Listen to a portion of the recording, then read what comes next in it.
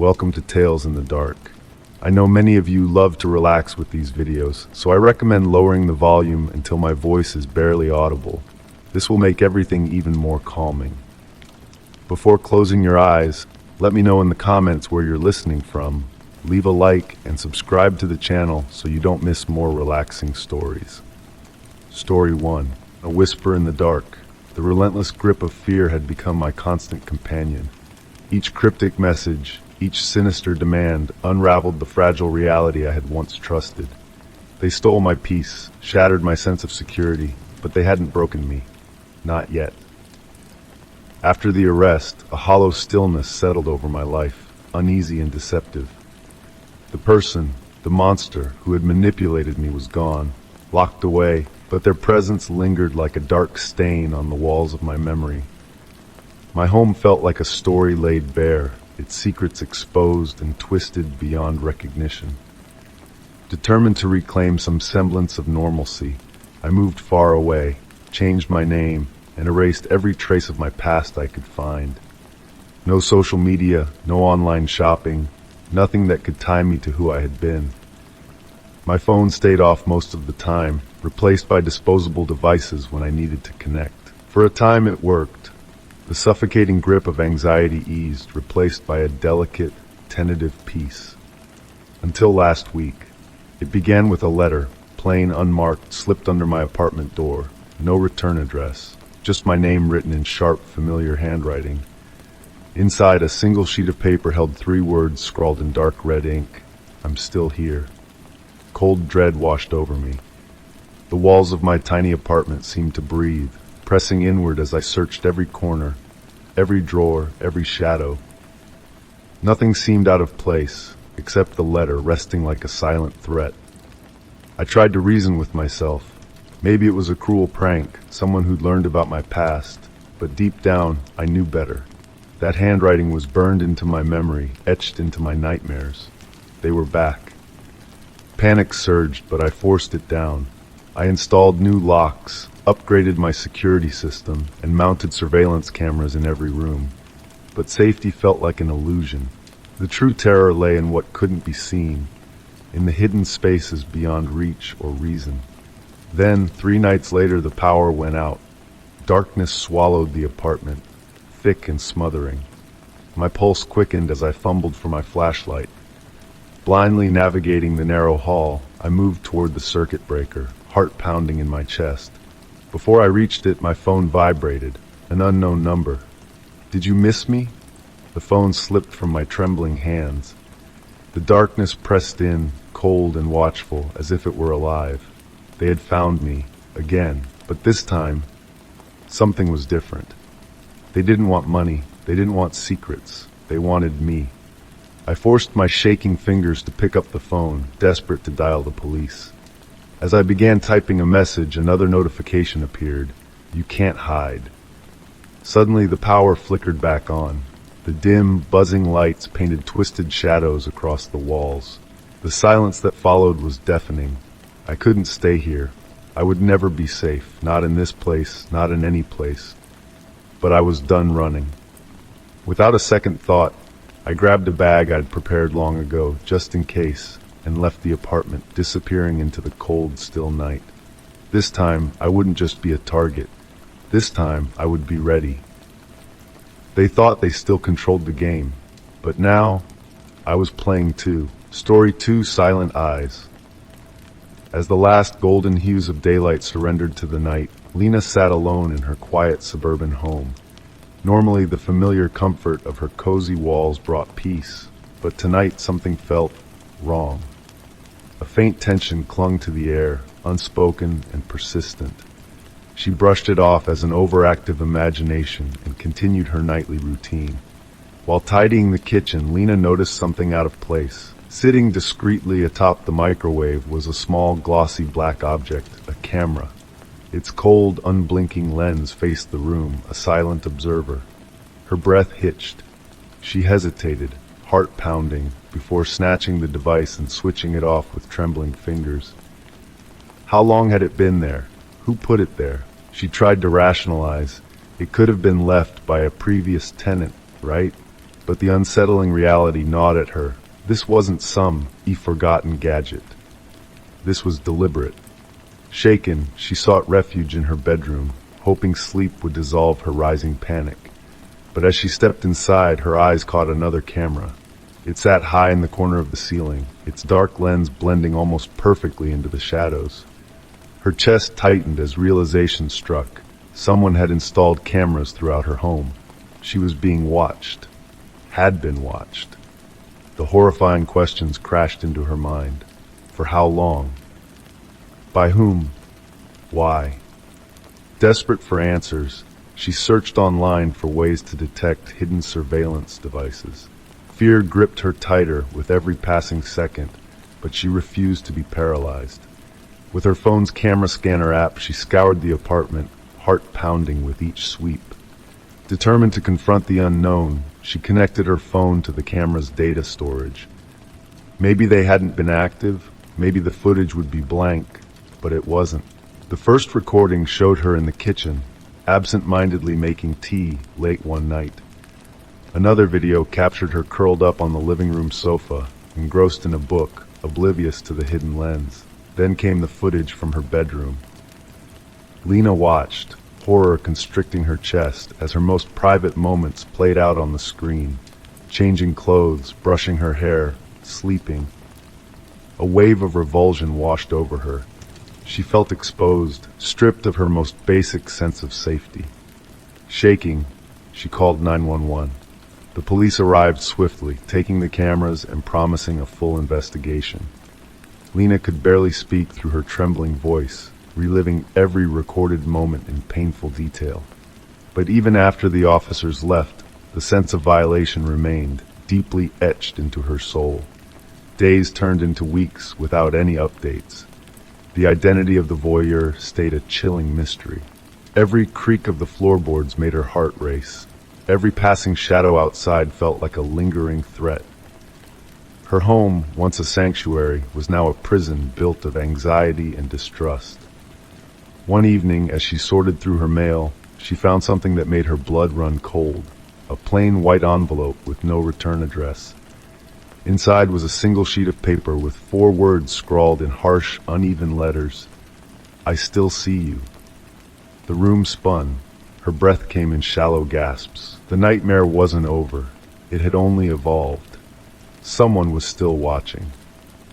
Determined not to be a helpless victim, Lena took action. She installed a sophisticated security system, added new locks, and altered her daily routines to be unpredictable. She even considered moving, though financial constraints kept her rooted to the place that now felt more like a trap than a home. Months passed, and the police investigation stalled. Whoever had done this had vanished, leaving behind only fear and unanswered questions. The cameras were gone, but their violation lingered, etched into her every waking moment. Slowly, Lena fought to reclaim her life. She leaned on supportive friends, sought therapy, and worked tirelessly to rebuild her sense of self. Small victories like laughing over coffee or enjoying a quiet evening felt like triumphs over the darkness that had tried to consume her. But some scars never fade completely. Even in the brightest moments, Lena couldn't forget the lifeless gaze of those cameras, recording her without her knowledge, reducing her life to a twisted spectacle. The cameras might have been removed, but deep down, Lena would always feel watched. Story 3. The final act. Rain lashed against the windows, a relentless rhythm that only heightened the tension gripping my chest. I sat alone at the kitchen table, eyes locked on the dim glow of the wall clock. Midnight approached, each ticking second stretching endlessly. The eerie phone calls, strange packages, and unshakable feeling of being watched had haunted me for weeks. But tonight, everything spiraled into something far worse. It all began that afternoon at the local coffee shop. I'd gone there seeking refuge from the suffocating unease that clung to my apartment. As I sipped my coffee, a frail elderly man approached my table. His eyes were hollow, shadowed by something dark and unreadable. He wore a battered coat and clutched an old leather satchel that looked as worn as he did. "Excuse me," he rasped, voice rough but commanding. "This belongs to you." He set a small, leather-bound journal on the table. Its cracked cover and faded corners suggested a forgotten past. "I think you have the wrong person," I stammered, wary of the strange gift. His gaze sharpened. "Read it, before it's too late." Before I could question him further, he turned and disappeared into the rain-soaked streets. I sat frozen, the weight of the journal heavy in my trembling hands. Back home, I lit a lamp and cautiously opened the journal.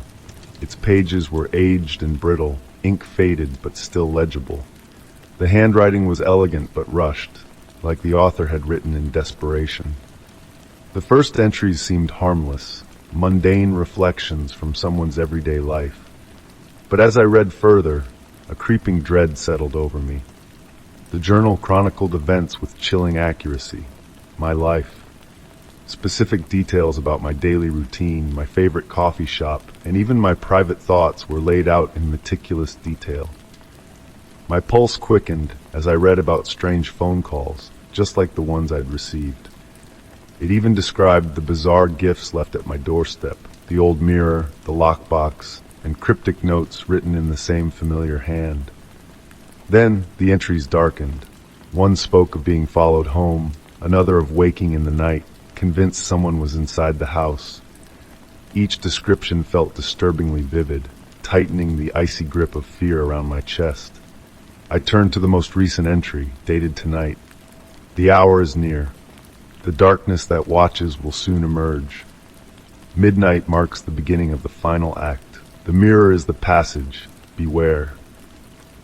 The journal slipped from my hands, crashing to the floor. My breath quickened as I turned toward the old mirror standing in my living room, the very one left at my door weeks ago. Its dark, reflective surface seemed to shimmer with malevolent intent. The clock on the wall read 11:57 p.m. Heart pounding, I grabbed the journal and crept into the dimly lit living room. The ornate frame of the mirror gleamed faintly in the flickering light, as though mocking my fear. Its glass appeared deeper than it should have, almost like it watched me. Time crawled. My breath hung in the cold, heavy air as the clock inched toward midnight. 11:59 p.m. The house fell deathly silent. No rain, no wind, just an oppressive stillness pressing in on me like an unseen weight. Ding. The clock struck midnight. I stared into the mirror, breath held, expecting something, anything, but nothing happened. Only my own terrified reflection stared back. Then, rustling, the soft sound of movement behind me. I spun around, nothing. The room was empty. Heart pounding, I turned back toward the mirror and froze. A dark, hollow-eyed figure stood behind me in the reflection. Its gaunt, twisted face stared with an unnatural intensity. Before I could scream, a familiar, rasping voice echoed from the depths of the mirror.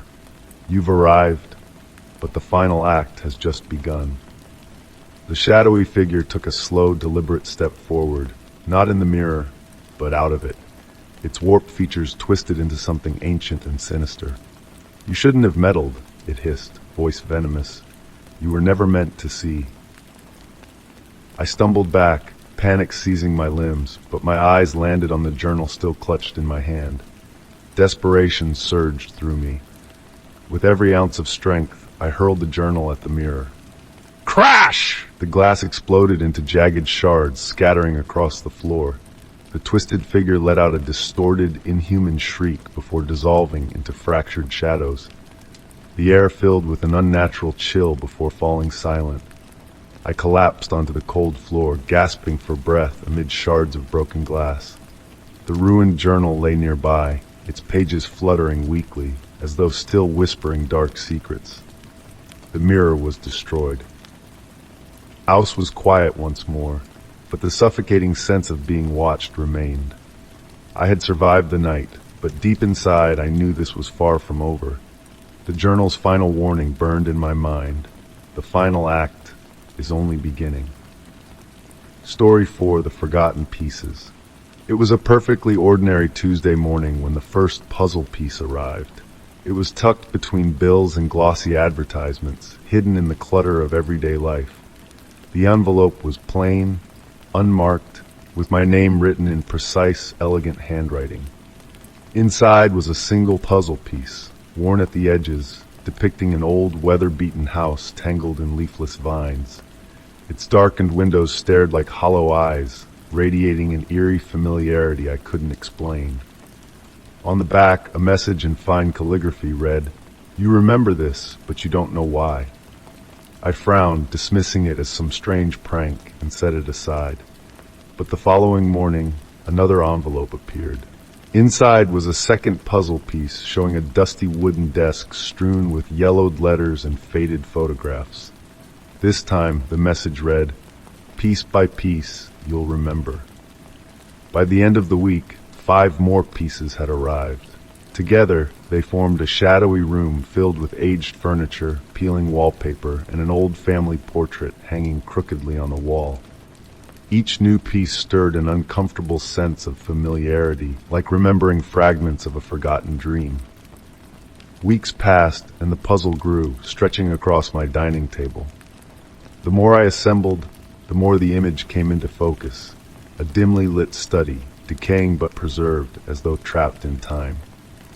At the center of the image was an open, leather-bound book, inscribed with strange symbols and indecipherable writing. Then came the final envelope. Inside was the last puzzle piece and a single typewritten letter. "You've done well. Now you must understand. The house and the puzzle belong to someone close to you, someone who disappeared. The answers you seek are within the book. Find it, and you will uncover the truth." My breath hitched as memories stirred like shadows at the edge of my mind. My thoughts drifted toward my family, searching for long-buried stories, whispered tales, something that might explain this strange and terrifying message. That night, I visited my parents. I spread the completed puzzle across their worn dining table along with the letter. My mother's face turned pale the moment her eyes landed on the haunting image. "That house," she whispered, fingers trembling as she traced the jagged edges of the puzzle. "It's your Aunt Margaret's, before she vanished." My stomach twisted. Aunt Margaret had disappeared when I was a child.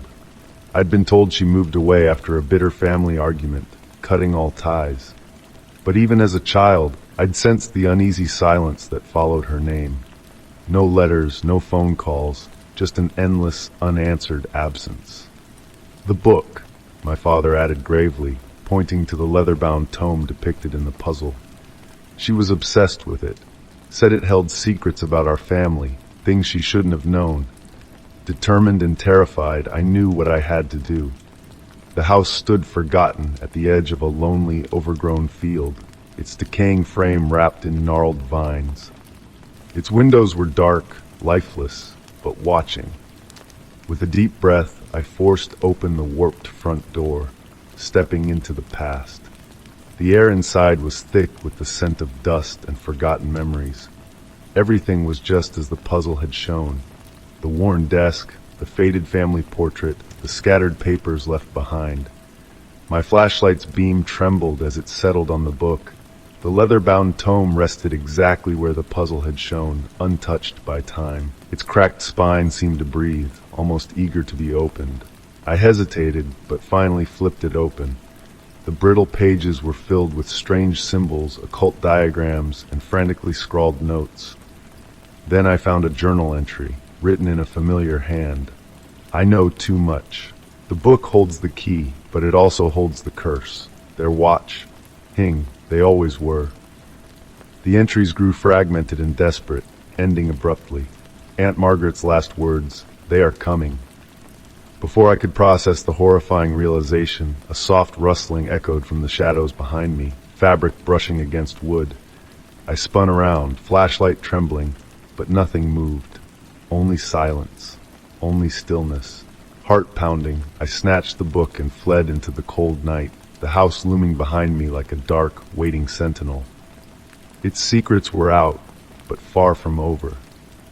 Back home, I locked the book in a sealed chest, its oppressive presence still weighing on my mind. The puzzle pieces, now more than just a haunting game, had led me to a truth my family had worked so hard to bury. Aunt Margaret hadn't left. She'd been consumed by the book, by the house, by whatever ancient force had reached through the pages and into her life. I thought the nightmare was over, but deep down, I knew better. The past wasn't just haunting me. It was waiting, and the puzzle wasn't finished. Story 5. Threads of Time. The attic had always been a place of quiet mystery, filled with forgotten boxes and dust-covered trunks holding memories long abandoned. On a rainy afternoon, driven by a whim to declutter, I climbed the creaking wooden stairs, seeking anything worth keeping or discarding. That's when I found it. Buried beneath brittle newspapers and faded photographs was a small leather-bound diary. Its worn cover was cracked, the gold-embossed initials faded almost beyond recognition. Curious, I wiped away the dust and gently opened the fragile book. Inside, the pages were filled with neat, flowing handwriting in faded sepia ink. The diary belonged to Henry Lawson, a name I'd never heard before. His entries spanned decades, chronicling a life both ordinary and profound. He wrote about his work as a carpenter, his love for his family, and his quiet yearning to explore the world beyond his small town. His words were thoughtful, tinged with both hope and melancholy. I found myself captivated. His joys, struggles, and reflections felt intimate, as though I were rediscovering the life of someone I had once known. But as I approached the final entries, expecting a peaceful farewell, I found something that froze me in place.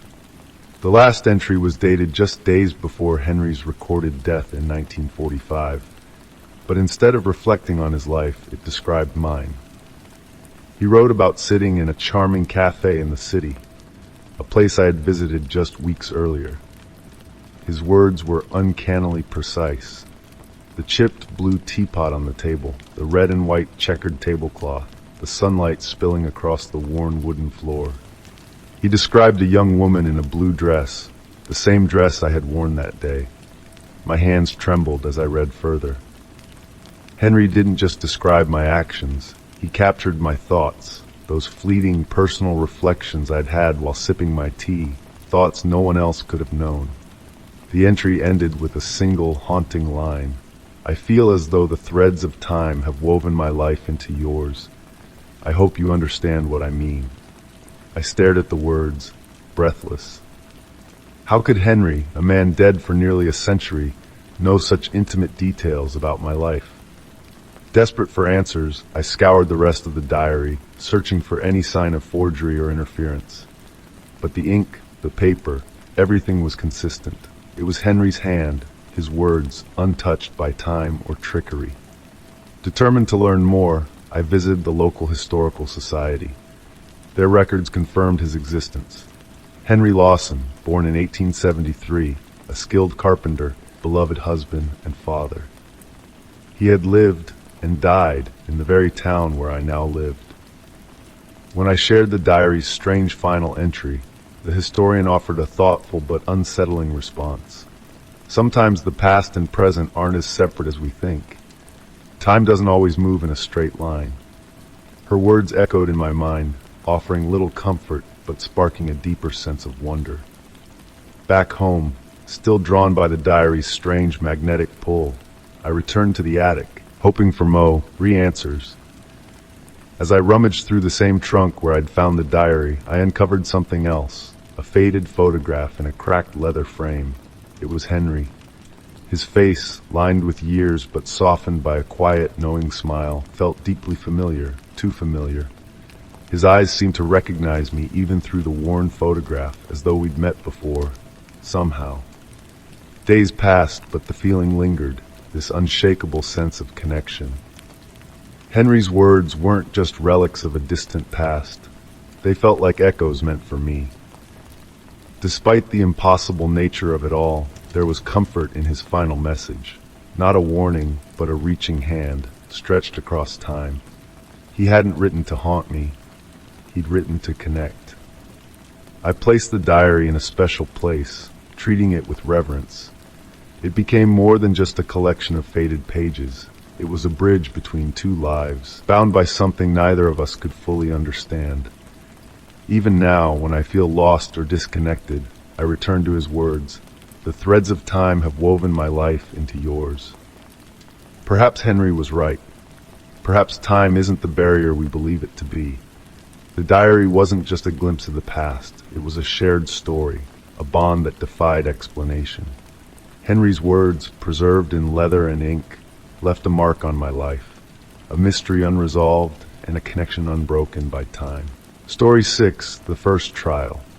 When I woke up, the world was a suffocating blur. A pounding ache pulsed through my skull as I struggled to piece together fragmented memories. My wrists burned from the tight ropes binding them behind my back, and a rough fabric blindfold pressed harshly against my face, sealing me in darkness. Stay calm. Breathe. The air was thick with the metallic tang of rust and something faintly chemical. Beneath me, the uneven wooden floor jabbed into my side, cold and splintered. As I shifted, the old boards groaned in protest, their echoes swallowed by the oppressive stillness. Then, rustling. Somewhere close. Someone or something was here. Instinctively, I strained against my bindings, twisting my wrists until the rope bit deeper into my skin. My fingers brushed against something unexpectedly smooth, a book. The leather cover was worn and cracked, radiating age. Awkwardly, I pulled it closer, fumbling to flip it open with trembling hands. A faint glimmer of light seeped through the edges of my blindfold, illuminating the first page. If you are reading this, you have chosen to survive. Follow the instructions carefully. Your time starts now. My pulse thundered in my ears. The words were scrawled in jagged, uneven ink, written in haste or desperation. Beneath the message was a crude, hand-drawn map of what I guessed was the room I was trapped in. Strange symbols marked specific points on the floor and walls, indecipherable but urgent. Find the key, solve the puzzles, escape or perish. I swallowed back rising panic. This wasn't just captivity, it was a game. I dragged myself toward the nearest marked spot on the map. My fingers scraped over a loose floorboard. Digging my nails beneath the splintered wood, I yanked it free, ignoring the sharp sting as my skin tore. Something cold. My fingers closed around metal, a small, rusted key. Another page in the journal read, "Unlock the drawer." I crawled toward what felt like a small table and blindly traced its underside until I found a locked drawer. With shaking hands, I jammed the key into the lock. Click. The drawer slid open, revealing a folded piece of paper. Solve this riddle to proceed. I am not alive, but I can die. Without me, you won't survive. What am I? My mind raced. The seconds felt like ticking detonators. Not alive, but can die. Water. Driven by desperation, I groped around the floor until my hand struck a metal bucket, cool and damp with rust. Taped to its side was a combination lockbox. My mind flashed to the map. I remembered faint numbers scrawled near the water symbol. 248. The lock clicked open. Inside was a glass vial filled with clear liquid and another note, "Spray to reveal." I uncapped the vial and scattered its contents across the walls and floor. Slowly, faint lines and symbols emerged, glowing faintly, guiding me. They formed a twisting path toward the far wall. Crawling along the marked trail, I pressed against the hollow-sounding panel. With a soft click, a hidden compartment slid open, revealing a second, larger key. The next journal entry read, "This key opens the door. Use it, if you dare." Heart pounding, I felt my way to where the map indicated the exit would be. My fingers found cold, rusted metal, a heavy padlock. I jammed the key into its slot and twisted with all my strength. Snap! The lock released, and the heavy door creaked open, spilling pale, sterile light into the room. Fresh, icy air washed over me, burning my lungs. Ripping off the blindfold, I blinked rapidly against the harsh brightness. My surroundings sharpened into grim detail. A decaying corridor lined with peeling wallpaper and rust-stained pipes. The air stank of damp stone and forgotten places. I stumbled forward, clutching the journal like a lifeline.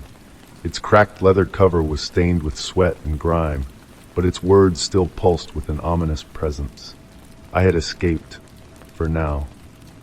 But as I stared down the endless, yawning hallway stretching into shadow, I knew the truth. This was only the beginning. The trial wasn't over, it had just begun. Story 7. The House That Rejected Me. The day I moved into my new home was supposed to mark the beginning of a fresh, exciting chapter. After years of hard work and a long-awaited promotion, I rewarded myself with a charming, century-old house on a quiet, tree-lined street. Its weathered brick exterior and ivy-covered porch radiated history and character, a perfect place to build a life. But dreams have a way of twisting into nightmares. The first few weeks were consumed by unpacking and settling in. The house had its quirks, a dripping faucet, creaking floorboards, and a stubborn front door that never quite latched. I found these imperfections endearing, reminders of the home's long history. Then came the puddle. One morning, I walked into the kitchen to find water spreading across the floor, a deep, shimmering pool. It wasn't just a minor leak. It looked as though something had spilled from nowhere. I called a plumber immediately. Faulty seal, he explained after a thorough inspection. Happens with old pipes. Should be fine now. I hoped that would be the end of it. But the house had other plans. A few days later, I noticed a thin crack snaking down the living room wall. It started small, just a faint line stretching from the ceiling toward the corner. But each time I glanced at it, it seemed longer, wider, almost as if the house were slowly tearing itself open. Concerned, I hired a contractor named Bob. He inspected the walls with practiced indifference, clipboard in hand. "Old houses settle," he said with a shrug. "These cracks, normal wear and tear. Don't lose sleep over it." I tried to believe him, but the unease that prickled at the edges of my mind refused to be dismissed.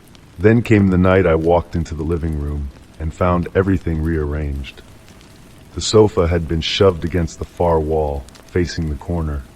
The coffee table lay on its side, and the books that lined my shelves were scattered across the floor like discarded memories.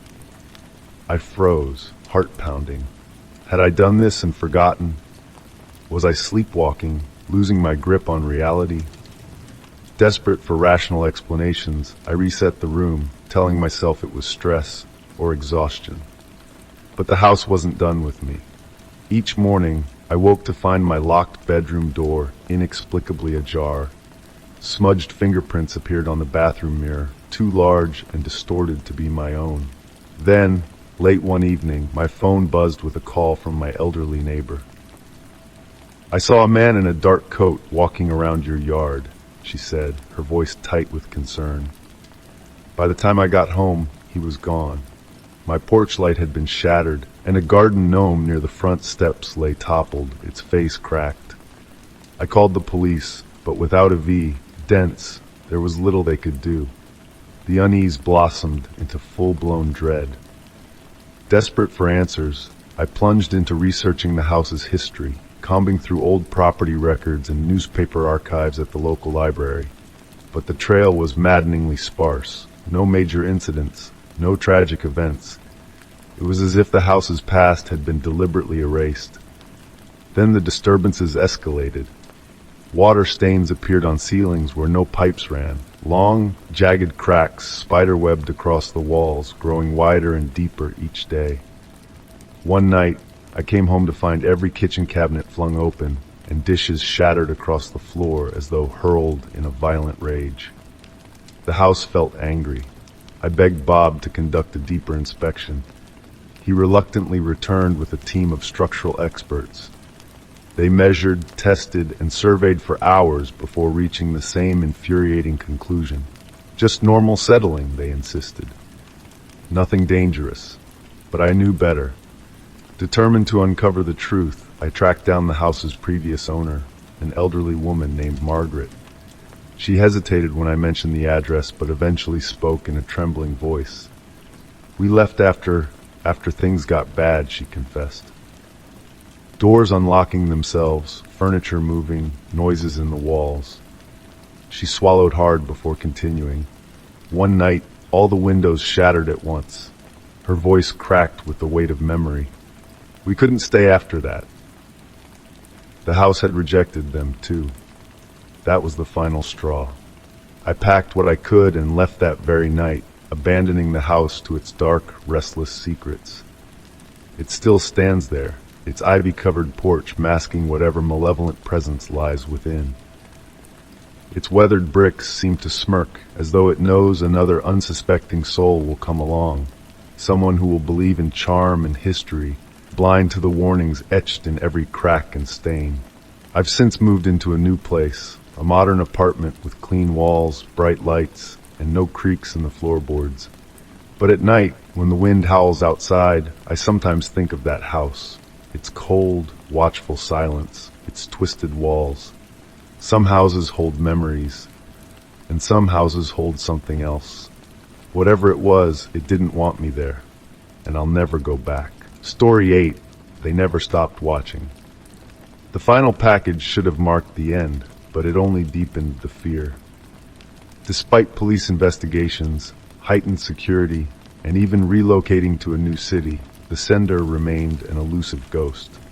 Weeks turned into months without incident, and I tried to convince myself it was over, that I could finally move on. But as the anniversary of the first package approached, old anxieties clawed their way back. The memory of those carefully crafted deliveries lingered like a stain I couldn't wash away. On a cold autumn night, I woke abruptly to the sound of something faint tapping against my window. My third-floor apartment should have been unreachable. Heart pounding, I crept toward the window, phone clutched tightly in my hand. The wind howled through the dark, scattering brittle leaves across the deserted street below, but nothing appeared out of place. No branches, no intruder. Just my restless mind playing cruel tricks, or so I thought. The next morning I found a small envelope resting on my windowsill, inside my locked apartment. My breath caught as I snatched it up, fingers trembling. Unlike the typed notes from the packages before, this one was handwritten in hurried, smudged ink. The message was chillingly direct. Did you really think moving would change anything? The words carved into my mind like cold steel. They hadn't stopped. They'd only waited for me to feel safe. The police were called again, but their investigation yielded nothing. No prints, no forced entry, just the envelope, as if it had materialized from thin air. They suggested I stay vigilant and assured me they'd keep the case open. But I knew better. Desperate, I hired a private investigator named Michael. He was experienced, skeptical, and relentless, exactly what I needed. We retraced every step, examining the packages, searching shipping records, and reviewing old surveillance footage. The sender had been meticulous, using rotating post offices, anonymous mailing services, and untraceable payment methods. Every lead dissolved into frustrating dead ends, until Michael found something we'd missed. In the first package, tucked behind a photo of my childhood home, he noticed a faint reflection in one of the windows, blurred but undeniably human. Someone had been there, lurking just out of sight when the picture was taken. My stomach twisted. Whoever it was hadn't just found me, they had been watching for far longer than I'd realized. Driven by this grim discovery, we scoured my past, digging through old connections, former classmates, distant relatives, ex-coworkers, but nothing fit. Whoever the sender was, they didn't belong in any chapter of my known life. Weeks stretched into months, and the surveillance cameras around my apartment captured nothing. Until one storm-soaked night. The motion sensor on my back porch triggered an alert on my phone. Half asleep but alert, I opened the live feed. Through the rain-streaked lens, I saw someone standing just outside the camera's range, a figure blurred by the downpour, completely still. Before I could react, the feed cut to static. I called the police, my voice shaking. They arrived within minutes but found no sign of forced entry, no footprints, no disturbed ground. But I saw it. Lying soaked on my porch was a single package, waterlogged but intact.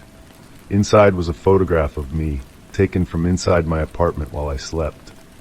Beneath the photo was a handwritten note, "I've always been here."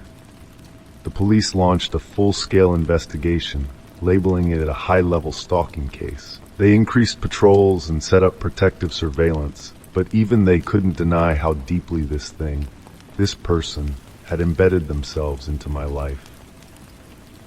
But I already knew what they couldn't admit. This wasn't about revenge or hatred. It wasn't even about control. It was about connection. Whoever was watching me believed we shared an unbreakable bond, one I could never sever, no matter where I went or how hard I tried to disappear. I moved again, further than ever before, changed my identity, and rebuilt my life from scratch. New city, new job, new name. But even now, I can't escape the feeling of being seen. Every misplaced item, every unexplained sound, every subtle shift in the shadows of my home feels like a cold breath on the back of my neck.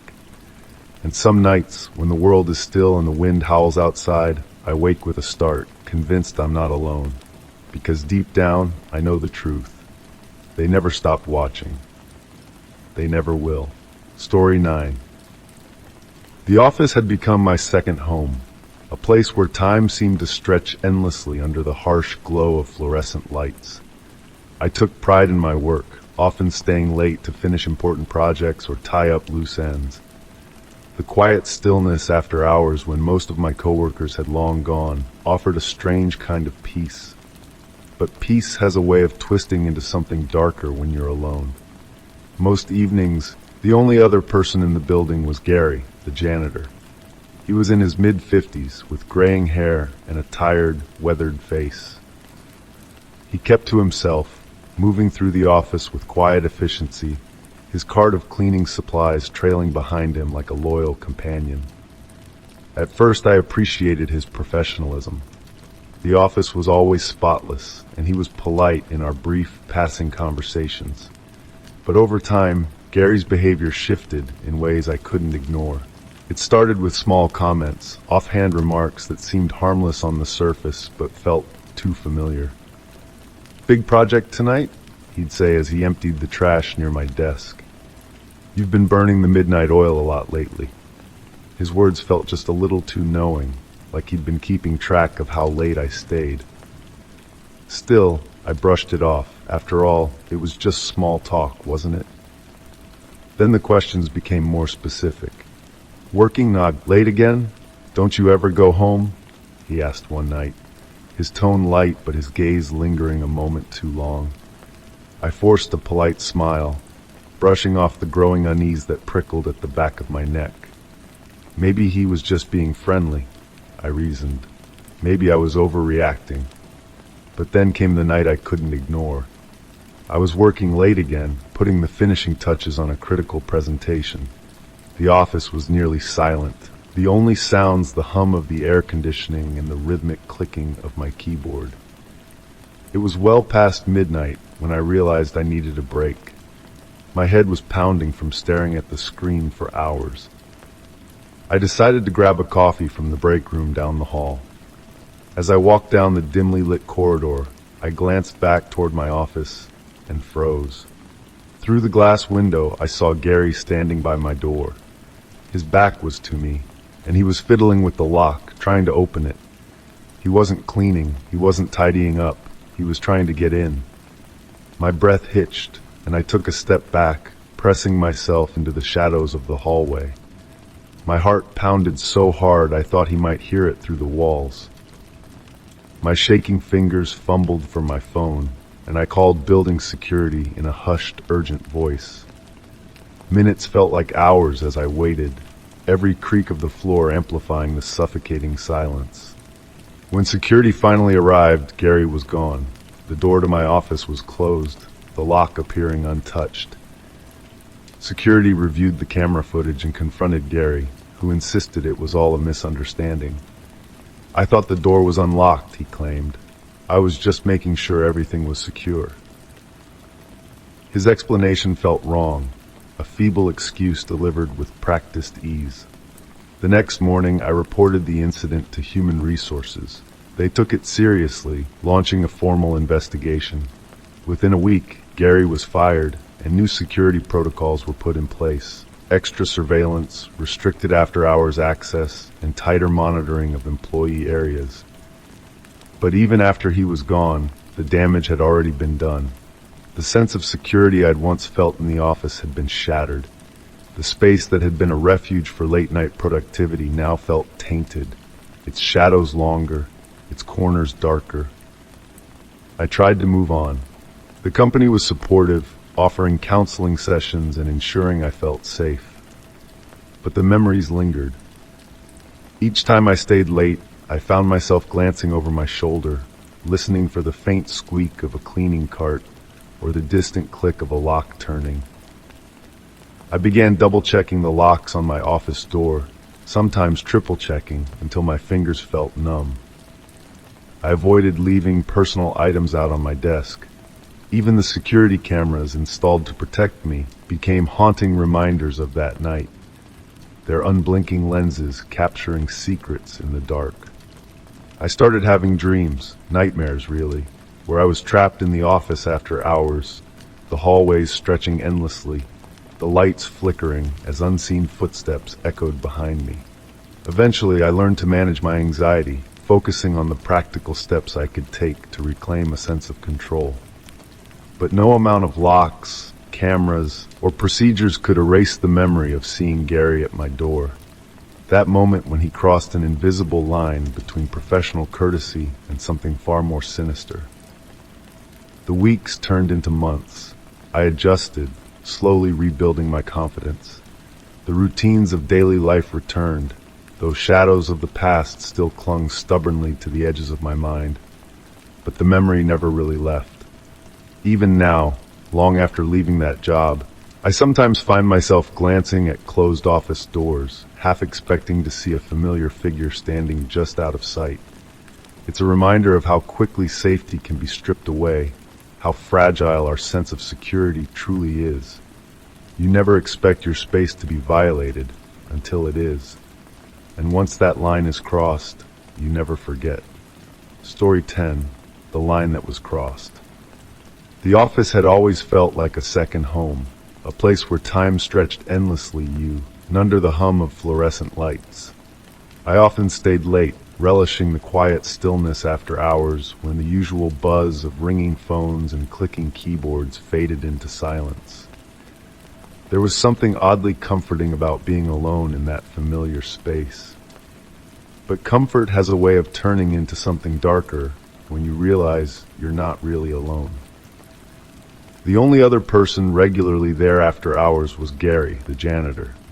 He was in his mid-50s, with graying hair and tired, weathered features.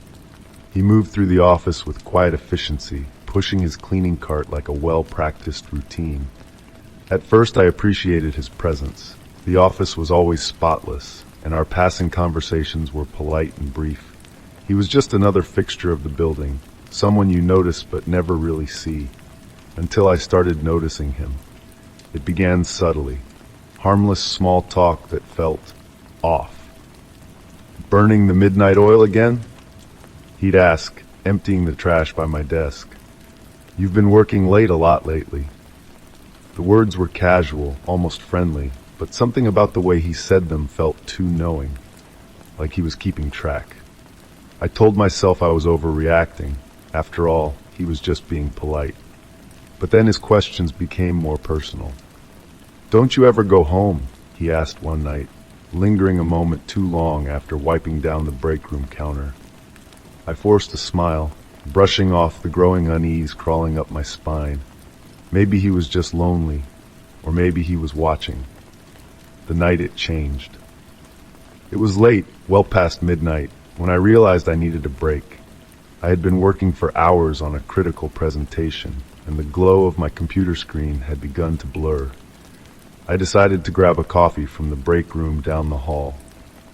As I walked through the dimly lit corridor, the office was eerily silent. The only sounds were the distant hum of the air conditioning and the soft tap of my footsteps against the tiled floor. Something made me glance back toward my office, and that's when I saw him. Gary was standing by my door. His back was turned, shoulders hunched as he fiddled with the lock, trying to get in. He wasn't cleaning, he wasn't tidying up, he was breaking in. I froze, heart pounding in my chest. The dim light cast long, distorted shadows as I pressed myself into the wall, struggling to quiet my breath. My trembling fingers fumbled for my phone, and I called building security, whispering urgently into the receiver. The minutes stretched like hours as I waited, fear wrapping around me like a suffocating blanket. When security finally arrived, Gary was gone. The door to my office was closed, the lock seemingly untouched. Security reviewed the camera footage and confronted him the next day. His explanation was disturbingly smooth. I thought the door was unlocked. I was just checking to make sure everything was secure. The way he said it, calm, practiced, sent a chill through me. He sounded like he'd done this before, crossing the line. The next morning, I filed a report with Human Resources. They took the incident seriously, launching a formal investigation. Within a week, Gary was fired, and new security protocols were put in place. Extra surveillance cameras, restricted after-hours access, and routine patrols. But even with him gone, the damage was already done. The sense of safety I'd felt in the office was shattered. The familiar space where I had spent so many late nights now felt foreign, its shadows deeper, its corners darker. I tried to push forward, forcing myself to stay focused, but paranoia sank its claws into me. Every time I stayed late, I found myself glancing over my shoulder, listening for the faint squeak of a cleaning cart, or the sound of keys jingling. I began locking my office door, double and triple checking the lock until my fingers ached. Even the new security cameras, installed to protect me, felt menacing. Unblinking eyes, recording every movement, watching even when no one should be there. The nightmares started soon after.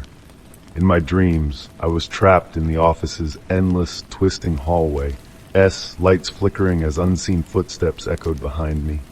No matter how fast I ran, he was always just out of sight, waiting. The memory lingers. Months passed. Life resumed, slowly and cautiously. The routines of work returned, but the lingering unease never fully faded. Even after leaving that job, I couldn't escape what had happened. Late at night, in any darkened office space, I'd catch myself glancing at closed doors, half expecting to see someone standing just beyond the threshold. It's a reminder of how quickly security can vanish. You never expect your safe space to be violated until it is. And once that line is crossed, you never forget. Say 11. The vanishing of Greg Thompson. When my neighbor Greg Thompson vanished without a trace, it shattered the quiet stillness of our suburban street.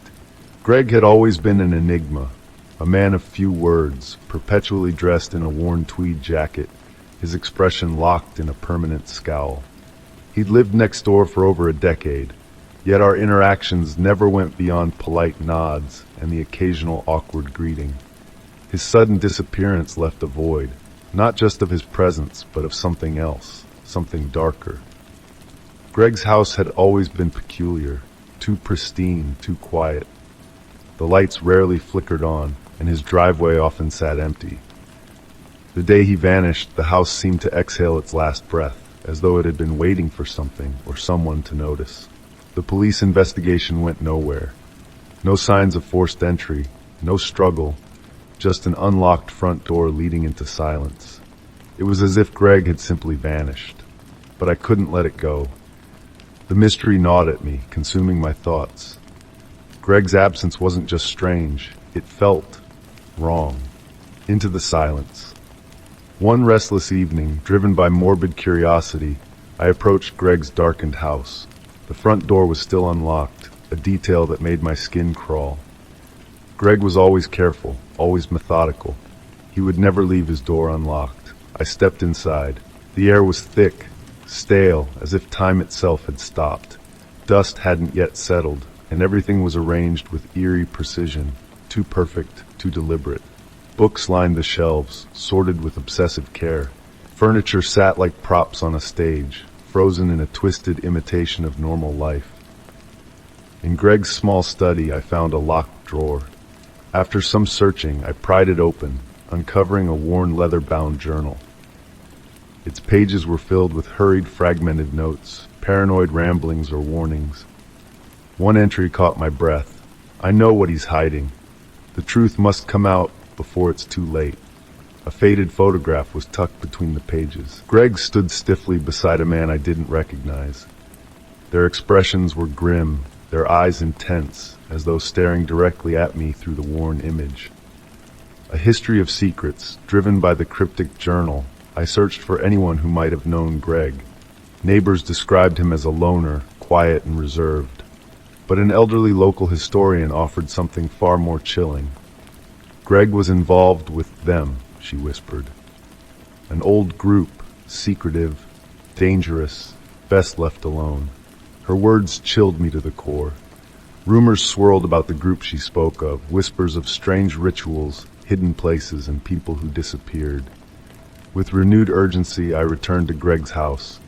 Hours of searching led me to a hidden compartment behind a bookshelf. Inside was a cache of documents, maps marked with red X's, diagrams of strange symbols, and a floor plan of my own house, my address circled in bold red ink. My blood ran cold. Why had Greg been watching me? A warning delivered sleep became impossible. Shadows stretched longer than they should, and every creak of the floorboards felt like a footstep from an unseen intruder. Desperate, I installed security cameras throughout my home, but every morning the footage was empty. No movement, no sound, nothing. As if someone knew how to erase themselves. Then came the note. One cold, sleepless night, I woke to find an envelope inside my bedroom. The hand writ, "Ing wasn't Greg's. You're getting too close. Stop searching, or you'll be next." My hands trembled. Someone had been inside my home. But instead of scaring me into submission, it drove me deeper into the mystery.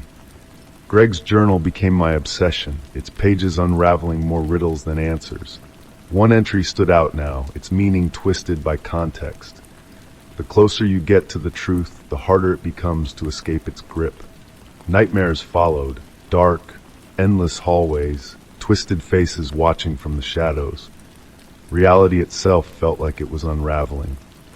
The forgotten room. The final revelation came when I discovered a hidden basement door in Greg's house, concealed behind a heavy cabinet. Its rusted hinges groaned as I forced it open. A damp, earthy stench spilled out, suffocating and wrong. I descended slowly, flashlight trembling in my hand, into a space never meant to be found. The basement was small, the stone walls carved with strange, unreadable symbols. In the center lay a long, burned-out ring of candles, surrounding a blackened circle stained deep into the floor. Scattered across the dirt were photographs, dozens of them, faces of strangers, some blurred with age, until I found one of myself, taken from outside my window. The realization hit me like ice water. Greg hadn't just been investigating them, he'd been protecting me. Suddenly the air shifted, charged with something dark and watchful.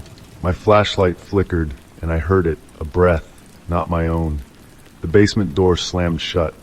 I fled that night, abandoning everything, Greg's house, his journal, the truth. But they never stopped watching. Even now, miles away, under a different name and a different life, I still feel them, waiting.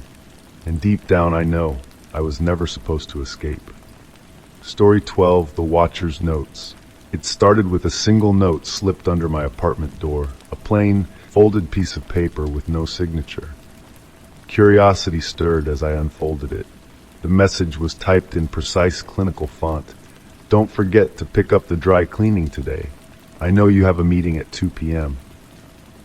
At first I dismissed it as a strange mistake, maybe a misdelivered reminder from a forgetful neighbor.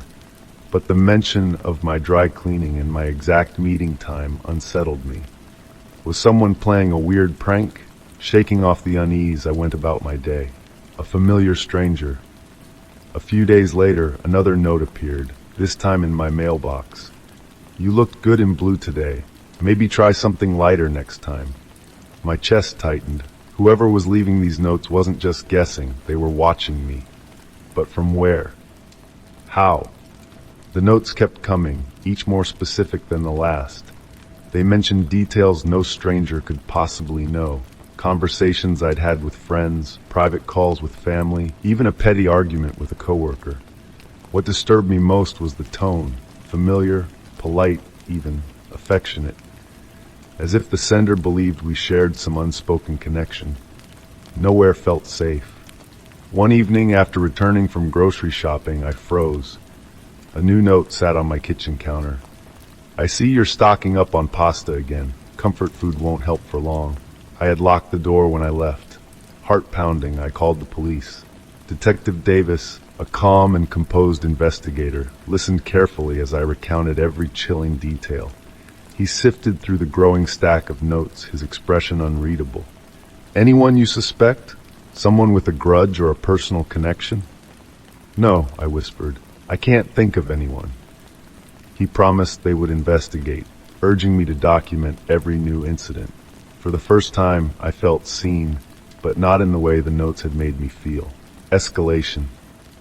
The notes became bolder. No longer simple observations, they were warnings. "I know you skipped the grocery store last night. Careful, you're getting predictable."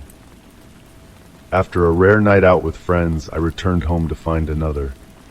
"Your friends won't protect you when the time comes. Be careful who you trust." Fear consumed me.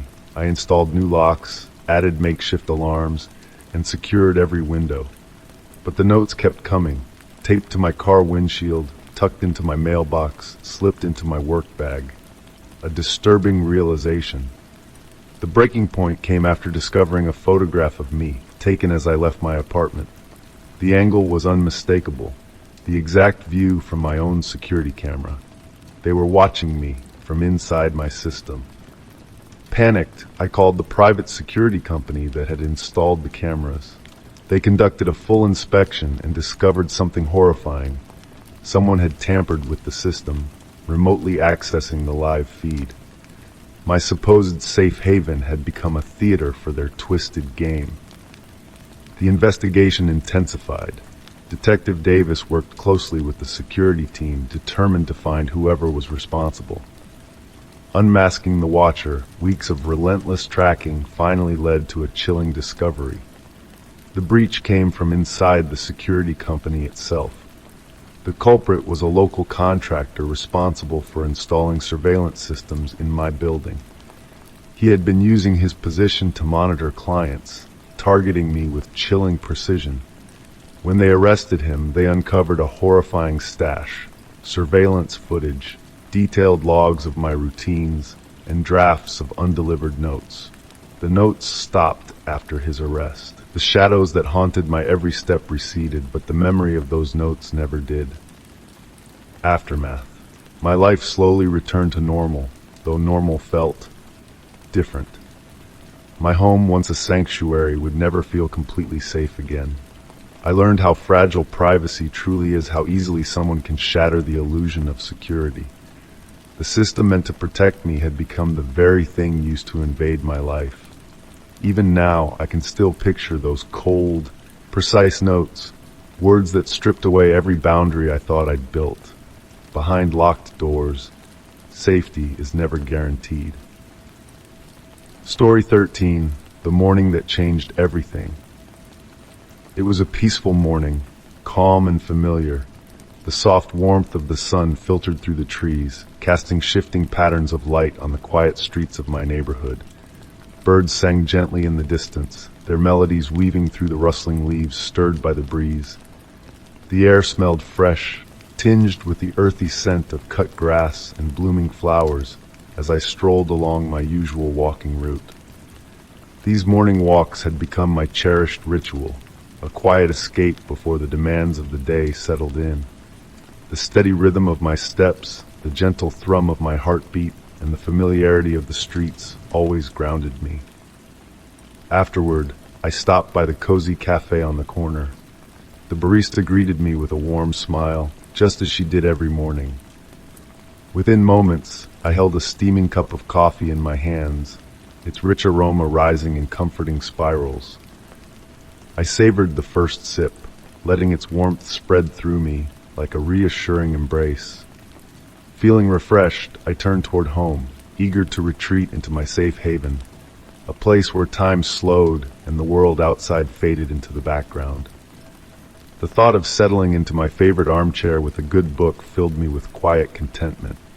But as I approached my front door, something felt wrong, an unwelcome discovery. At first, I couldn't place it. The wind stirred the leaves gently, but the air carried an unfamiliar chill, a warning. Then I saw it. The front door, usually locked and secure, was slightly ajar. The metal lock, once sturdy and dependable, hung askew, its frame bent and scratched as if forced. My heart skipped a beat, breath catching in my throat. The sight shattered the serene mood of the morning, replacing it with a rising wave of dread. For a moment, I stood frozen, trying to process what I was seeing. Was someone still inside? Had they already gone? 1,000 questions swirled through my mind, each more unsettling than the last. My trembling fingers found my phone, and I dialed 911. The operator's calm, steady voice guided me through the call, promising help was on the way. "Stay outside," she urged gently. "Officers will be there shortly." I moved toward the street, my eyes locked on the house as if it might shift or breathe on its own. The minutes stretched endlessly, every sound amplified, the distant hum of a passing car, the soft rustling of leaves, even the faint creak of the front porch steps swaying in the wind. At last, flashing blue lights lit the street, cutting through the stillness. 2 officers approached with calm professionalism, their presence steadying my nerves. They examined the damaged lock with practiced precision before disappearing into the darkened house. A broken sanctuary I waited, ears straining for any sound, footsteps, voices, something. Time slowed, stretching painfully until the officers finally emerged. "There's no one inside," one officer confirmed. "The house is empty, but the lock was definitely forced. We'll collect evidence and investigate further." Relieved but still uneasy, I nodded and thanked them quietly. As they worked, I lingered on the threshold, hesitating before finally stepping inside. The familiar warmth of home felt different. The air inside was heavier, colder, as though the house remembered the intrusion. I walked through each room slowly, taking in the quiet disarray left behind. Personal items, small trinkets on shelves, framed photos on walls were out of place. Some pictures hung crookedly, others were missing. In the bedroom, my jewelry box lay open, its contents scattered haphazardly across the dresser. Pieces I treasured were gone, taken without a trace. The kitchen, once a space of comfort and warmth, was left in quiet disarray. Utensils out of place, drawers half open, pantry shelves rifled through. Even the living room, my favorite retreat, felt violated. Books pulled from shelves, blankets tossed aside, and small electronics missing. It felt as though someone had touched every corner of my life, leaving behind an invisible stain of violation. Lingering shadows. The officers instructed me to make a list of what was missing, check for security footage, and call if anything seemed unusual. I nodded numbly, their words distant, drowned out by the growing ache of realization. Alone once more, I moved through the house methodically, cataloging each loss with quiet determination. Each missing item felt like a piece of my world stolen, a memory taken without permission. In the days that followed, I took every precaution to rebuild a sense of safety. I repaired the broken lock, installed a new security system, and double-checked every door and window, sometimes more than once. But no matter how many measures I put in place, the feeling remained, vulnerability woven into the fabric of my home. At night, the house felt larger, emptier, its shadows deeper, its walls no longer offering the comfort they once did. Every creak of the floorboards, every whisper of wind outside seemed louder, feeding my restless thoughts. The investigation yielded no clear answers, leaving the mystery unresolved. Life gradually resumed its familiar rhythm, but something fundamental had shifted.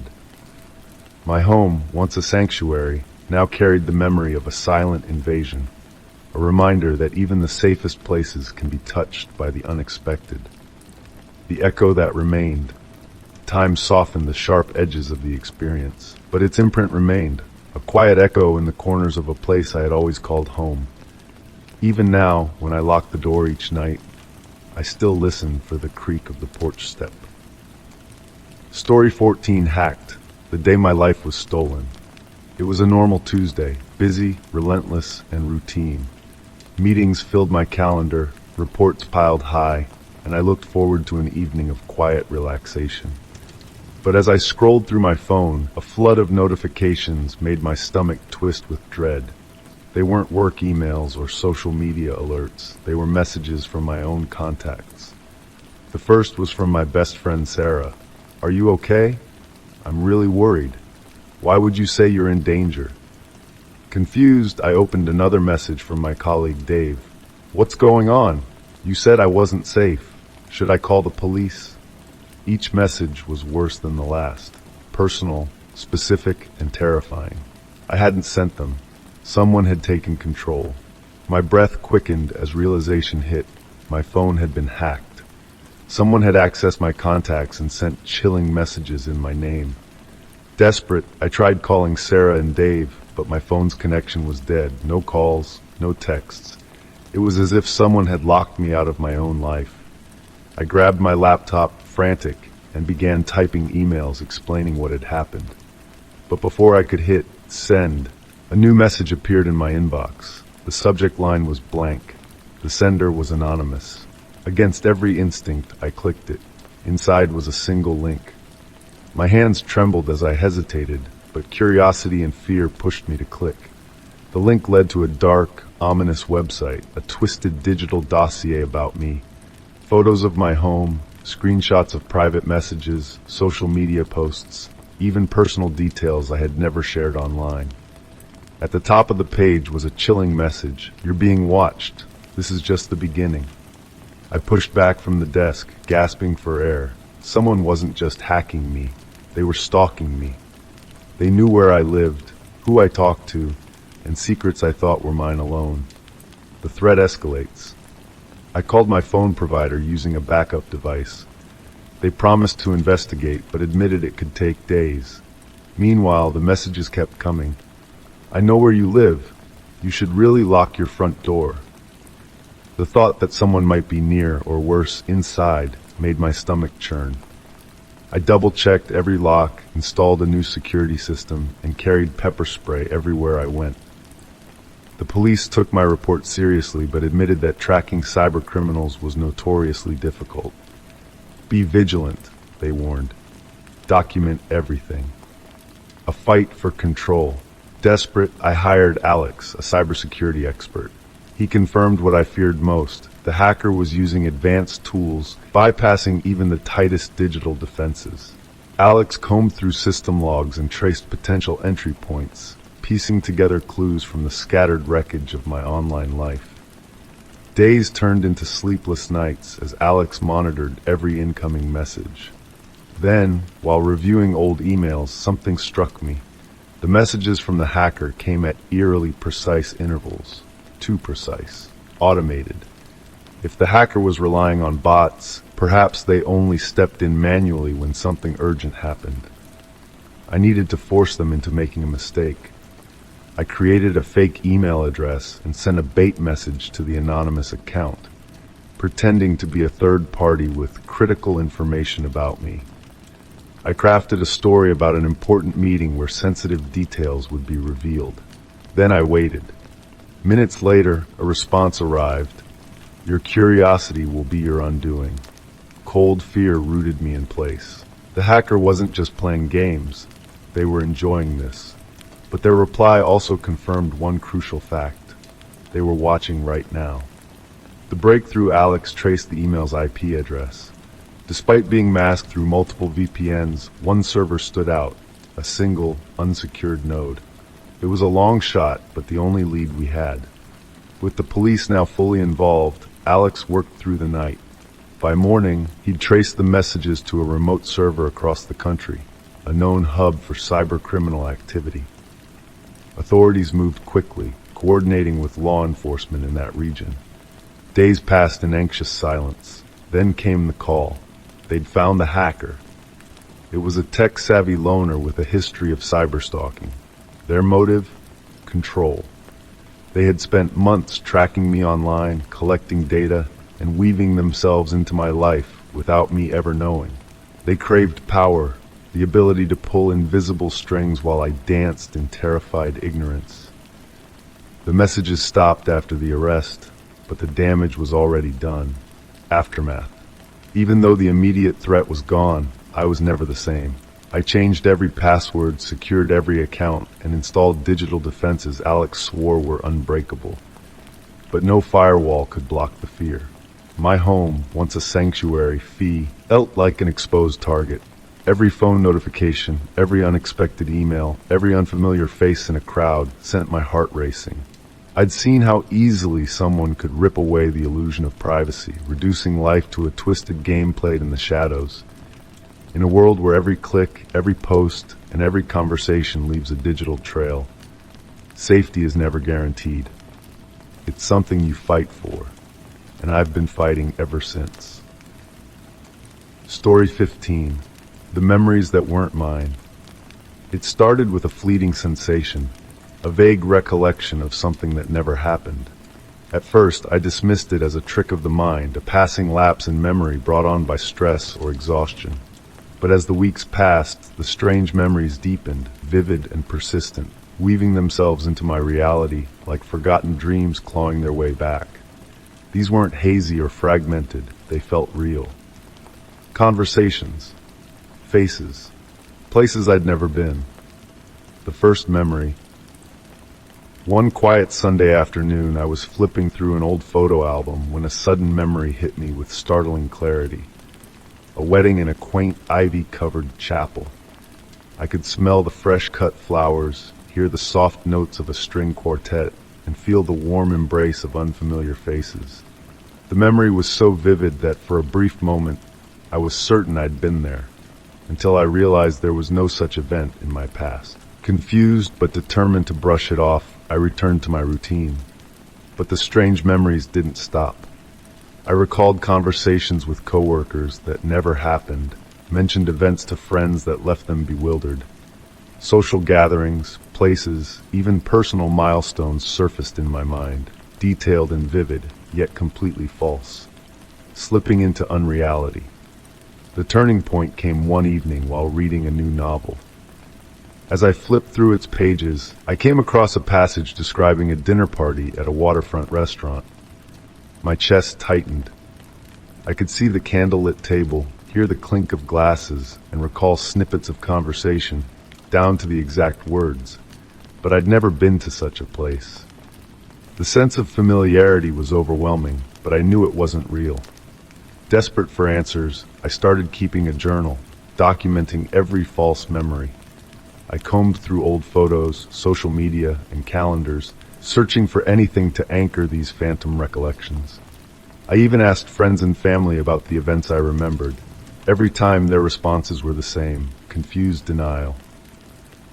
The search for truth, fearing the worst, I sought help from a cognitive psychologist specializing in memory disorders. After endless interviews, tests, and brain scans, the results came back normal. No signs of memory loss, no cognitive impairment, no known psychological conditions. The psychologist suggested something I'd only encountered in obscure psychological papers: false memory implantation. The theory seemed absurd until I began noticing patterns. The memories seemed connected to specific places I'd visited recently. A memory of attending a charity gala I'd never gone to corresponded with a real community event I'd walked past. The more I investigated, the clearer it became. These were no coincidences. The web of eerie similarities tightened around me. While digging through online archives, I stumbled upon names from my fabricated memories, linked to an organization rumored to conduct psychological experiments. Memory implantation, behavioral conditioning, thought manipulation. The more I read, the colder my blood ran. These experiments weren't just theory, they were real. Discredited research papers, government whistleblower claims, and buried lawsuits told the same story. people whose memories had been altered or fabricated entirely. I became certain I was being monitored.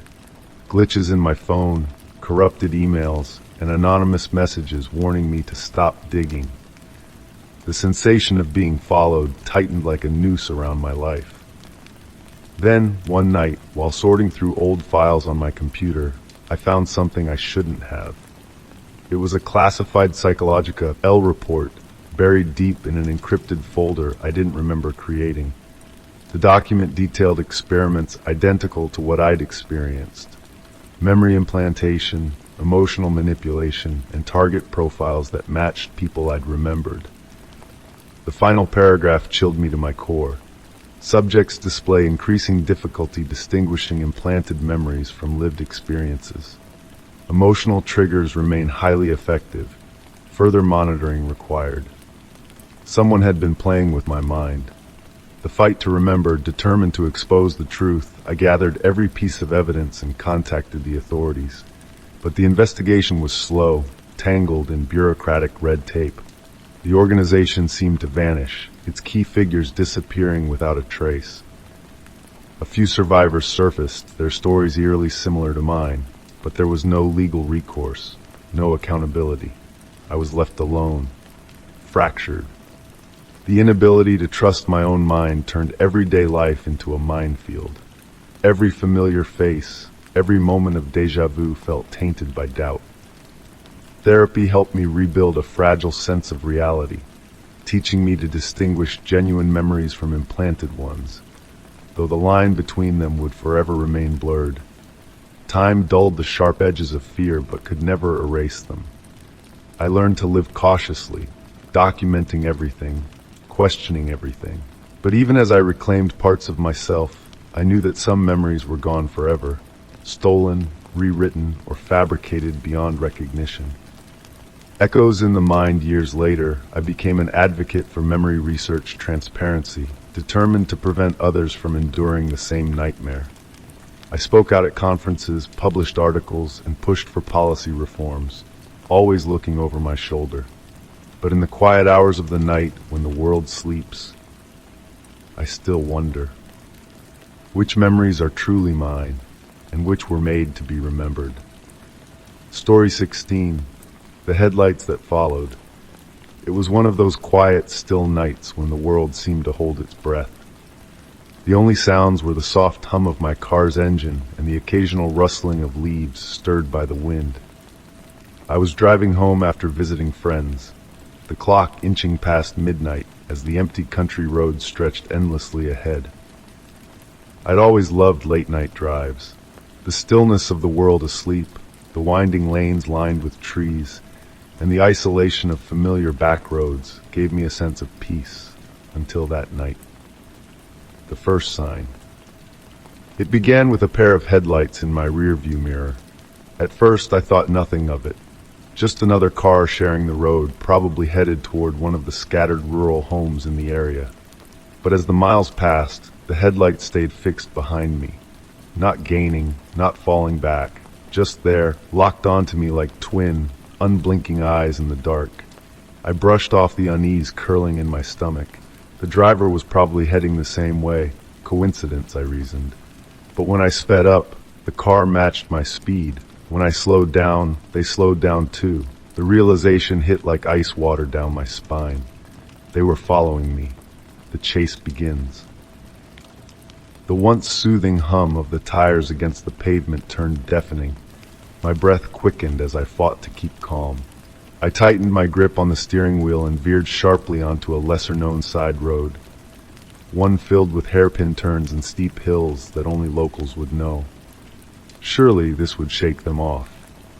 But when I glanced in the rearview mirror, the headlights were still there, steady, relentless. I had heard stories, urban legends of late-night stalkers, tales told in whispers, but I'd never thought I'd find myself living one. I can't drive home. I couldn't lead them there. Heart pounding, I pressed the gas harder, taking unpredictable turns, sharp rights, narrow dirt roads, anything to lose them. But no matter what I did, the headlights never wavered, the desperate escape. The road twisted through thick woods, the towering trees casting skeletal shadows under the moonlight. The isolation that once comforted me now felt suffocating, the darkness pressing in from all sides. Desperation surged as I spotted a small gravel pull-off, a forgotten overlook hidden by overgrown trees.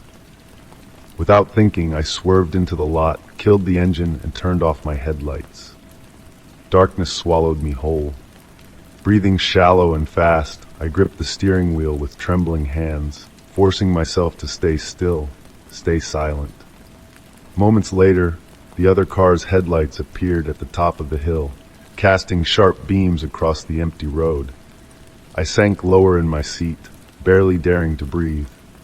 The car slowed, its lights sweeping across the dark landscape like a predator searching for prey. My chest ached from holding my breath, fear tightening its grip with every agonizing second. The headlights drifted past and kept going.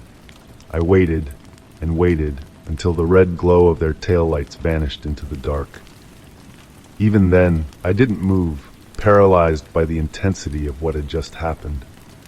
Only when the silence returned, cold and suffocating, did I dare reach for the ignition.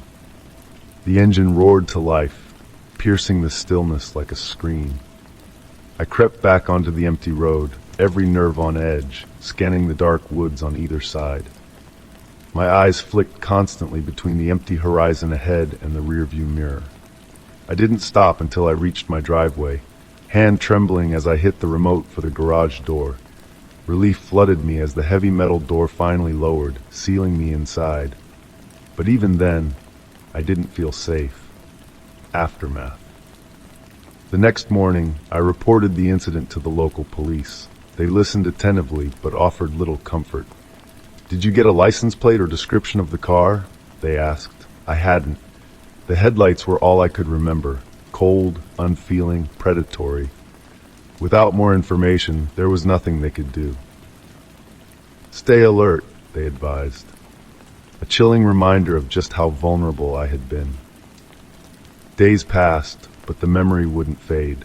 Every late-night drive felt like a gamble, every pair of headlights in my rear-view mirror a potential threat.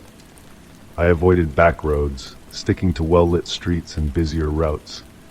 But even then, the feeling never left me. The headlights became a symbol of something darker, a presence that couldn't be shaken, a reminder that even the most familiar roads can become dangerous in an instant. The car was never found. The driver was never identified. But some nights, when I'm driving alone and the road stretches empty ahead, I still catch myself glancing in the rearview mirror, half expecting to see those same unblinking headlights, following once again. Story 17, The Man Who Lived in Stories. Greg's departure from my life was as abrupt as his arrival, swift, calculated, and shrouded in unanswered questions. After our final tense conversation, he vanished without explanation, leaving behind a disquieting emptiness that settled deep in my mind. Weeks passed, yet his presence lingered like the echo of an unresolved chord. His words, carefully chosen, manipulative in their precision, played in my memory, making me question how much of what I had known about him was real.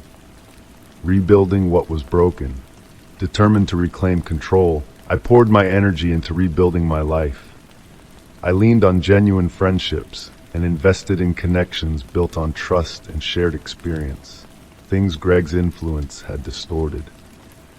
But moving forward wasn't easy.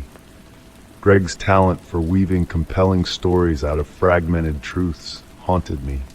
His narratives had always been crafted with intention, threading together trust and lies so seamlessly that it was impossible to separate one from the other. I told myself he was gone, that whatever twisted game he'd played was over. But then, the email arrived, a familiar phantom. Months after Greg's disappearance, an unexpected message landed in my inbox. It was from an old acquaintance living in another city, someone I hadn't spoken to in years. They described meeting someone who sounded exactly like Greg, same magnetic charm, same persuasive stories, but a different name. My Mac twisted. Greg hadn't disappeared, he'd moved on. The thought filled me with equal parts dread and determination. He wasn't just a memory to be buried. He was still out there, spinning new tales, crafting new lives, and pulling new people into his manipulative web. Uncovering the truth, fueled by this realization, I began reaching out to others Greg and I had both known. Conversations that started cautiously soon turned into stories, fragments of shared experiences that revealed an alarming pattern. Each person described the same cycle, how Greg built trust with charming vulnerability before twisting it into manipulation. His identity was fluid, his past ever-changing, customized to suit the needs of his audience. We traded stories like survivors, comparing maps of a labyrinth. Together we saw the larger picture. Greg was a master manipulator who thrived on perception, constantly reinventing himself with chilling ease. His power had always been rooted in isolation, keeping each person in a separate narrative where only he held the full story. By connecting with others, we dismantled the web he'd spun. What once felt like a personal descent into confusion and betrayal transformed into understanding. Closure found knowledge became its own kind of closure. Greg's hold over me had weakened because his secrecy was shattered. His lies had depended on being believed, and now there were too many of us who knew. Over time, I stopped looking over my shoulder. The fear of seeing his shadow faded, but the experience left something behind, a lesson. I learned to trust my instincts, to recognize when charm masked something darker. Greg's manipulations left scars, but they also sharpened my awareness and strengthened my resolve to value authenticity. I'll never know where Greg went or what new role he's playing in someone else's story. He could be out there still, crafting a new identity, stepping onto a different stage with fresh characters to manipulate. But his story, the one he tried to control in my life, no longer belongs to him. It's mine now. And in reclaiming it, I found a new kind of freedom. Story 18, The Price of Trust. The partnership with Ryan Cole had seemed like a golden opportunity, a chance to expand my business alongside a charismatic and well-connected entrepreneur. Ryan's reputation was impressive, his network extensive, and his ideas sharp and innovative. His energy was contagious, and for a while I believed we were on the brink of something great. But charisma can be a dangerous disguise. The first red flags. At first, Ryan's enthusiasm seemed like the perfect fuel for our ventures. He pushed bold ideas, encouraged high-risk investments, and spoke passionately about game-changing opportunities. His vision was compelling, but it didn't take long for that same drive to morph into something reckless. He proposed increasingly ambitious ventures, dismissing due diligence and pushing me toward deals that felt wrong. One day, he pitched a massive investment in a fledgling tech startup with no track record. Its glossy pitch deck sparkled with potential but crumbled under scrutiny. I voiced my concerns. "This company's finances are unstable," I said carefully. Ryan smiled, too confidently. "Sometimes you have to take big risks to reap big rewards." Despite my unease, I reluctantly agreed to move forward, but cautiously. Something about Ryan's charm had always felt calculated, though I couldn't quite put my finger on why. Secrets and lies. As our partnership deepened, Ryan grew secretive. He evaded questions about our investments, offering vague reassurances and making grand promises about future payouts. Whenever I pressed for details, he would deflect with a practiced ease that left me questioning whether I was being paranoid. But suspicion gnawed at me. His answers lacked substance. His past seemed too polished. Driven by unease, I began digging into Ryan's background. To my shock, there was almost nothing. No major career milestones, no legitimate business history, just whispers of failed ventures and companies that dissolved without a trace. The lack of verifiable history raised serious red flags. I hired a private investigator, sharing everything I knew, past ventures, personal details, and financial records.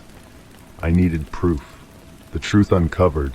What the investigator uncovered was worse than I'd imagined.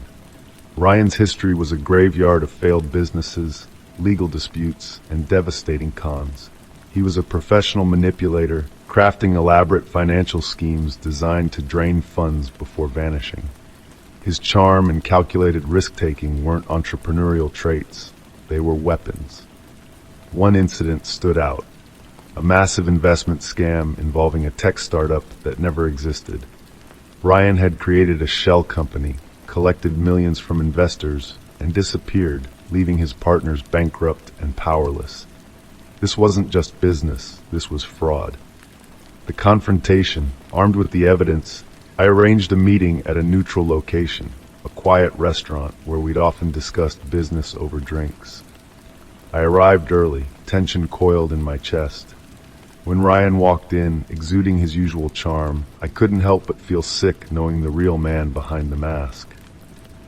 "Ryan, I've been looking into your past ventures," I said evenly. "There are some serious discrepancies I can't ignore."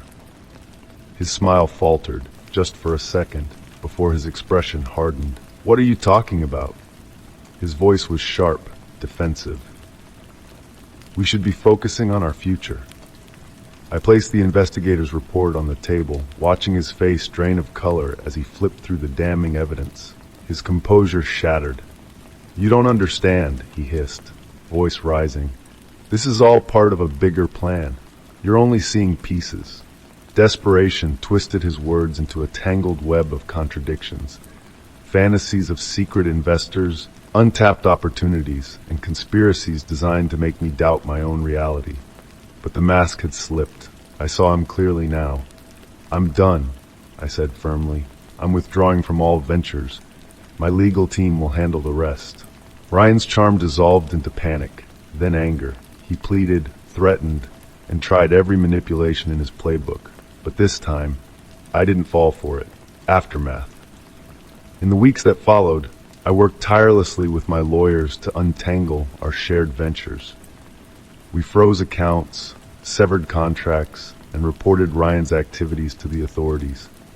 It was a grueling process, filled with endless legal battles, but it was the only way to salvage what remained of my business and reputation. Ryan disappeared soon after, likely moving on to his next target, armed with a new identity and fresh lies. Though relieved to be free of him, the experience left deep scars. Lessons learned: Ryan's deception had been calculated, his charm a weapon, his promises empty. He thrived on blind trust and unchecked ambition. But from that nightmare, I emerged wiser. I rebuilt my business with caution and clarity, determined to never mistake charisma for integrity again.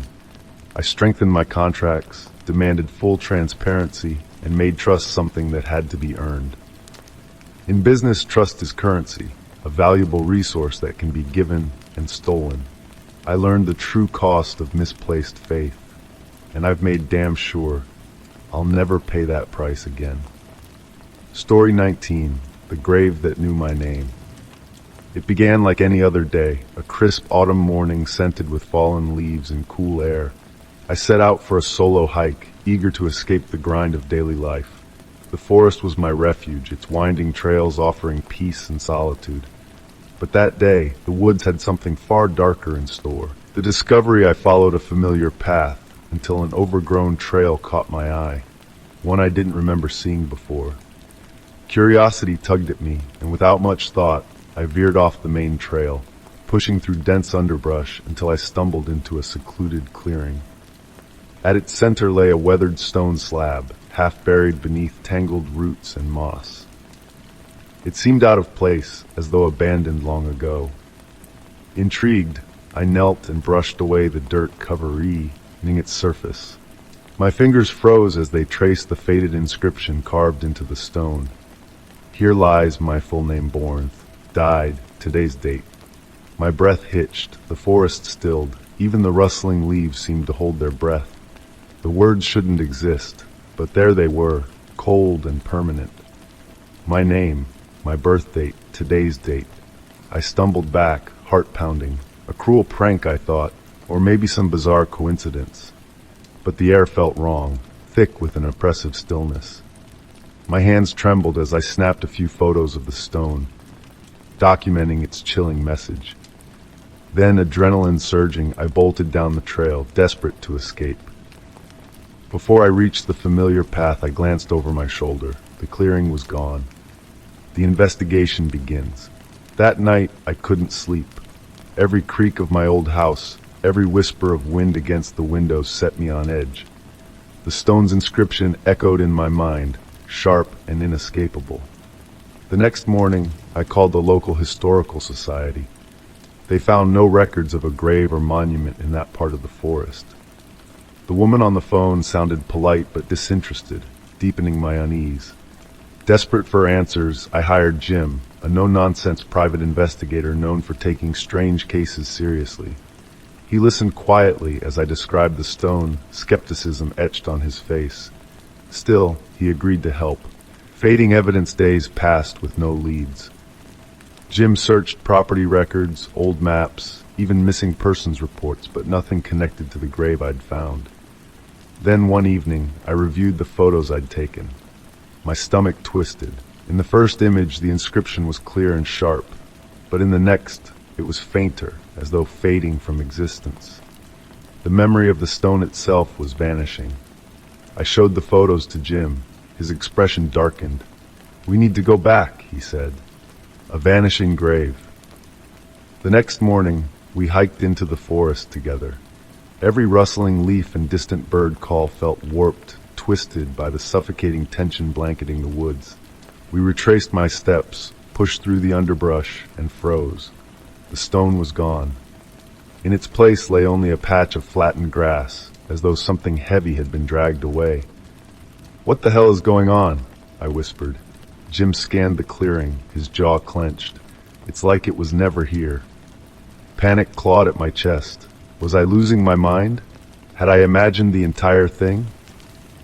Then that night, the message came, the warning. My phone buzzed with a text from an unknown number. "The stone was never meant to be found. You've disturbed something ancient. Watch your back." My blood turned to ice. The next morning, Jim suggested setting up cameras around my house to monitor any unusual activity. Though the idea felt invasive, I agreed, anything to document what was happening. Days passed with nothing unusual, no strange figures, no signs of intruders. Then one chilling night, as I reviewed the footage, I saw it. The grainy video showed a shadowy figure approaching my house, carrying something, the stone. Before I could make out any details, the camera feed cut to static. The breaking point terror gripped me. This wasn't a coincidence. I was being hunted. I called Jim, voice shaking. "They know where I live. I'm coming over," he said, but it was too late. By the time Jim arrived, my house was empty. No signs of forced entry, no disturbed earth outside, just silence. The escape, I couldn't stay any longer. Whatever had marked me wasn't finished. I packed my bags and left town, hoping that distance might sever whatever dark thread connected me to that cursed grave. Driving away, the road ahead stretched into endless uncertainty. My old life was gone. My home was tainted, a stage for a sinister play I still didn't understand. But even as I escaped, the memory of the stone stayed etched in my mind, cold, immovable, like fate itself. The unanswered question. Now, every rustling leaf, every shadow in the corner of my vision feels wrong. I don't know what waits for me out there, but I can't hake the feeling that the grave is still waiting for me. Story 20, The Author Who Wrote My Life. The quiet chill of a November afternoon still lingers in my memory. The day I first met Ethan R., a celebrated author known for crafting unsettling psychological thrillers. I had been trapped in a relentless cycle of writer's block, haunted by half-finished drafts and discarded ideas. Desperate for guidance, I sent Ethan an impassioned email, never expecting a reply. To my astonishment, he responded within hours, suggesting we meet.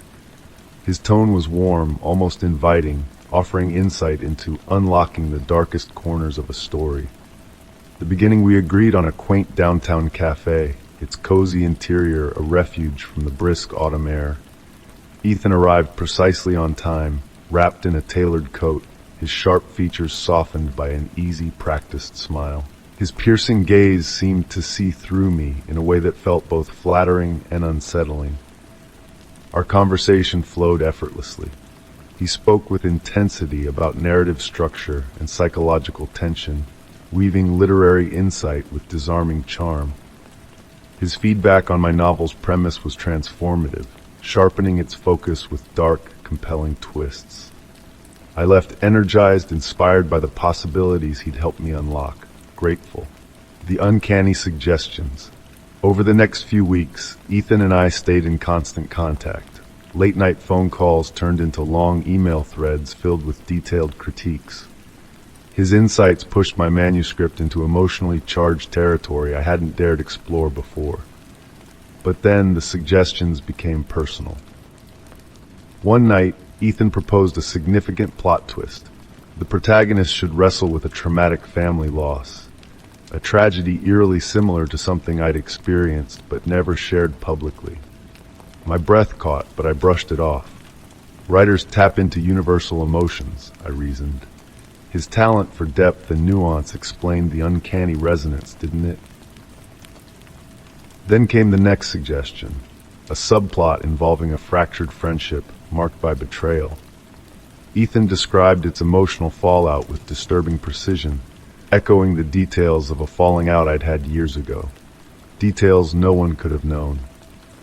The most chilling twist came when he suggested that the antagonist leave anonymous letters filled with intimate knowledge of the protagonist's life.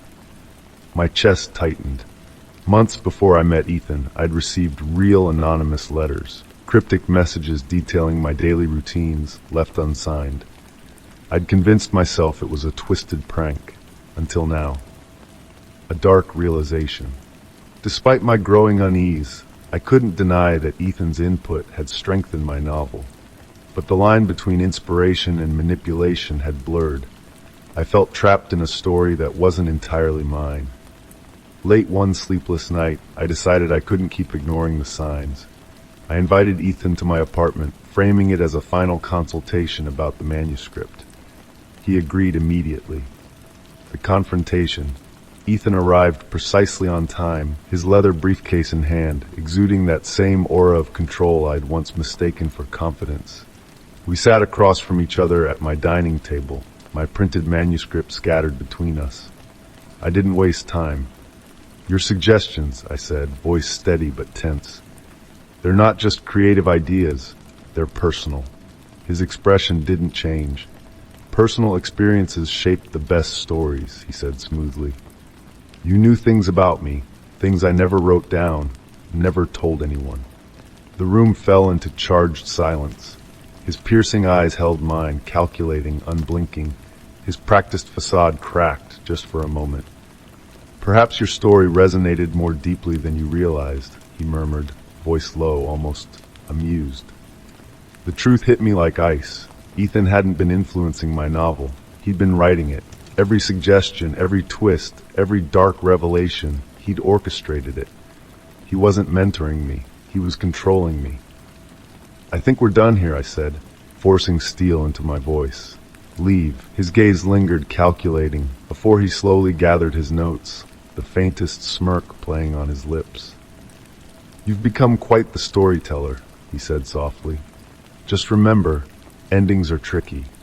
The door clicked shut behind him, but the weight of his presence remained, pressing down on the room like an unwelcome shadow. Reclaiming the story. Adrenaline propelled me back to my desk. I deleted every file he'd ever touched, every email he'd ever sent. The manuscript I'd once been proud of now felt like a trap, a labyrinth of manipulation he'd designed to ensnare me. But I refused to let him control the ending. I started fresh. The writing process became an exorcism, purging Ethan's influence from every page. Each word I wrote felt like reclaiming my life, tearing down the twisted narrative he'd built around me. Months later, I finished my novel, a deeply personal thriller about control, manipulation, and survival. It wasn't the story I'd set out to write, but it was mine. The aftermath. Ethan's shadow never fully disappeared. His presence lingered in the creaks of my old apartment, in the chill of a passing stranger's glance. I checked my locks twice, kept my blinds drawn, and avoided public readings. His final words haunted me. Endings are tricky, but I had learned something vital. The most dangerous stories aren't the ones we read. They're the ones we're forced to live. And I had rewritten mine. Story 21, The Echoes of the Past. The first night in my new house was peaceful, too peaceful. Nestled on the outskirts of town, the old house stood proudly at the end of a winding, tree-lined road. Its creaking wooden floors and tall ceilings seemed to gather the quiet into deep, resonant stillness. It felt like the perfect escape, a place where life could slow down, far from the city's constant buzz. As the last box was unpacked, I stood in the living room, letting the stillness settle around me like a warm blanket. The house felt timeless, its worn edges speaking of history, not decay. With a contented sigh, I climbed the creaking staircase to the cozy bedroom, the soft glow of a single lamp casting gentle shadows on the walls. Wrapped in thick blankets, I let the deep silence of the house lull me to sleep. The occasional creak of the settling wood was comforting, a reminder that the house was alive, a keeper of untold stories from long ago. But just as I was drifting off, I heard it, the first sound, a faint, rhythmic tapping, soft, tentative. At first I dismissed it as the wind slipping through an unseen crack or old pipes groaning in protest against the cold. Smiling at my own paranoia, I rolled over and let sleep reclaim me. But the next night, it came again. Soft, measured footsteps. Not random creaks, not shifting wood, footsteps. They began near the front door, pacing slowly down the hall, pausing near the kitchen before approaching the staircase. Every step was deliberate, each creak distinct. I rose from bed, heart pounding, flashlight in hand. I checked every room, every shadowed corner, but the house was still, empty and undisturbed. Windows were locked, doors secured. It's nothing, I told myself, just the house settling. But the sound persisted. Night after night, the steps returned, soft, deliberate, moving through the house in an almost thoughtful rhythm. Sleep became a distant memory. Every creak of the old house felt alive, every shadow more menacing than the last. The investigation one particularly still autumn evening, I sat alone in the dimly lit living room, a cup of tea cooling in my trembling hands. The wind outside had stilled, leaving the night eerily quiet. And then, the steps began. Faint at first, soft, measured. I muted the television, straining to hear. The footsteps moved steadily, their rhythm unchanging as they paced through the house. Gripping my flashlight, I rose, moving cautiously through the darkened rooms. The footsteps seemed to shift just out of reach, always staying one step ahead, always watching. But once again, the house was empty. The recording's weeks passed, and fear turned into obsession. I installed extra locks, checked every door and window twice, and set up a recorder in the hallway where the steps always seemed to begin. Late into the night, I sat motionless in the dark, waiting. The house held its breath. Then, as always, the steps began. I didn't move. The sound grew louder, closer, pacing slowly through the familiar path it always followed. The next morning, with trembling fingers, I played back the recording. The footsteps were clear, distinct. But there was something else. Beneath the measured steps was a faint, almost imperceptible whisper, soft, broken words, calling, searching. I couldn't make out the meaning, but the tone was unmistakable.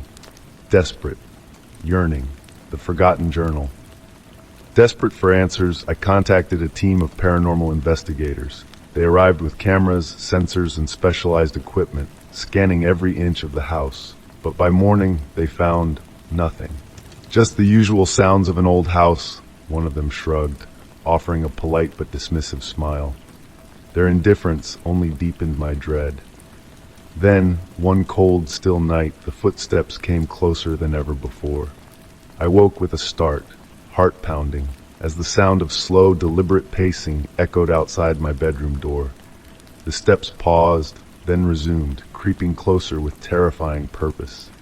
Summoning every shred of courage, I threw back the covers, grabbed my flashlight, and yanked open the door.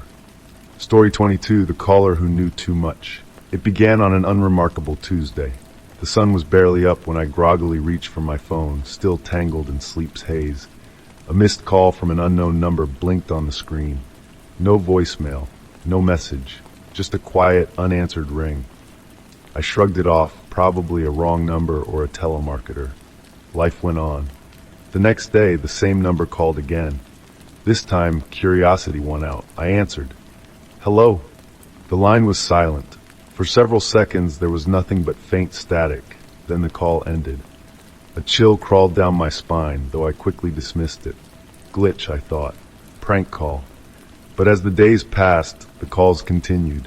They always came at odd hours, persistent and unyielding.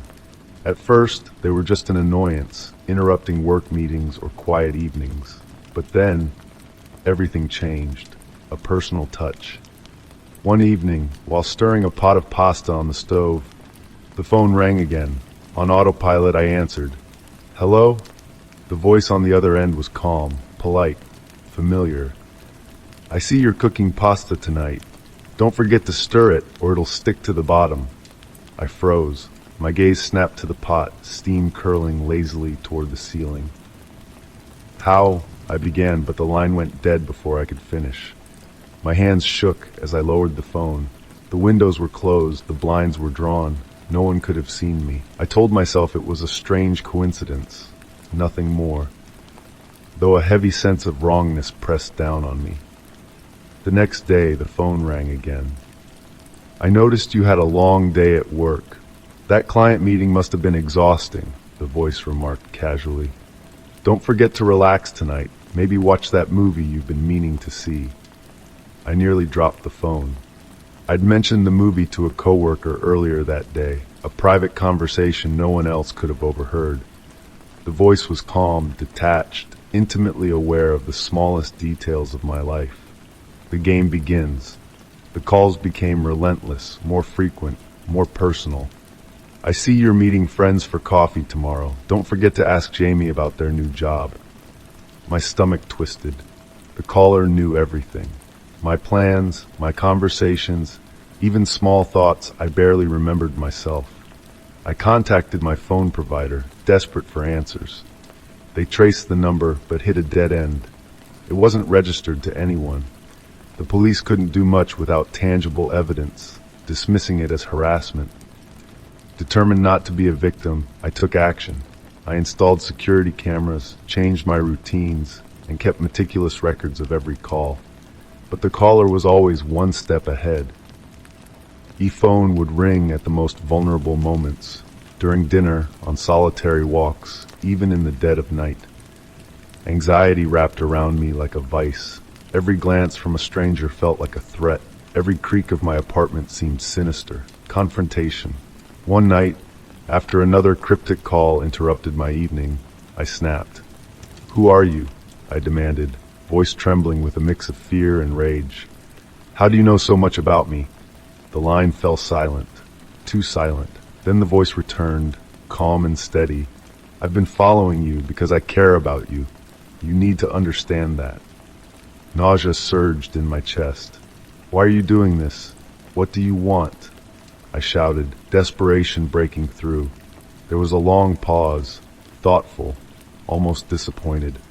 Then the line went dead. The search for answers, consumed by fear, I hired a private investigator, handing over every call log, recording, and shred of evidence I had.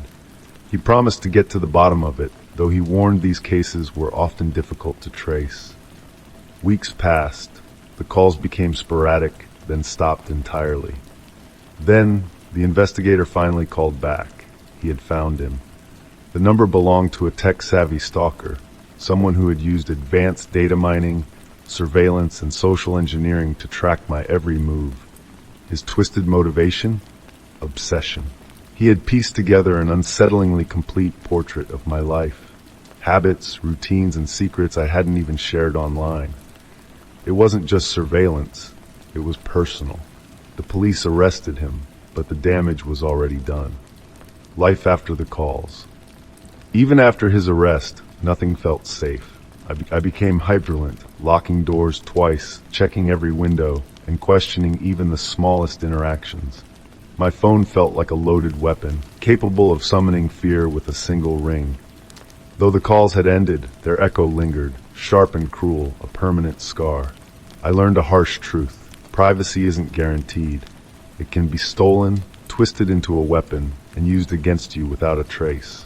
Even now, in the stillness of the night, when the phone rings, I hesitate. Is it over, or has it just begun? Again. Story 23, The Eyes That Never Blinked.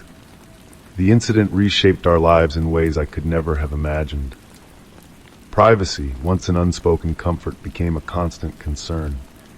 Every open window felt like an invitation, every rustling leaf a whispered warning. Even after Ethan Brooks was formally charged with unlawful surveillance and harassment, the feeling of being watched lingered. He had operated with chilling precision, calculated and invasive, leaving behind scars no court sentence could erase. A false sense of security. My children sensed the shift. They stopped playing freely in the backyard, instead sticking close to the house, as though its walls could shield them from the unseen threat. My husband, ever the optimist, reassured me that the worst was over, that Ethan's arrest meant we were finally safe. But safety had become an illusion. Weeks passed without incident. The police confirmed that all of Ethan's surveillance equipment had been confiscated, and there were no signs of his release. We cautiously resumed parts of our old routine, backyard barbecues, lazy afternoons on the porch, trying to reclaim the simple joys we had lost. But then, I found it.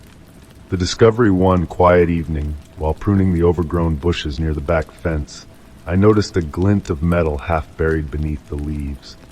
Kneeling down, I brushed away dirt and broken branches, uncovering a small weathered drone, its camera lens cracked but still intact. My breath hitched. The police had confiscated all of Ethan's drones, hadn't they? Heart pounding, I rushed inside, locking the doors behind me. Was this his or someone else's? Against my better judgment, I connected the damaged drone to my laptop, desperate to retrieve its stored data. Maybe it held answers, or proof. The screen flickered to life, revealing a series of recently dated video files. Just days ago, my stomach twisted as I clicked the first T file. The grainy footage showed our backyard, my children laughing and playing, unaware they were being watched. Frantically, I opened more files. They weren't just limited to the yard anymore. There were recordings from inside our home, intimate moments captured without our knowledge. The living room, the hallway leading to our bedrooms, the kitchen, even footage of us sleeping. A hollow, icy dread settled in my chest. The surveillance had never stopped. The new threat, I grabbed my phone and called the police, pleading for them to come immediately. While I waited, I scoured the drone's system logs, desperate for any clue about its origin. Buried deep in the device's metadata was a familiar name, Ethan Brooks. But this time, something was different. The logs referenced an encrypted server and a web of remote access points stretching far beyond what Ethan had used before. His old methods had been primitive compared to this. When the police arrived, they examined the drone with grim urgency. Their faces darkened as they realized this went far beyond one man's obsession. The encrypted server suggested a coordinated operation, a network designed for large-scale surveillance. The dark truth days later, detectives uncovered the horrifying reality. Ethan Brooks hadn't been working alone. He was part of a secretive, underground network, a twisted organization obsessed with exploring the boundaries of privacy in the digital age. They had weaponized surveillance technology, turning people's most private moments into a perverse experiment. Ethan's obsession with our family had started as part of this group's sick project, but over time it had spiraled into something deeply personal. With the evidence from the drone, law enforcement launched a major investigation, tracking down key members of the network. Multiple arrests followed, including Ethan Brooks himself, now facing charges far more severe than before. The network's infrastructure was dismantled, but the damage had already been done. Living in the aftermath. No sentence could erase the memory of being watched, of feeling exposed in our own home. No court ruling could restore the safety we had lost, or the innocence stolen from our children. In the months that followed, we relocated to a secluded area. We built a home fortified with every modern security measure: motion sensors, surveillance cameras, reinforced walls, blackout curtains. But no technology could undo the psychological scars. My children eventually adjusted, but the carefree light in their eyes never fully returned. They played closer to the house, always aware, always watching the skies. As for me, I never let my guard down again. I became an advocate for privacy rights and digital security, determined to expose the systems that allowed people like Ethan Brooks to thrive in the shadows. Our story became a cautionary tale, a warning in an increasingly connected world where privacy is perilously fragile. The last echo years later in our new home, the paranoia faded, but never disappeared. Even now, when the wind stills and the air feels too quiet, I find myself glancing toward the sky, listening for the faint, mechanical buzz of a passing drone. Eyes can always be watching, and sometimes they never blink. Story 24, the smear campaign. It started subtly, almost imperceptibly. I was scrolling through my social media feed on a quiet Sunday morning when a post caught my eye. It was long, detailed, and horrifyingly familiar. The accusations were aimed at me. At first, I thought it had to be a mistake, a cruel prank, maybe even a bizarre misunderstanding. But as I kept reading, my stomach twisted. The post described events from my life with chilling precision, places I'd visited, private conversations, and deeply personal details only someone close to me could know. The poster was anonymous. No name, no photo, just an account created for the sole purpose of tearing my life apart. By the time I reached the last line of the post, my hands were trembling. It was as if someone had ripped open my existence and exposed T's darkest corners to the world. A public trial begins desperately. I scrolled through the hundreds of comments. Some were supportive, but many were vicious. People I thought I knew were sharing the post, expressing outrage, condemning me without hesitation. It didn't matter that none of it was true. The accusations felt real, looked real, and that was enough. Panic surged through me. My first instinct was to fight back. With trembling fingers, I composed a long, heartfelt statement. I denied the accusations clearly and directly, offering to cooperate fully with any investigation.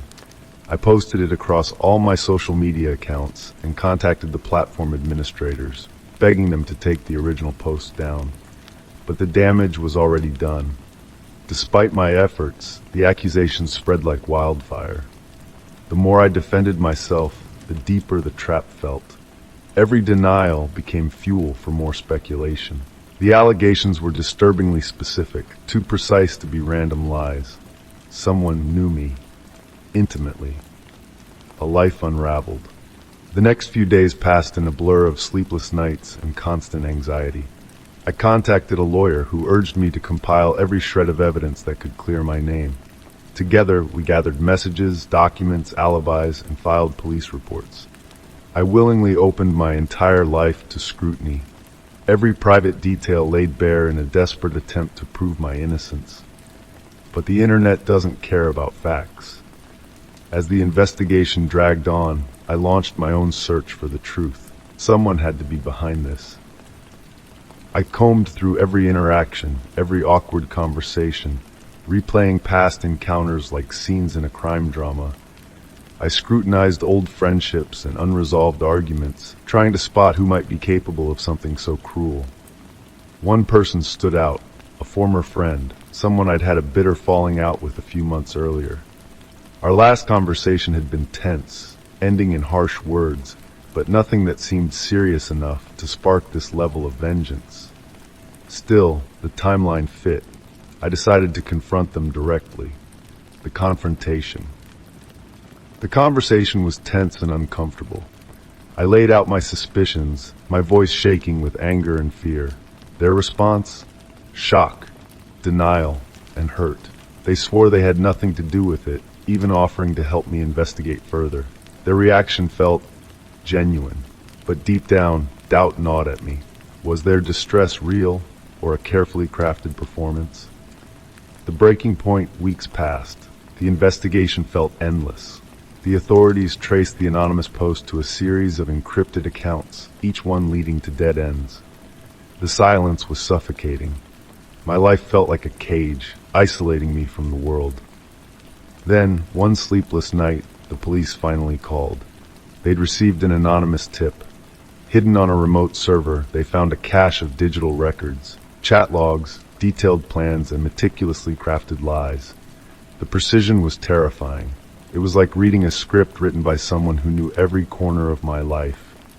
The truth unveiled. The truth hit harder than I ever imagined. The mastermind was a disgruntled former employee, someone I had once trusted. Jealousy, resentment, a twisted obsession. They had orchestrated everything, creating fake accounts, spreading false narratives, recruiting others to join the smear campaign. Their goal was total destruction. The police arrested them, and the investigation exposed a disturbing web of manipulation. But even as my name was legally cleared, the damage had already been done, picking up the pieces. Rebuilding my life was slow and painful. Though I was exonerated, my reputation remained tarnished in the court of public opinion. Some friends and colleagues distanced themselves, uncertain, hesitant, or simply exhausted by the entire ordeal. Trust, once freely given, became something I guarded fiercely. Lessons learned. The experience shattered my illusions about privacy, trust, and the fragility of identity. I learned how easily a lie skillfully told could consume a life. But I also learned how resilient I could be. I fought back. I survived. The scars from that dark chapter may never fully fade, but I've emerged stronger, wiser, and more determined than ever to write my own story. Because in a world where truth can be twisted and perceptions manipulated, survival is the greatest victory. Story 25, The Silent Warning. It was a crisp autumn evening when I first noticed the subtle shift in my quiet life. Leaves crunched softly underfoot as I walked along the familiar path toward home, the sky glowing with deep oranges and purples.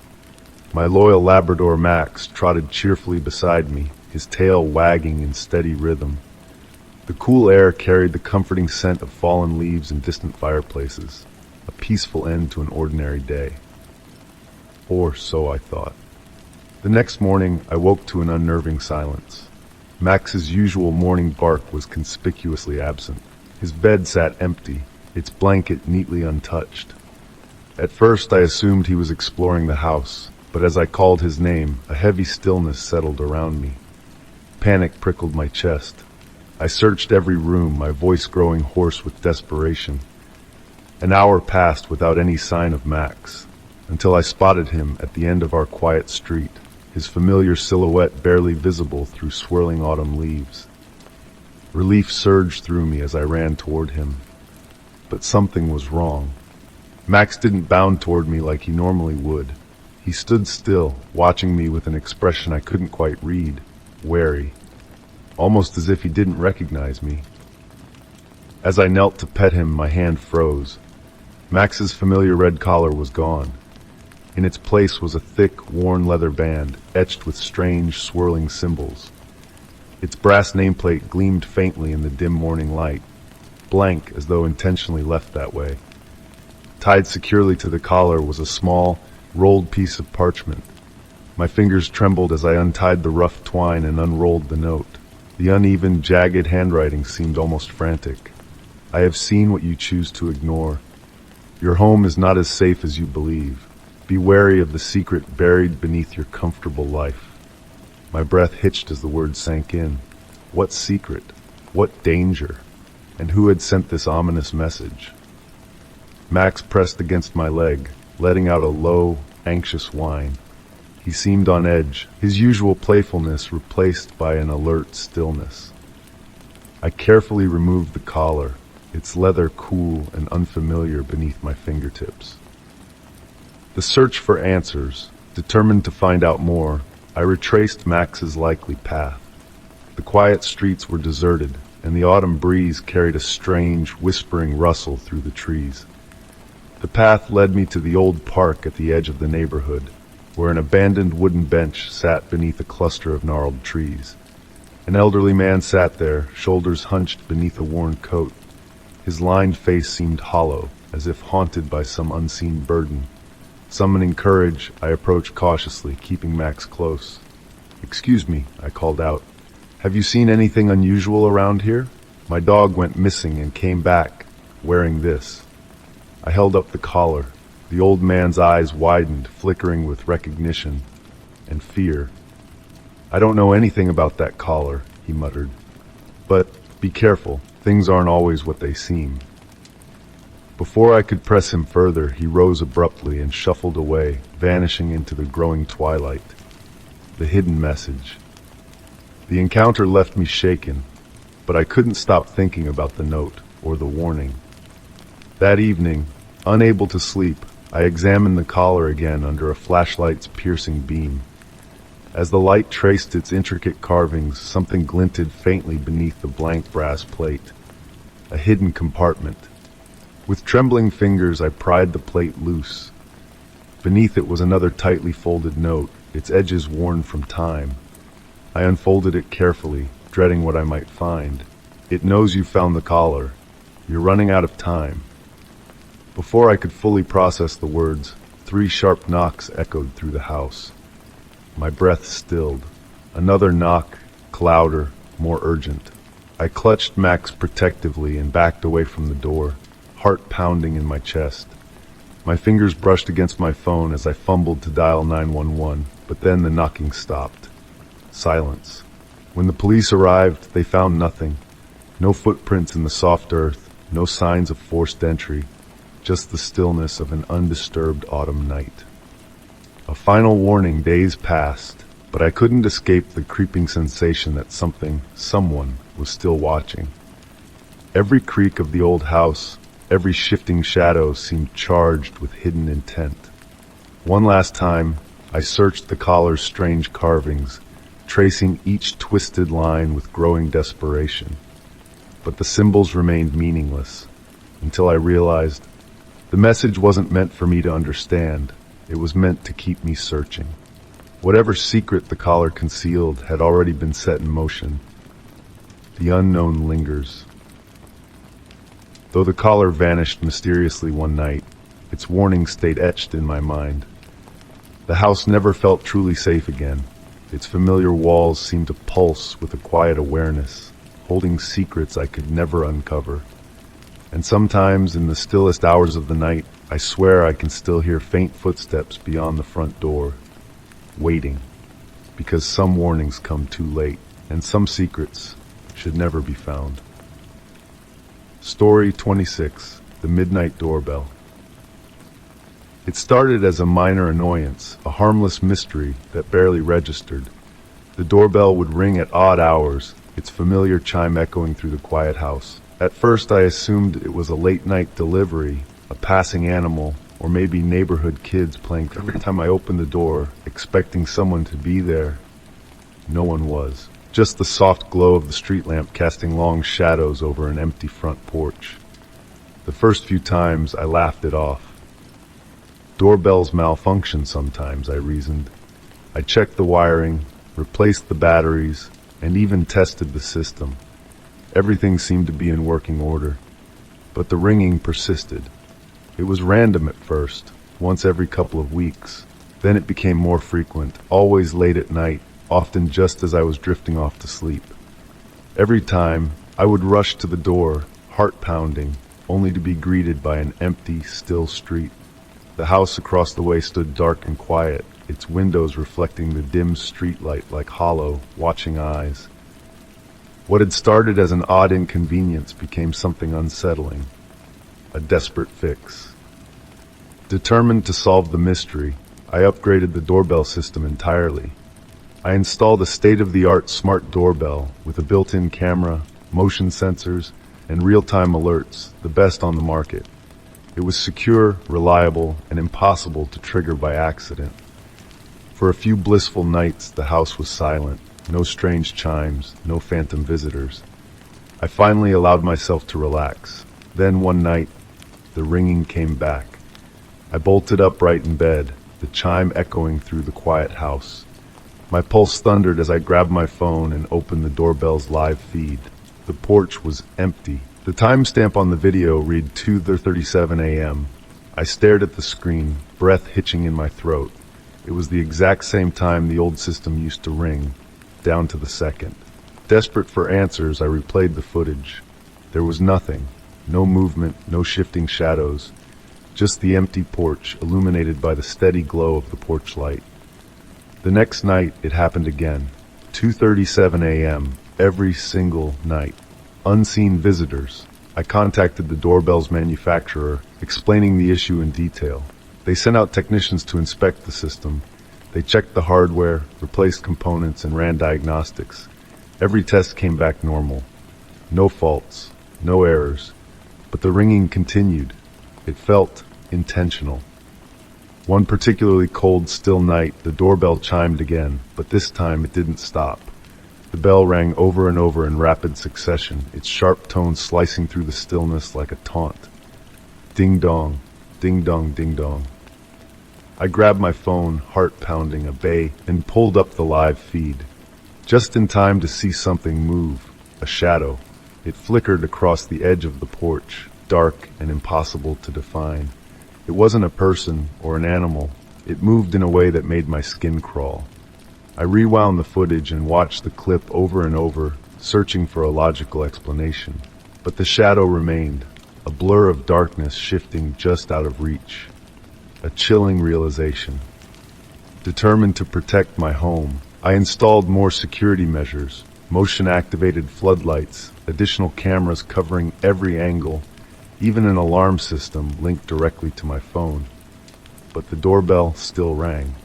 Late one night, as I reviewed the footage again, I noticed something terrifying. The doorbell lit up and chimed, but the motion sensors had never been triggered. Nothing had approached the house. The system registered the doorbell ringing on its own. Desperation finally drove me to contact a local paranormal investigator. I didn't believe in ghosts, but I couldn't explain what was happening. The team arrived with electromagnetic sensors, thermal cameras, and audio recording devices. They combed through every inch of my home, running test after test. Hours later, they returned with grim expressions, inconclusive. They'd found no signs of tampering, no electrical interference, no environmental anomalies. The lead investigator quietly suggested something that chilled me to my core. Sometimes, old places hold on to energy, he said. It could be residual or something attached to the house. The silence that followed days stretched into weeks. The ringing became less frequent, erratic and unpredictable. The investigators offered to perform a cleansing ritual, but I couldn't bring myself to agree. It felt like inviting something worse. Then one night, the doorbell finally stopped. For the first time in months, the house was silent. No late-night chimes, no flickering shadows, just stillness. Relief washed over me, but it didn't last. An unspoken warning. Even though the ringing stopped, I could never quite shake the feeling of being watched. I left the doorbell installed, unable to bring myself to remove it, just in case. Years have passed and I've learned to live with the memory. I rarely think about it, except on the quietest nights, when the wind stills and the world seems to hold its breath. Sometimes, in the dead of night, I think I can still hear it. Ding dong. And I wonder, what if it starts ringing again? Story 27. The Hidden Room. The sound of the hidden door creaking open sliced through the oppressive silence of the house, freezing me in place. My breath hitched, heart pounding in my chest as I strained to hear beyond the suffocating stillness. Every instinct screamed at me to run, but terror held me rooted to the spot. The phone in my hand slipped from my trembling fingers, hitting the hardwood floor with a sharp clatter. The screen went dark. The call had failed. No signal. And then footsteps, slow, deliberate. rising from the basement. My mind raced, replaying the past hour in a frantic search for answers. Had I locked the basement door? Had I imagined that quiet click when I first heard the strange noise? The footsteps grew closer, heavy, steady. Whoever it was, they weren't in a hurry. They were savoring the moment. I bolted toward the front door, hands fumbling desperately with the lock, but the deadbolt wouldn't budge. It was stuck, jammed, as though something inside the mechanism had twisted out of place. The sound of footsteps echoed again, closer now. Heart hammering, I spun toward the back door, but the kitchen lights flickered violently, casting eerie, shifting shadows across the room. They were inside the house. The hunt begins. I grabbed a heavy metal flashlight from the hall table, clutching it with white-knuckled desperation as I stumbled into the darkened living room. My breath came in shallow gasps as I crouched behind the worn leather sofa, pressing myself into its cold, familiar surface. The footsteps reached the top of the basement, T-stairs, and stopped. For a moment the house plunged into unbearable silence. No creaks, no whispers, just the sound of my pulse roaring in my ears. Then, slow, methodical steps. They were moving through the house with purpose, checking each room, searching carefully, confidently. Whoever was there knew the layout, as if they'd walked these halls 100 times before. A horrifying realization struck me. They had lived here, in that room. They had been watching me for God knows how long, and now they were hunting. A faint scuff of movement caught my eye. The living room wall lit up with shifting shadows, their shadow, twisted and distorted by the flickering light. I tightened my grip on the flashlight, fear giving way to desperate resolve.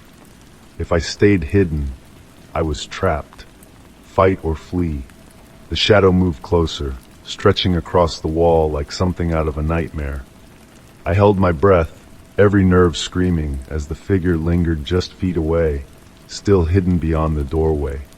Without thinking, I surged to my feet and swung the flashlight with every ounce of strength I could muster. The metal connected with a sickening thud, followed by a guttural grunt. The figure staggered back, crashing into the hallway table, sending framed photos scattering to the floor. I didn't wait. I sprinted toward the back door, adrenaline propelling me forward. This time, the lock gave way and the door burst open into the rain-soaked night. Freezing air burned my lungs as I ran, feet pounding against the slick pavement toward my nearest neighbor's house. My fists pounded on the front door, panic surging with each passing second. Finally, the porch light flickered on, and Mr. Calloway, a retired teacher in his late 70s, opened the door, confusion etched across his lined face. "Please!" I gasped. "Someone's in my house! They were watching me!" Living inside the walls. His eyes widened, and without hesitation, he ushered me inside, locking the door behind us with trembling hands. The vanishing trace. The police arrived minutes later, their flashing lights cutting through the dark. They swept through my house with practiced precision, weapons drawn. But when they finally emerged, their expressions were grim. "The house is clear," one officer reported. "No signs of forced entry, and no basement access. The door you described doesn't exist." I stared at them, disbelief crashing over me like ice water. "It was there," I insisted, desperation rising. "I saw it. I heard them." But they only exchanged uneasy glances. The house was untouched. No hidden room, no surveillance equipment, no signs of the violent struggle that had unfolded just moments before. The officer's voice softened, full of quiet skepticism. "Sometimes old houses play tricks on the mind," he said gently. "We'll station a patrol car nearby, just in case." I could see it in their faces. They didn't believe me. They thought I was losing it, but I knew what I'd seen, what I'd heard, the warning. Mr. Calloway insisted I stay with him for the night. Wrapped in a blanket on his worn couch, I sat trembling, too wired to sleep, every creak and groan of the old house sending icy tendrils of fear down my spine. Someone had lived in that hidden room, watched me, studied me. They'd vanished without a trace, but I knew they were still out there, somewhere, waiting. Hours passed in restless silence. Finally, exhaustion dragged me into a fitful sleep until the soft buzz of my phone jolted me awake. With shaking hands, I picked it up. One new message. No sender. I opened it. I'll be seeing you soon. Story 28, The Forgotten Box. It was a crisp autumn afternoon when I decided to tackle the tangled backyard of my newly purchased Victorian house. The place had a quiet, timeless charm, its ivy-covered walls and weathered shutters standing like silent witnesses to decades gone by. The backyard, however, was another story, a jungle of weeds, roots, and overgrown bushes that begged to be cleared. With a sturdy shovel in hand, I set to work. The rhythmic scrape of meadow against the stubborn earth was oddly soothing, a welcome distraction from the chaos of moving in. As the sun dipped lower, casting long golden shadows, I imagined transforming the space into a tranquil garden, trimmed hedges, colorful blooms, maybe even a small patio. Then my shovel struck something solid. The metallic clang jarred me from my thoughts.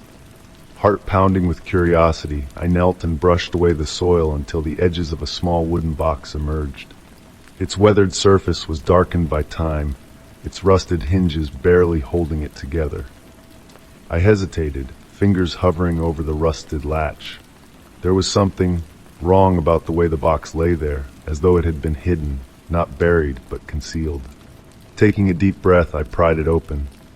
Inside, wrapped in crumbling, yellowed paper, were two items: an old faded shirt stained with dark rust-colored blotches, and a photograph. The photograph, I stared at the shirt, its brittle fabric stiff with age. The stains were unmistakably blood, long dried, but chillingly persistent against the faded cotton. Swallowing my unease, I set the shirt aside and turned to the photograph. The edges were worn, and the image itself was slightly blurred, yet still hauntingly clear. My breath caught. The woman in the photo was me. She stood beside an unfamiliar man in front of what looked like a grand old parlor, filled with antique furniture and heavy curtains. Her expression was serene, her smile warm, but there was something unsettling about her eyes, something I couldn't quite name. Shaking, I flipped the photograph over, hoping for a date or a scribbled name. The back was blank. A chill crept up my spine. This wasn't some family heirloom or an old relic left behind by previous owners. This was something else.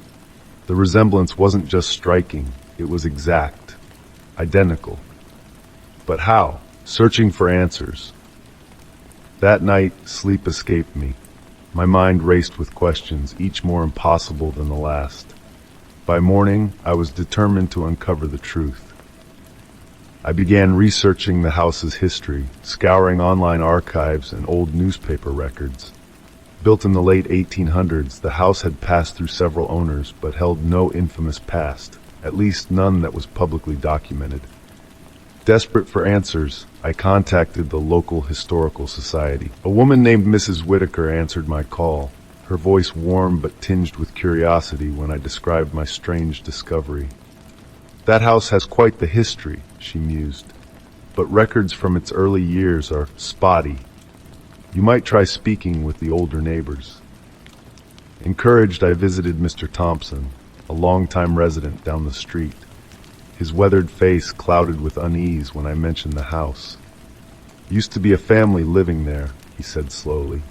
Long time ago, they kept to themselves. Folks said they had troubles, though no one ever talked about what really happened. The air felt colder as I walked back home, Mr. Thompson's words echoing in my mind. The hidden room. Late one night, determined to uncover more, I stumbled upon an old journal entry buried deep in the town's historical archives. The entry, dated 1923, described strange occurrences tied to the house, and one line stood out. There's a room in the basement, sealed long ago. Best to leave it that way. My pulse quickened. A hidden room. The next morning, armed with a flashlight and trembling resolve, I descended into the dimly lit basement. Dust and cobwebs clung to every surface, the air thick with the scent of damp stone and forgotten secrets. After hours of searching, my flashlight's beam caught something, a faint seam in the far wall, nearly hidden behind old storage boxes. I pressed against it, and with a low groan of rusted hinges, a narrow door creaked open. Inside was a small, forgotten room, cloaked in shadows and thick dust. Old furniture sat shrouded in musty sheets, and faded wooden crates lined the walls. Hands trembling, I opened the nearest box. Photographs spilled out, dozens of them. They were yellowed with age but disturbingly clear. In every photo, the same woman, the woman who looked exactly like me, appeared, standing beside the same somber-faced man.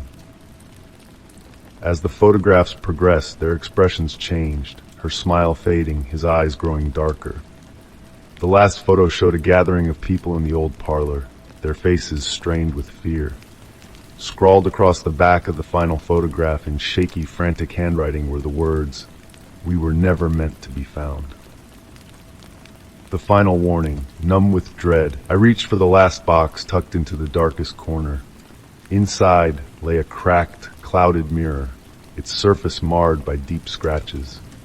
And then I saw it. For the briefest moment, my reflection wavered, her face staring back at me from the other side of the glass. I fled the basement, my mind reeling, slamming the hidden door shut behind me. Within days, I packed my belongings and left the house for good. I couldn't explain what I'd found, or what had found me. The house still stands, silent and waiting, its secrets buried beneath layers of time and forgotten memories. But sometimes when the wind howls just right, I swear I can still hear the faint creak of rusted hinges opening once again, and in my dreams, she's still there. Story 29, The Watcher Next Door. It started so subtly that I almost didn't notice. At first it was just a faint awareness, a prickling sensation at the edge of my senses, the unmistakable feeling of being watched. My neighbor, Mr. Caldwell, an elderly man living alone in the weathered house next door, seemed to be outside more often than usual. He'd always been a fixture in the neighborhood, quietly tending to his overgrown garden or sitting on his front porch with a weathered book. I thought nothing of it until I realized how often his gaze lingered on my house. At first, the glances seemed harmless. He'd trim his hedges or sweep the porch, his eyes drifting toward my windows for just a moment too long before flicking away. I dismissed it as idle curiosity, maybe even loneliness. After all, living alone in such a quiet neighborhood could make anyone a bit nosy. But over time, his stares grew more frequent, more deliberate, lingering gazes. One chilly autumn evening, I curled up on the living room couch, the soft glow of a lamp casting warm, cozy light across the room. The comforting crackle of a scented candle burned faintly in the background. Something made me glance toward the window. Through the narrow gap in the half-drawn blinds, I saw him. He was standing just outside his front door, his figure half hidden in shadow, but his eyes were locked on my window. My breath hitched. We stared at each other for what felt like an eternity. Then, as if realizing he'd been caught, he turned sharply and vanished into the shadows of his porch. A chill prickled down my spine. This wasn't just idle curiosity anymore. The first confrontation, determined to address the growing unease, I decided to confront him. Maybe it was all a misunderstanding, something easily explained. I stepped outside, the crisp evening air sharp against my skin, and walked across the yard toward his house. My heartbeat quickened with every step. "Mr. Caldwell?" I called, trying to steady my voice. After a long pause, the porch light flickered on, and he appeared at the door, his expression a mix of surprise and something else, something I couldn't quite place. "Good evening," he said hesitantly. "Is something wrong?" I hesitated but pressed on. "I've noticed you watching my house, a lot. Is there something you need?" His face flushed with embarrassment. Oh, I'm sorry," he mumbled, rubbing his hands together. "I didn't mean to worry you. I've been keeping an eye out." "Keeping an eye out?" I echoed, confused. "Yes," he said, avoiding my gaze. "There have been break-ins around here lately. I just wanted to make sure you were safe." His explanation was plausible, kind even, but something about his tone felt rehearsed, like he'd practiced it.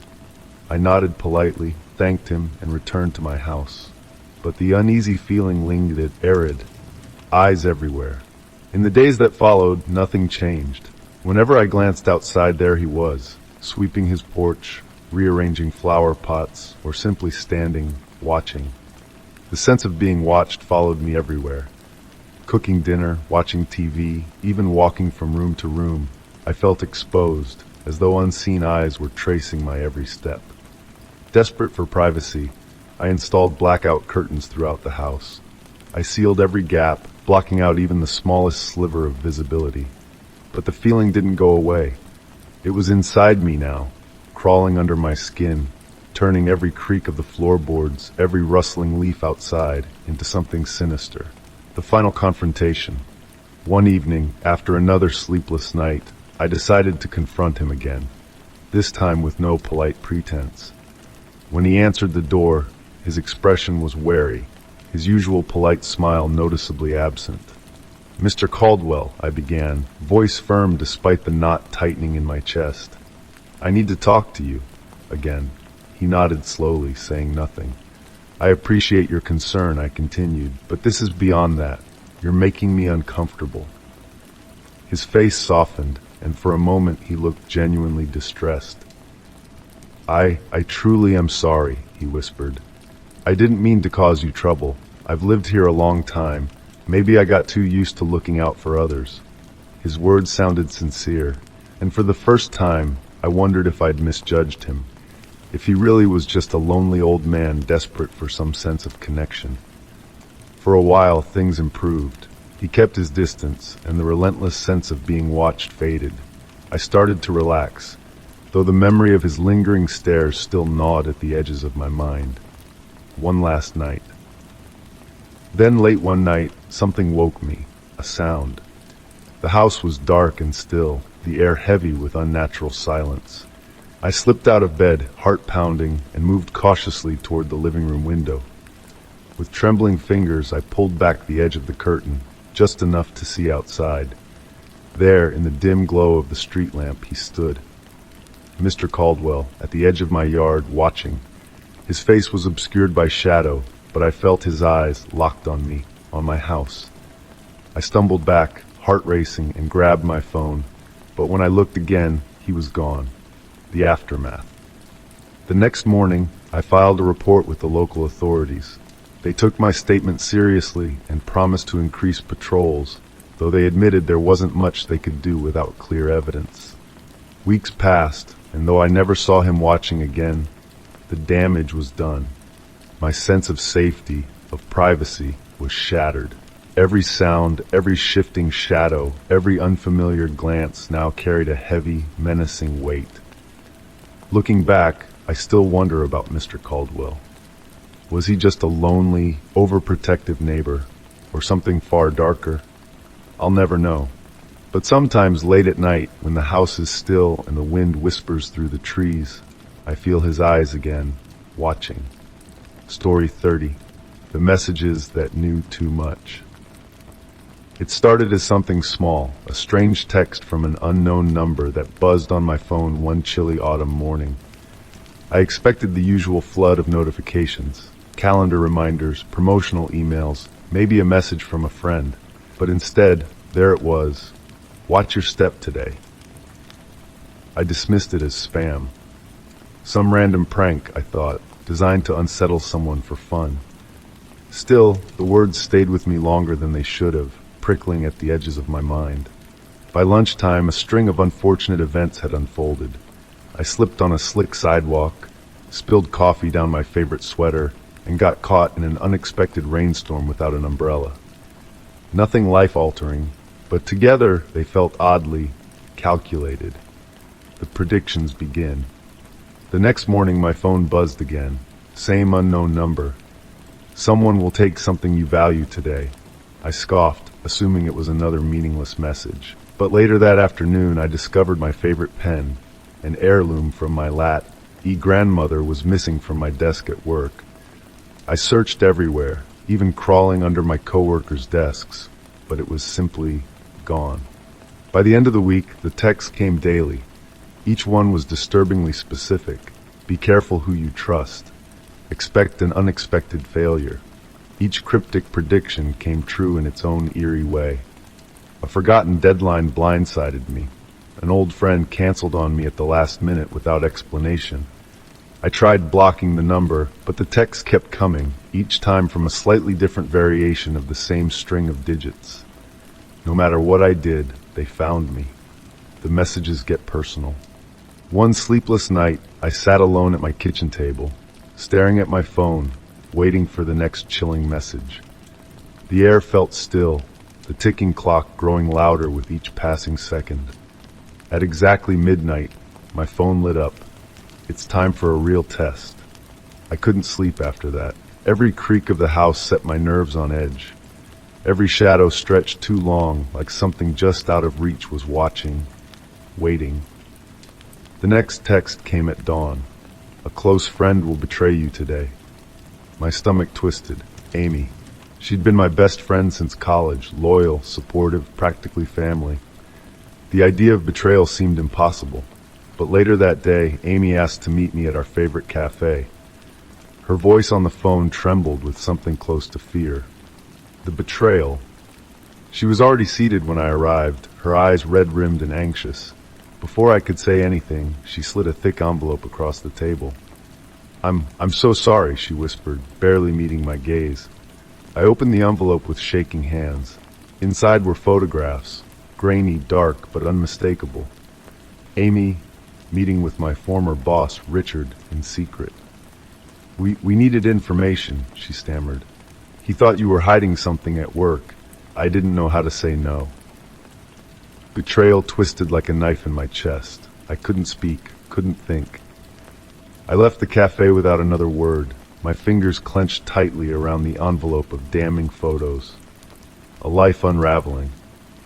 But it wasn't over. The texts escalated. They went from personal betrayals to direct, malicious threats. My world unraveled piece by piece. Everything you've built will crumble today. By the end of the week, my life lay in ruins. A major project I'd poured months into fell apart in hours. A key client severed ties with my company. My boss handed me a termination notice before lunch, his eyes cold and impersonal. I sat at my empty desk, staring at my phone. The final message blinked across the screen. Your misery is complete. Something inside me broke. I had lost everything. My job, my trust in people, my sense of safety. I couldn't let it end like this. Searching for answers, desperate for closure, I contacted the authorities. They traced the messages to a prepaid phone, a dead end. They dismissed it as a twisted prank, probably some tech-savvy stalker. But I knew better. The texts weren't just guesses, they were commands, shaping my life like pieces on a cruel chessboard. And then, the messages stopped. The aftermath weeks passed. I tried rebuilding what was left of my life, though trust came hard and sleep came even harder. Amy reached out again, begging for forgiveness, but the wound was too deep, too raw. I moved to a new city, changed my number, and deleted every trace of my old online presence. But the memory of the messages lingered, like the fading echoes of a nightmare. Who had sent them? How did they know so much about me?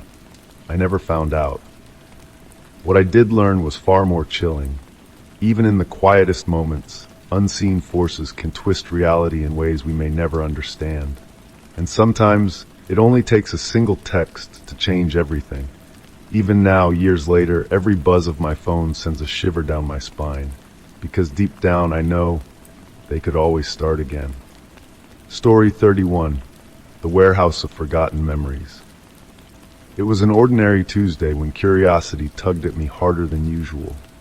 On the outskirts of town, nestled between rusted train tracks and overgrown lots, stood an abandoned warehouse, a relic from a forgotten era. I'd passed it countless times, its weathered brick walls defiant against the creeping hands of time. But that day felt different. Something about the stillness of the air whispered an invitation I couldn't ignore. The main entrance was sealed with rusted chains, but a smaller side door hung slightly ajar, creaking faintly in the breeze. A cold shiver ran down my spine, but curiosity drowned out caution. I took a deep breath and stepped inside, into the shadows. The air was thick with the scent of dust and damp concrete. Shafts of pale light filtered through shattered windows, illuminating patches of the crumbling floor. My flashlight cut through the shadows, casting long, distorted shapes that seemed to shift just beyond its beam. Rusting machinery sat like forgotten sentinels, their twisted frames covered in creeping ivy. Forgotten crates, splintered and decayed, were stacked haphazardly along the walls. The vast, empty space echoed with each cautious step I took. Then I noticed it, an area at the far end of the warehouse that stood out. Unlike the rest of the cluttered, decaying space, this corner was meticulously organized. Shelves lined the walls, each holding objects carefully arranged like a strange personal collection. Familiar objects I approached, flashlight trembling in my hand. The first thing that caught my eye was a worn leather notebook. My breath hitched. It was mine. I'd lost it months ago on a weekend trip to the coast, convinced I'd dropped it somewhere along the beach. But here it was, every scribbled note, every sketch just as I'd left it. Nearby, an old wooden jewelry box rested on a shelf. With trembling fingers, I lifted the lid and gasped. Inside lay a delicate silver locket, engraved with my mother's initials, the same locket I'd lost years ago after moving apartments. The further I explored, the more unsettling it became. A favorite scarf I thought I'd left on a train. A childhood photo of me at a long-abandoned park. Old keys to an apartment I hadn't lived in for over a decade. Each item was part of my past, yet none of them should have been here. The journal that shouldn't exist. At the back of the room sat a dusty table, cluttered with weathered journals, their leather bindings cracked with age. Curious despite my growing dread, I opened the nearest one. The handwriting was mine. At first, the journal entries mirrored memories I recognized. Trips with friends, quiet afternoons spent reading, fleeting personal moments I hadn't thought about in years. But as I turned the pages, the entries twisted into things I couldn't remember or hadn't experienced yet. There were detailed accounts of conversations I had never had, decisions I hadn't made, but they were written with such intimate familiarity that it felt like reading a script of my own future. Scattered across the table were loose notes scribbled in a sharp, jagged hand, definitely not mine. My breath caught as I read phrases like, "She senses she's being watched. The pattern is holding, for now. She hasn't noticed the camera yet." I stumbled back, heart pounding. Someone had been documenting my life, chronicling details no one else could possibly know. My daily routines, my habits, even my deepest fears. The final file. On the farthest shelf rested a thick binder labeled with my name. A faded photograph was taped to its cover, me staring blankly into the camera with an expression I didn't recognize. My skin prickled as I opened the binder. Inside were profiles, detailed clinical reports about my personal relationships, routines, even my medical history. The level of detail was terrifying. There were pages upon pages of observations, as if someone had been studying me for years. The final section contained rambling, frantic entries in the same jagged handwriting from before. "She's close to understanding. The connection is deeper than she knows. It's almost time." A sudden rustling sound echoed from deeper within the warehouse. I spun around, flashlight trembling as I scanned the darkened corners. The stillness was deafening. Then, a faint scrape of metal against concrete. Someone or something was still there. The escape adrenaline surged through my body. Grabbing the leather notebook, I bolted toward the entrance, my heart hammering in my chest. Every step echoed like a drumbeat. Every shadow seemed to twist in pursuit. I burst into the open air, gasping as the icy wind hit my face. The warehouse loomed behind me, dark and silent, as if swallowing the secrets it held. Its shattered windows seemed to watch with silent malice, daring me to return. I ran until my lungs burned, not stopping until I reached the edge of town. The lingering presence, I reported everything to the authorities, but by the time they investigated, the warehouse was empty, cleared of every trace of the strange collection I had found. No notebooks, no journals, no forgotten relics of my past. They chalked it up to stress, an overactive imagination fueled by memories of things long lost. But I know the truth. The warehouse was more than an abandoned relic. It was a twisted archive, a living memory vault of my life. Someone, or something, had been watching, collecting, documenting, waiting. Even now, in the still hours of the night, I sometimes wake with the feeling that something is missing, something I can't quite remember. And when I glance toward the darkened streets beyond my window, I swear I see faint lights glowing from the direction of the abandoned warehouse, waiting, watching. Story 32, The Friend Request. It started with a notification, a simple friend request from someone named Jessica Mitchell. Her profile picture showed a warm, smiling woman in her late 20s. I didn't recognize her, but having just moved to a new city, I assumed she might be a local reaching out. After a brief hesitation, I tapped accept. Almost immediately, a message popped up. "Hey, thanks for accepting my friend request. I've been meaning to reach out. Hope you're settling in well." Her friendliness seemed genuine. I responded politely, thinking she might have seen my profile through a community group. Over the next few days, we chatted about local restaurants, parks, and adjusting to life in a new city. Jessica was easy to talk to, and after weeks of feeling isolated, her warmth felt comforting. But comfort has a way of shifting when you least expect it. The first photo one evening, as I scrolled through my phone, another message from Jessica appeared, but this time it included a photo. My breath caught in my throat. It was a picture of my living room. The gray couch, the coffee table cluttered with a half-finished puzzle, even the blanket I'd casually tossed aside earlier, it was all there. The angle suggested the photo had been taken from inside the house. The caption read, "Your new place looks so cozy. Love the blanket on the couch." My fingers trembled as I typed back, "How did you get this picture?" Her reply came instantly. "Oh, don't be mad. I just thought you'd like to know someone's thinking of you." I stared at the screen, frozen by the casual familiarity of her words. Escalation. The next day, I installed new locks and ordered a set of home security cameras. I tried to rationalize it, maybe a twisted prank or a mistaken identity, but the sense of being watched clung to me like a shadow.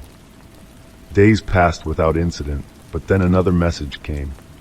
This time, it was a photograph of my kitchen. Dirty plates sat piled in the sink, alongside my favorite blue mug, evidence of my rushed morning routine.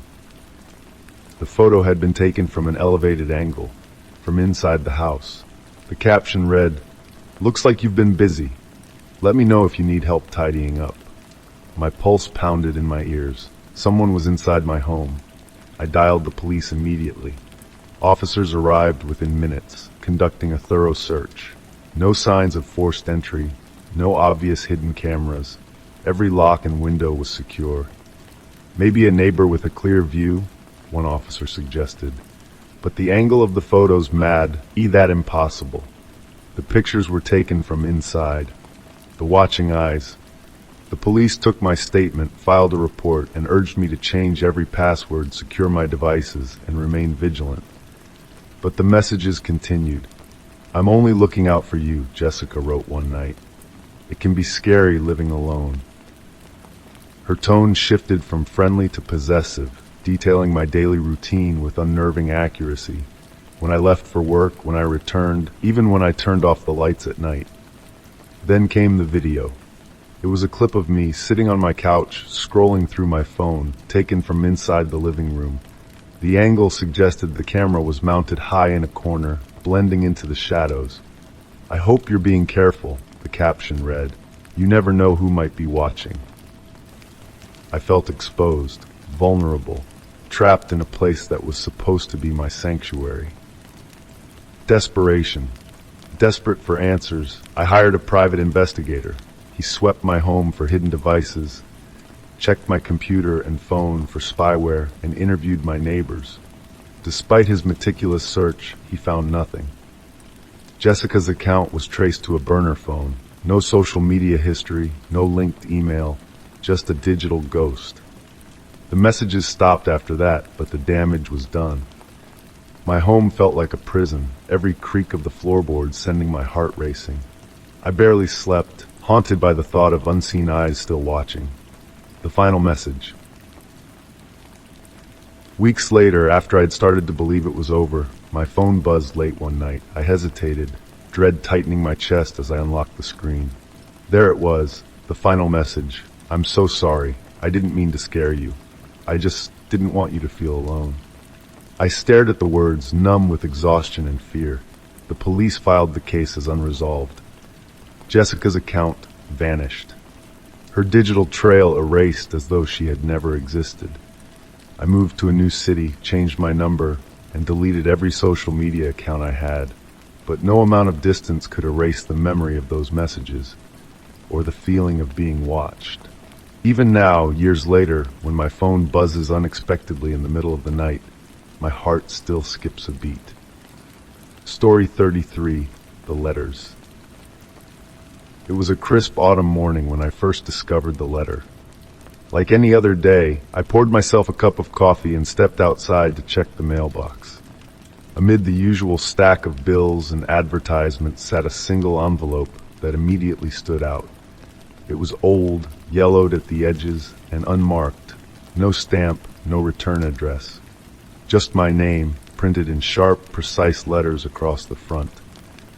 I glanced up and down the quiet street. Nothing stirred except the wind rustling through the trees. Curiosity gnawed at me as I brought the envelope inside, carefully tearing it open. Inside was a single sheet of paper. The words were typed neatly, the ink slightly faded. I hope you enjoyed your day. Morning jog through the park, coffee at the corner cafe, nice chat with the barista. You looked happy. My breath hitched. Every detail was accurate. I had gone jogging that morning. I'd stopped at the cafe, exchanged pleasantries with the barista, just small talk. I hadn't told anyone. I hadn't posted anything online. The letter ended with a chilling line, "I'll be seeing you." The second letter, I read the letter over and over, searching for something I might have missed. Was it a prank? A coincidence? After a long, restless night, I convinced myself it was nothing, just a harmless, if unsettling, joke. 3 days later, another letter appeared. This time, it described something even more personal, something private. You looked cozy last night, sitting on your porch with a blanket, reading that mystery novel and sipping tea. My heart pounded. No one could have known that. I had been alone, wrapped in a blanket, reading by the dim porch light. The blinds had been closed, the yard silent. I rushed outside, scanning the street, the driveway, the trees. But there was no one, only the empty, leaf-strewn street stretching in both directions. The third letter. By the time the third letter arrived, I couldn't deny it. Someone was watching me. This one detailed a casual encounter with a delivery driver the day before, word for word. It described the exact package I'd received, down to the brand and size. The conversation was harmless, brief, and perfectly transcribed in the letter. I went straight to the police, clutching the letters like evidence in a trial. The officer listened patiently, his expression darkening as I explained the situation. But without direct threats, fingerprints, or return addresses, there was little they could do. "We'll increase patrols in the area," they promised, but I could tell from their tone that they thought I was being paranoid. The sketch. The following days were a blur of sleepless nights and mounting fear. Every sound seemed amplified. The creak of the floorboards, the rustling of leaves outside. I kept the lights on until dawn. Then, one morning, I found an envelope that felt heavier. My hands trembled as I opened it. Inside was a detailed hand-drawn sketch of my house. Every window, every door, perfectly rendered. The perspective was unmistakable. It had been drawn from across the street. I couldn't breathe. Someone had been standing there, watching, sketching, waiting. I installed security cameras that same day, motion sensors, floodlights, locks on every window. My home became a fortress, though it didn't feel any safer. The final letter weeks passed. The letters stopped, but the fear didn't. Then, on a stormy afternoon, the final envelope arrived. Rain had soaked its edges, the ink on the front slightly smeared. My fingers shook as I opened it. The message was short. I know what you said to your friend last night. She believed you, but you still have doubts, don't you? My stomach twisted. The conversation it referenced had happened inside my house. Late at night, over the phone, with the windows closed and the blinds drawn. There was no way anyone could have overheard us. Unless I tore through the house, frantically searching for hidden cameras, microphones, anything out of place. Every blinking light, every unfamiliar object became a threat. But I found nothing. The police came again, conducted another sweep, reviewed the security footage, but the cameras showed nothing. No one had approached the house. No one had touched the mailbox. It was as if the letters had appeared out of thin air. The silence. After that, the letters stopped. The sudden silence was almost worse than the letters themselves. Why had they stopped? Had the person moved on, or were they waiting for something? Months passed. Life resumed, but I never truly felt safe again. My home, once a sanctuary, now felt like a prison filled with shadows and memories of unseen eyes. Every morning, I still check the mailbox, half expecting another envelope. Every creak of the house makes me freeze. I lock the doors twice. I replay the security footage just in case. The police called the case unsolved. I call it unfinished, because some stories never really end. Story 34, The Calls. The phone calls started on a rainy Thursday evening, innocuous at first, a burst of static crackling through the receiver, followed by empty silence. I figured it was just a glitch, some automated system struggling through the storm. I blocked the number and thought nothing of it. But the calls didn't stop. The next one came 2 days later, this time from a different number. Distracted, I answered without checking the caller ID. "Hello?" I said. Nothing but static at first, then the faint sound of breathing.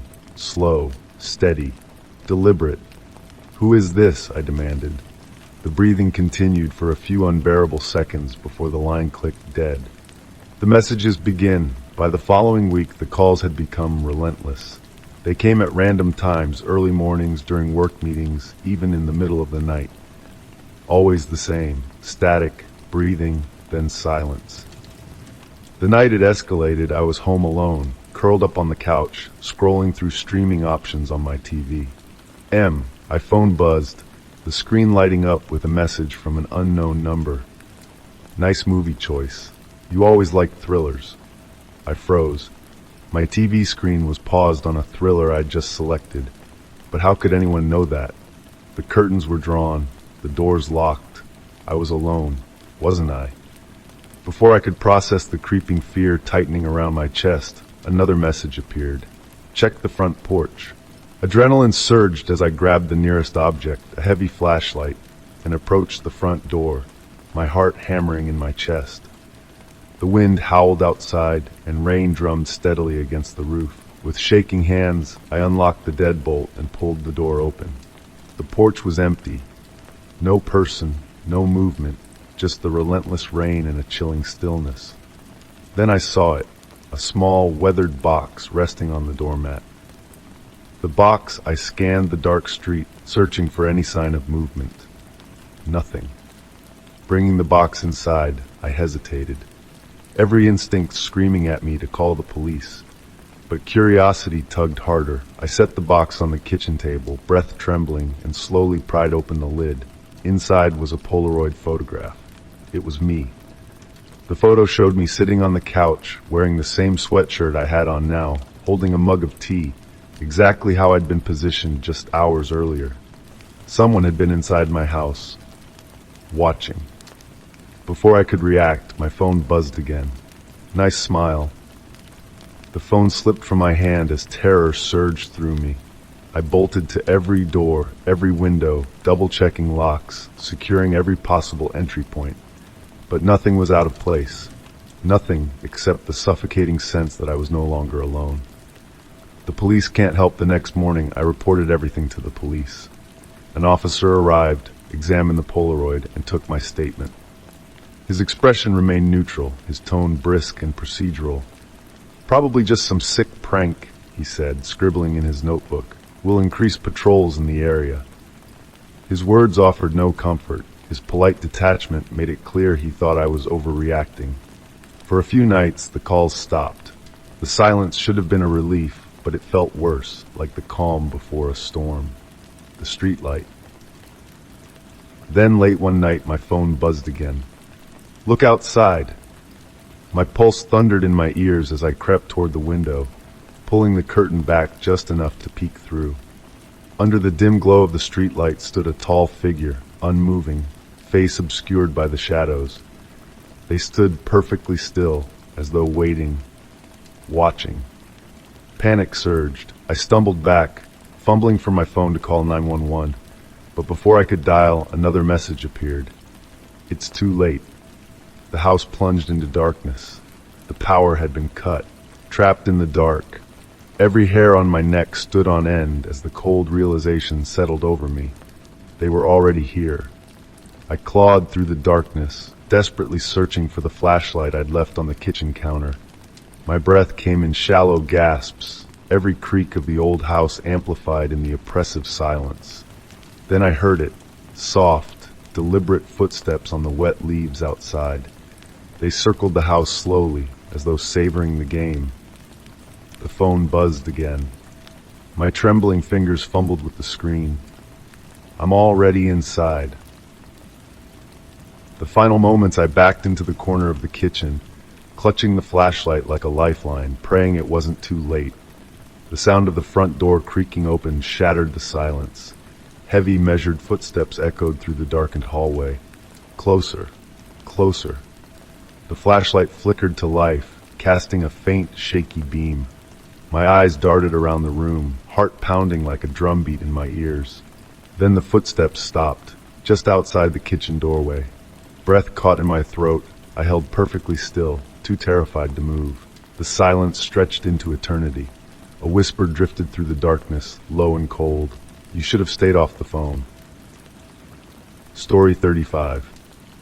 The Silent Watcher. It started like any other evening. Exhausted from a long day, I returned home, a comforting rhythm of routine grounding me. After tossing my keys onto the kitchen counter, I made my way to my bedroom, craving the quiet escape of my familiar space. As I absent-mindedly scanned the room, something unusual caught my eye. A camera. At first I assumed it was one of my own. As a photography enthusiast, my room was often scattered with lenses, tripods, and equipment. But this one was different. It was small, black, and expertly positioned. Its lens pointed directly at my bed. Its sleek, unassuming body gleamed faintly in the dim light, an unseen presence that had been quietly watching. A cold wave of dread washed over me. My hands shook as I reached out, carefully picking up the camera. Its surface felt cold, impersonal, deliberate. I checked the back and found a small SD card tucked inside. Swallowing my fear, I inserted the card into my laptop. The screen flickered, loading a series of video files. The recordings. The first few clips were mundane. Me lounging on the couch, reading at my desk, or brushing my hair by the mirror. Innocent, everyday moments until I realized how invasive they were. Then the footage changed. Familiar faces filled the screen. My sister watching TV at home, my best friend chatting at a cafe, my parents relaxing on their front porch. Casual moments, small, unguarded slices of life. My blood turned to ice. This wasn't random. Someone had been following not just me, but everyone close to me. This was more than surveillance. This was control. Desperate calls, panic surged. I grabbed my phone and called my sister. No answer. I tried my parents, then my best friend. Voicemail, every time. My mind spiraled with dark possibilities. Were they safe? Did whoever planted the camera have them already? Hands trembling, I dialed the police. When the officers arrived, I showed them the footage. At first, their skeptical expressions mirrored my initial disbelief, until they saw the videos of my family. Their faces darkened with grim understanding. "We'll investigate immediately," one officer assured me. "You're not alone in this." But even with law enforcement involved, the suffocating sense of being watched never left. Living in fear days bled into weeks, each passing hour stretching under the weight of unseen scrutiny. The police found no signs of forced entry, no fingerprints, no indication of how the camera had been planted. Whoever was responsible was meticulous, coldly precise. The investigation stalled, leaving me suspended in uncertainty, a marionette trapped in a cruel, unseen game.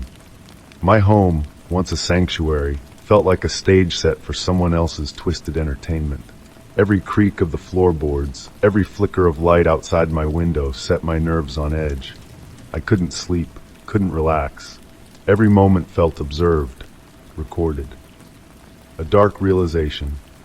One sleepless night, clarity struck me like a blade. This wasn't about harming me. This was about control, psychological warfare. Whoever planted that camera didn't need to break in again. They'd already shattered the one thing that mattered, my sense of safety. Desperate to regain control, I fortified my home. New locks, motion sensors, a sophisticated surveillance system.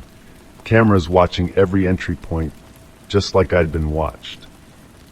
I documented every odd occurrence, every flicker of suspicion, determined to catch whoever was behind this. But no new leads emerged. The investigation went cold, and the calls, the messages, the sense of being watched, all stopped. Life after time passed, dulling the sharp edges of my fear, but the scars remained.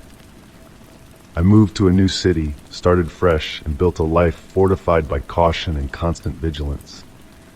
My house became a fortress, each door double-locked, every window secured. But I could never forget the camera, the cold, calculated way it had been placed, the silent gaze it held over my most personal moments. Even now, in the stillness of the night, I feel its lingering presence.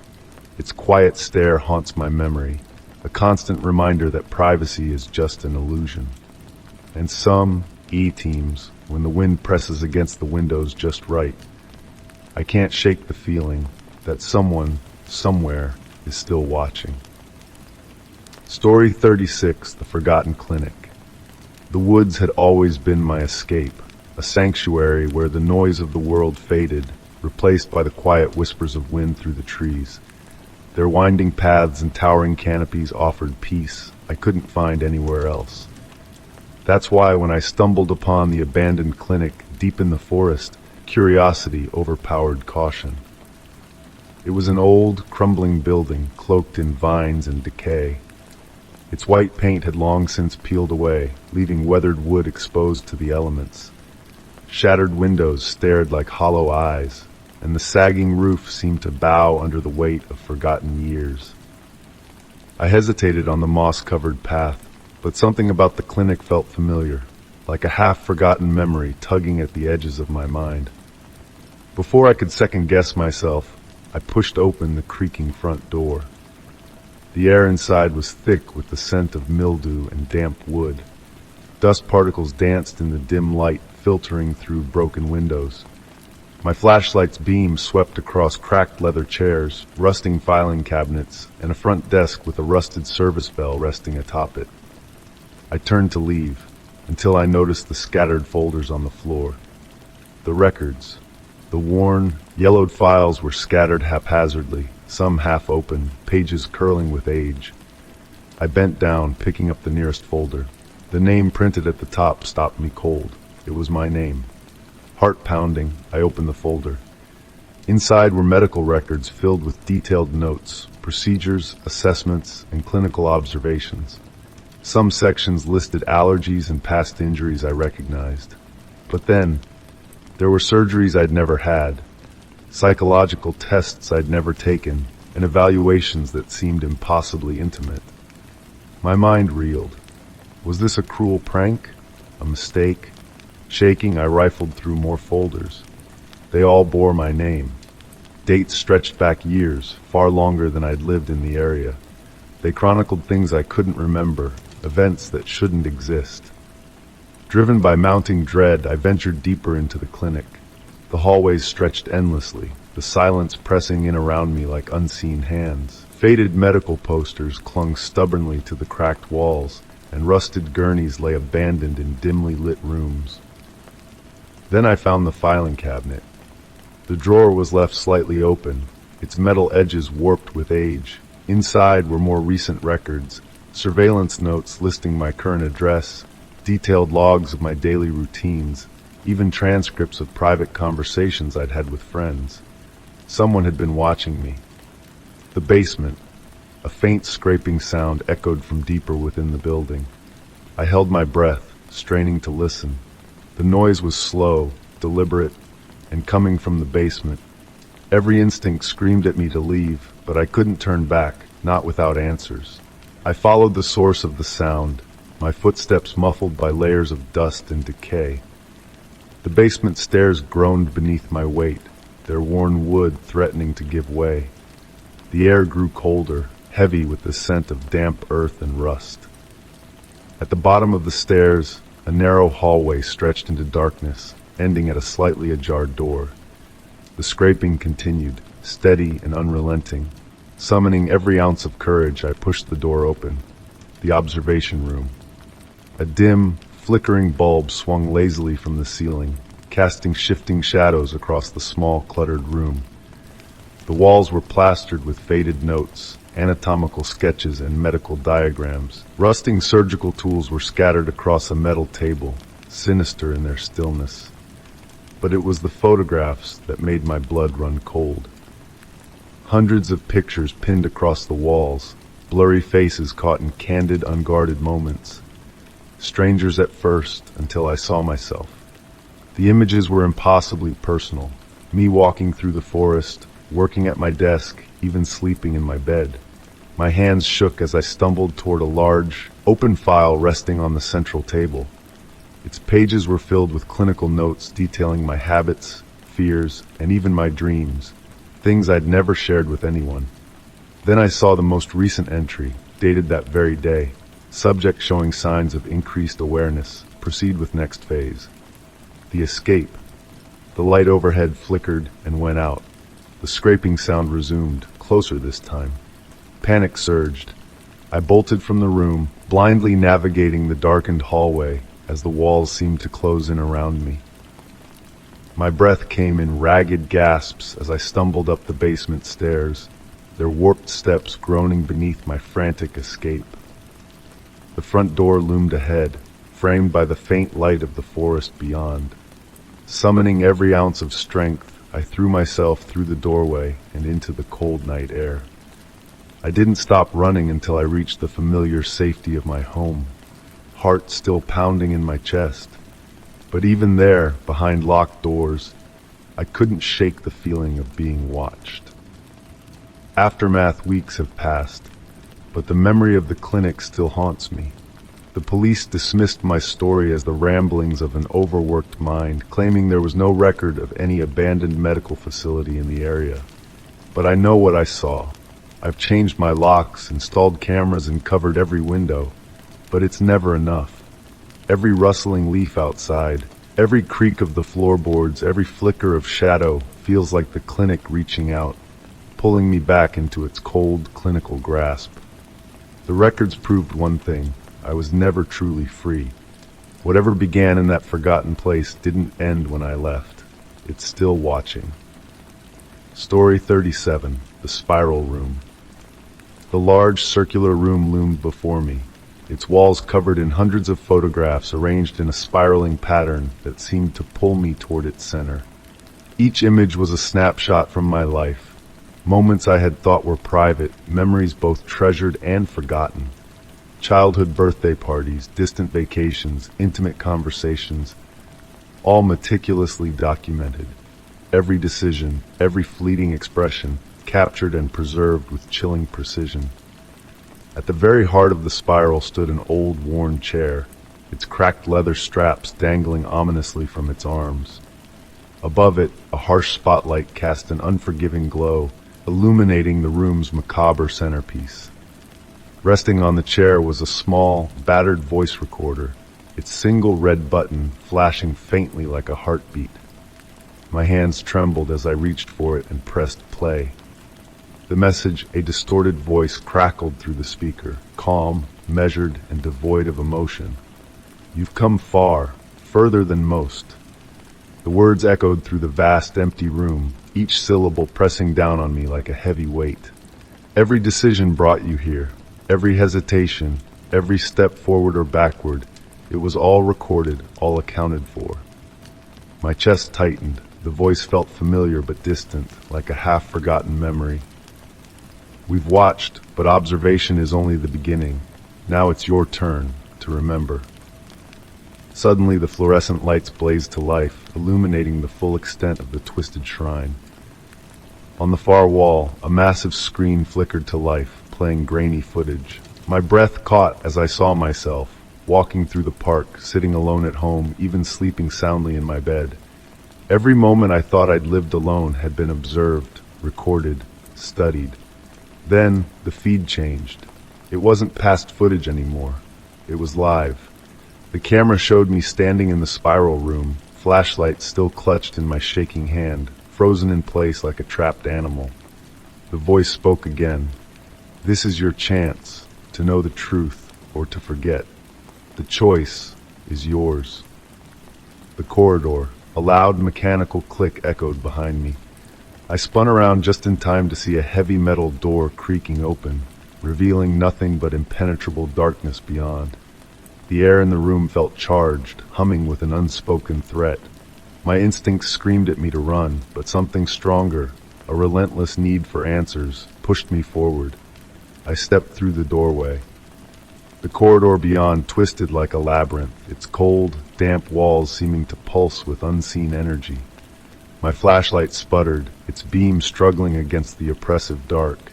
A metallic tang lingered in the air, sharp and bitter. The faint hum of old machinery stirred somewhere far below, rhythmic and relentless. At the end of the hall, a dim, pulsating glow seeped from an open chamber. Its light flickered like a dying heartbeat, drawing me in with an unsettling inevitability. The encounter rows of ancient monitors lined the walls of the chamber, each screen displaying fragmented memories from my life. Some played true events, moments etched into my mind, while others twisted those memories into distorted, surreal nightmares. At the center of the room stood a tall, hooded figure, motionless, their back turned to me. Their presence radiated a terrible stillness, the kind that makes you feel trapped long before you realize you are. I opened my mouth to speak, but before I could, the figure turned, slowly, deliberately, and I saw myself. Not a perfect reflection, but an altered, distorted version, older, worn, with cold, calculating eyes that gleamed with detached intensity. The imposter's lips curled into a hollow, knowing smile as it spoke in the same mechanical voice from the recorder. "You were never supposed to remember," it intoned softly, "but now you've come too far." The choice, my mind reeled, struggling to comprehend the reality before me. The surveillance, the memories, the relentless pursuit, it all made sense now. I hadn't been followed. I'd been prepared, conditioned, guided toward this very moment. "What is this?" I demanded, my voice cracking with anger and desperation. "This," it whispered, "is the end or the beginning." Its gaze burned into mine, filled with a terrible understanding. "The choice is yours." Before I could react, the monitors erupted into blinding white light, their screens flashing with distorted images of my life. The searing brightness consumed everything, reducing the room to an endless void. The last thing I heard was the steady, mechanical rhythm of my own heartbeat, echoing endlessly, until there was only silence. Story 38, the day my identity was stolen. Coming home that evening felt like stepping into a nightmare I couldn't escape. My front door, usually locked and secure, stood slightly ajar, swinging gently with the breeze. The sight froze me where I stood, dread tightening my chest. The familiar creak of the hinges now sounded sharp, menacing. I stepped inside cautiously, every instinct screaming at me to turn back. A faint metallic tang hung in the air, cold and invasive. My apartment, my sanctuary, had been torn apart. The living room was a disaster. Drawers yanked open, papers scattered like autumn leaves, and personal belongings lay discarded without care. The couch cushions were tossed, the coffee table shoved aside, creating a twisted portrait of violated privacy. My mind raced, struggling to comprehend the chaos before me. Was this a random burglary? A desperate act of someone searching for valuables? I willed myself to breathe, forcing my legs to move deeper into the apartment. Then it hit me. My identity was gone. The realization. With trembling hands, I reached for my phone and dialed my bank, clinging to a fragile hope that this was all some mistake. An endless series of automated menus stretched time unbearably until I finally reached a human voice. "This is Alex Carter," I stammered. "I think someone's stolen my identity. My home was broken into, and I need to know if there's been any unusual activity on my accounts." The representative's voice remained calm, professional, a stark contrast to the panic surging through me. As I verified my information, the nightmare began to unravel in horrifying detail. Several large transactions had been made over the past week, purchases I hadn't authorized, loans approved, new accounts opened. My heart plummeted as I realized that someone wasn't just after my belongings, they had become me. A life unraveled. The hours that followed were a blur of frantic phone calls, credit bureaus, law enforcement, every financial institution I could think of. Each call confirmed what I already knew. Someone had stolen not just my money, but my very identity. Days turned into weeks, and the nightmare deepened. Notifications flooded in from creditors, suspicious activity detected, unpaid balances on accounts I'd never opened. Bills for luxury items I'd never seen arrived like relentless accusations. Debt collectors called, demanding payments for transactions I never made. My name, once mine alone, became synonymous with fraud. Every interaction forced me to prove I wasn't who they thought I was. I was trapped in a cruel, surreal existence, a ghost of myself battling to reclaim a life I could barely recognize. The deeper violation. What haunted me most wasn't the financial damage, devastating as it was. It was the eerie precision of the impersonation. They knew my habits, preferences, and even small personal details. They'd crafted an intimate portrait of me, a twisted mirror version that felt impossibly close. The violation went beyond money. It was personal. They hadn't just stolen my identity. They'd stolen my sense of control, my trust in the world, and my belief that I was safe in my own home. The fight to reclaim rebuilding took months, long, grueling months spent navigating endless bureaucracy. Every small victory felt fragile, overshadowed by the constant threat of another breach.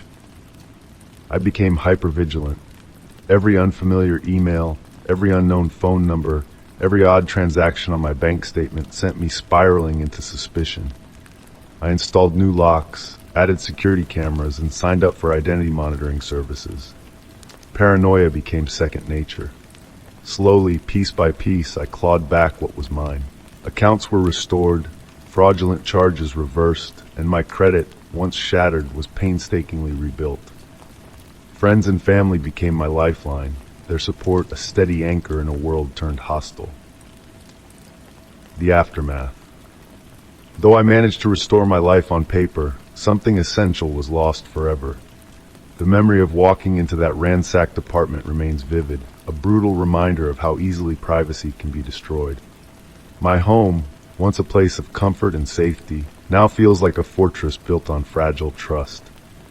Even now, long after the investigations have closed and the accounts have been secured, I still double-check every lock, scrutinize every statement, and second-guess every unfamiliar call. The thief is gone, but their shadow still lingers. Some scars fade with time, but others never truly heal.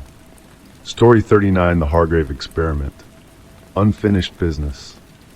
The fallout from Hargrave's twisted experiments left scars far deeper than the public would ever know.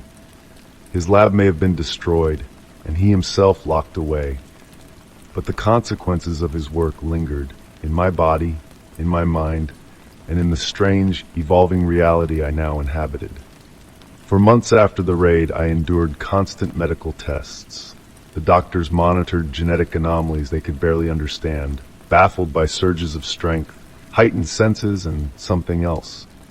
Flashes of memories that weren't mine haunted my dreams, fragmented lives and experiences too vivid to dismiss. The world moved on, content with the official story, another rogue scientist exposed and brought to justice. The news reduced Hargrave's grotesque legacy to a sensational headline, but I knew better. His experiments had been too advanced, too deliberate, for his arrest to mark the true end. Then the messages started. At first, they seemed like twisted pranks. Anonymous emails filled with complex genetic codes, fragments of research notes, and cryptic warnings about unfinished work. I dismissed them until I opened one containing something horrifyingly familiar, a diagram from Hargrave's secret files. It was labeled Subject Continuum Phase 2, with my name listed at the top. A darker discovery terrified, I reached out to Dr. Hayes, the one scientist from the raid I still trusted. After reviewing the files, her expression shifted from concern to horror. The research was real, far more advanced than anything we'd uncovered during the initial raid. Someone had continued Hargrave's work. But how? He was rotting in a maximum security prison, his lab in ruins, or so we thought. Determined to learn the truth, we traced the messages to a remote, off-the-grid facility buried deep in the wilderness, an abandoned research station linked to one of Hargrave's old shell companies. Every rational instinct screamed me to leave it alone, but this was about me, about others like me. Dr. Hayes insisted on coming along, refusing to let me face the unknown alone. Armed with recording devices and emergency supplies, we ventured into the remote forest toward the forgotten facility, into the heart of the experiment. The facility was a decaying labyrinth of cold steel and shattered glass. Power still thrummed faintly through rusted machines, and the air was thick with the stench of chemicals and something older, something alive. As we explored, we discovered containment pods shattered from the inside, their occupants long gone, or worse, set loose. The walls were covered in faded lab notes, smeared in a rush of panic or perhaps guilt. Then we found the archive room. Hundreds of patient files lay meticulously organized, each documenting genetic manipulation, psychological conditioning, and horrifying trial phases. We weren't dealing with isolated experiments. This was a program, a legacy far greater than Hargrave alone. One file stood out. Mine. The entries had been updated, recently. They detailed predicted evolutions of my abilities, even listing activation events, as though something had been programmed to unlock in me. The final entry sent ice through my veins. Subject potential, limitless. Retrieval priority, critical. The hunt begins. Before we could process what we had uncovered, alarms erupted throughout the facility. Red emergency lights bathed the halls in a sickly glow. Something or someone had triggered the system. We bolted, desperate to escape. Metallic footsteps echoed behind us, too fast, too precise to be human. The shadows seemed alive, moving with predatory intent. This wasn't just a laboratory, it was their hunting ground. Dr. Hayes and I barely made it out, hurtling through the forest as the sounds of pursuit faded into the darkness. We reached the extraction point, clutching the stolen data drives, the only evidence of what we'd found and of what I was becoming. The prototype. In the weeks that followed, Dr. Hayes decrypted the drives. What she uncovered confirmed my worst fears. I wasn't just a random test subject. I was the prototype, the culmination of every twisted experiment Hargrave had ever conducted.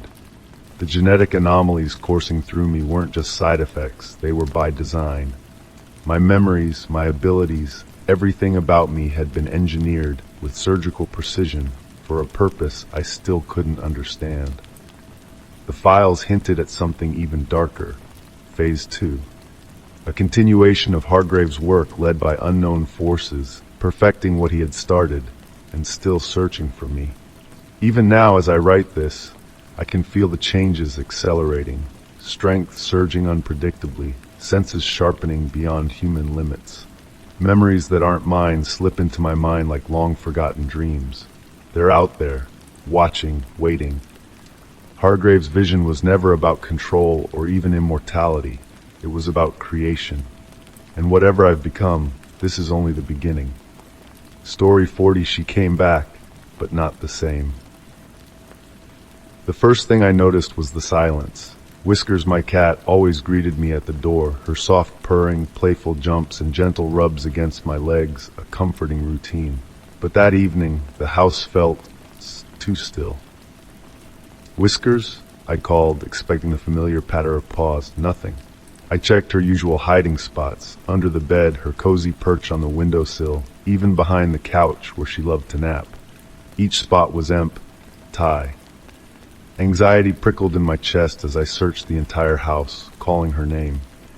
By the time I reached the backyard, desperation had set in.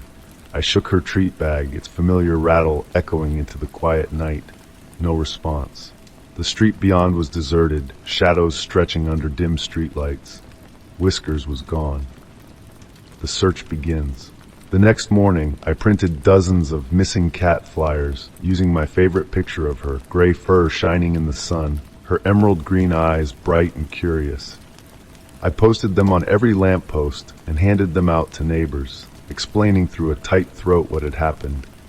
Some neighbors offered kind words and promises to keep an eye out.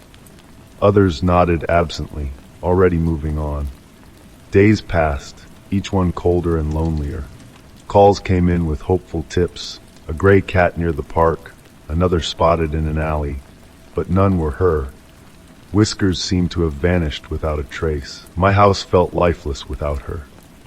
Her empty food bowl sat untouched, her favorite blanket folded neatly on the couch, a painful reminder of her absence. The night she returned. A week later, just as I was losing hope, a faint sound stirred me from my restless thoughts. A familiar, fragile meow coming from the front porch. Heart pounding, I rushed to the door and flung it open. There she was. Whiskers sat at the top step, her small frame barely visible in the soft glow of the porch light. Relief surged through me, and I dropped to my knees, ready to scoop her into my arms, but something made me stop. Whiskers wasn't the same. Her usually sleek fur was dirty and matted. Her once bright green eyes were dull, clouded with fear. She flinched at the sound of my voice, backing away with trembling paws. Her limp was painfully obvious, her raw paw pads scraped and battered. Whiskers, it's me, I whispered, voice breaking. After a long, tense moment, she cautiously allowed me to lift her into my arms. She trembled against me, too weak to resist, her fragile body pressing against my chest. Inside, I cleaned her wounds as gently as I could, speaking soft reassurances. She barely touched her food, too exhausted and frightened to eat. Then, as I removed her collar to wash it, something strange happened. A small, folded piece of paper slipped free from beneath the worn fabric. With trembling hands, I unfolded it. The message was written in neat, sharp handwriting. She was ours for a while.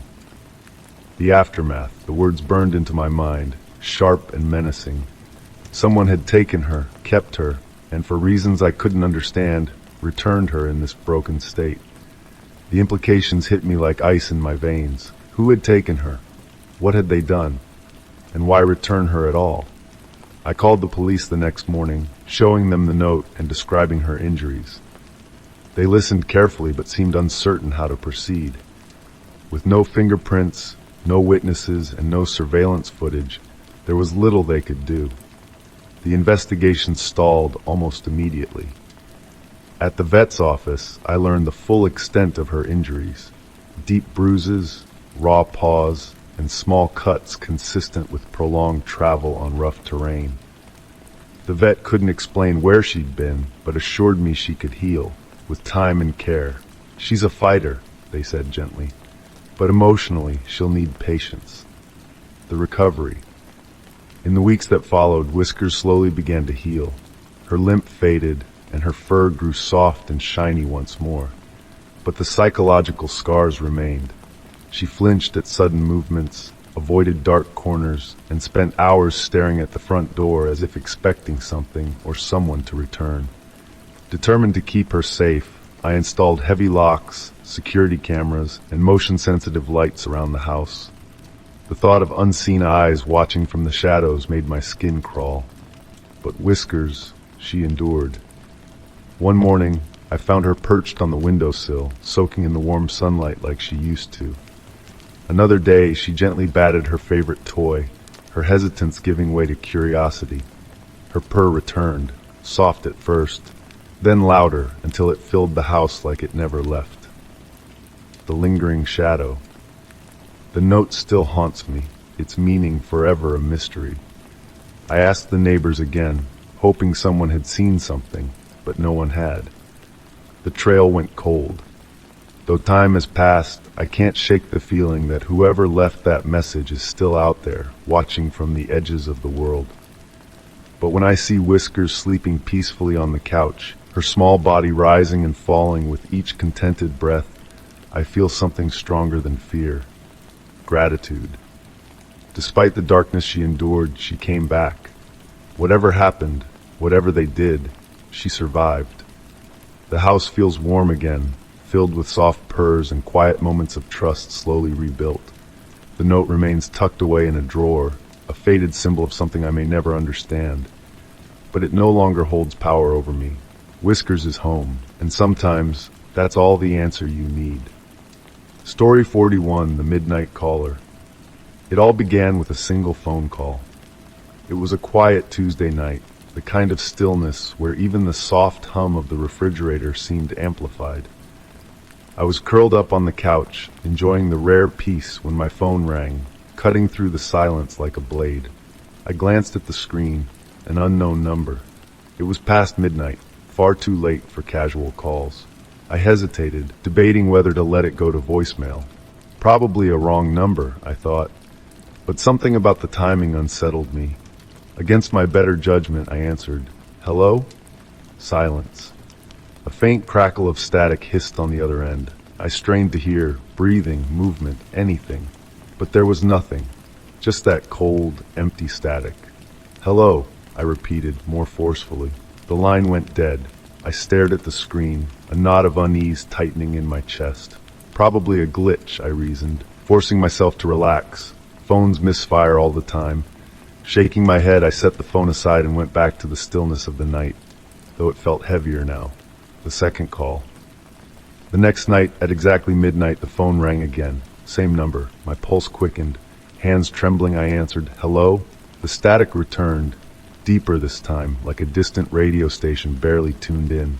No voice, no explanation, just nothing. I hung up, unease twisting into fear. This wasn't a random call. Someone was doing this deliberately. Night after night, the phone rang, always at midnight. Every time I answered. Every time, there was only static. Until the voice finally spoke, the whisper. It was a cold Friday night when the calls escalated. The familiar ring pierced the silence at midnight sharp. My breath hitched as I picked up. "Hello?" For a moment, only static answered, faint, persistent. Then, "I know where you are." The whispered words hit like a jolt of electricity. My heart slammed in my chest. "Who is this?" I demanded, voice shaking. The line went dead. I stood frozen, phone still clutched in my hand. My mind raced through possibilities. Some sick prank, a mistake, but the voice, it felt deliberate. The next morning I called my phone provider, desperate for answers. I gave them the number, explaining everything. After a long pause, the representative spoke in a calm but strained voice. "There's no record of those calls," they said slowly. "That number doesn't exist." My stomach twisted. How could that be possible? The calls had been real. I knew they had. The game intensifies. That night I stayed awake, dread coiling tight around me like a vice. Midnight came, and right on cue the phone rang. "Hello," I whispered. Static buzzed softly before the voice returned, calm, measured. I know where you are. This time there was something different. Beneath the whispered words, I heard faint background noise, murmured voices like a distant conversation, or the rustling of papers. What do you want? I demanded. Who are you? The line clicked off. Panic seeped into every corner of my life. Sleep became impossible. Every creak of the floorboards, every rustle outside my window felt like a threat. I install extra locks, motion-sensitive lights, and even security cameras. But no matter how fortified I made the house, I couldn't shake the feeling of being watched. The silence desperate, I went to the police. They took my statement seriously, promising to investigate. They advised me to document any future calls and reassured me that I was safe. But I didn't feel safe. Then, without warning, the calls stopped. For the first time in weeks, midnight came and went in perfect, suffocating silence. The next night was the same, and the one after that. At first I felt relieved. Maybe it was over. Maybe whoever it was had lost interest. But the relief didn't last. The silence felt wrong, oppressive, as though something unseen had shifted. I couldn't help but wonder, had they stopped because they were done playing, or because they didn't need the phone anymore? The watcher paranoia became my constant companion. I noticed small, unsettling things. Objects slightly out of place, windows left unlocked when I was sure I'd secured them, faint footprints in the dirt outside my back door. I never saw anyone, never caught anything on the cameras, but I felt it, the weight of unseen eyes, the suffocating presence of something watching from the shadows. Though the calls never returned, the fear never left. Even now, when the world is quiet and midnight approaches, I still flinch when my phone buzzes unexpectedly. I check the locks twice, sometimes 3 times before going to bed. And sometimes when sleep eludes me, I lie awake and remember the voice, soft, cold, crackling through the static. I know where you are. The words linger, etched into my memory, a dark reminder that some fears don't end when the phone stops ringing. They just wait. Story 42, The Knocking. It started so quietly that I almost convinced myself it wasn't real.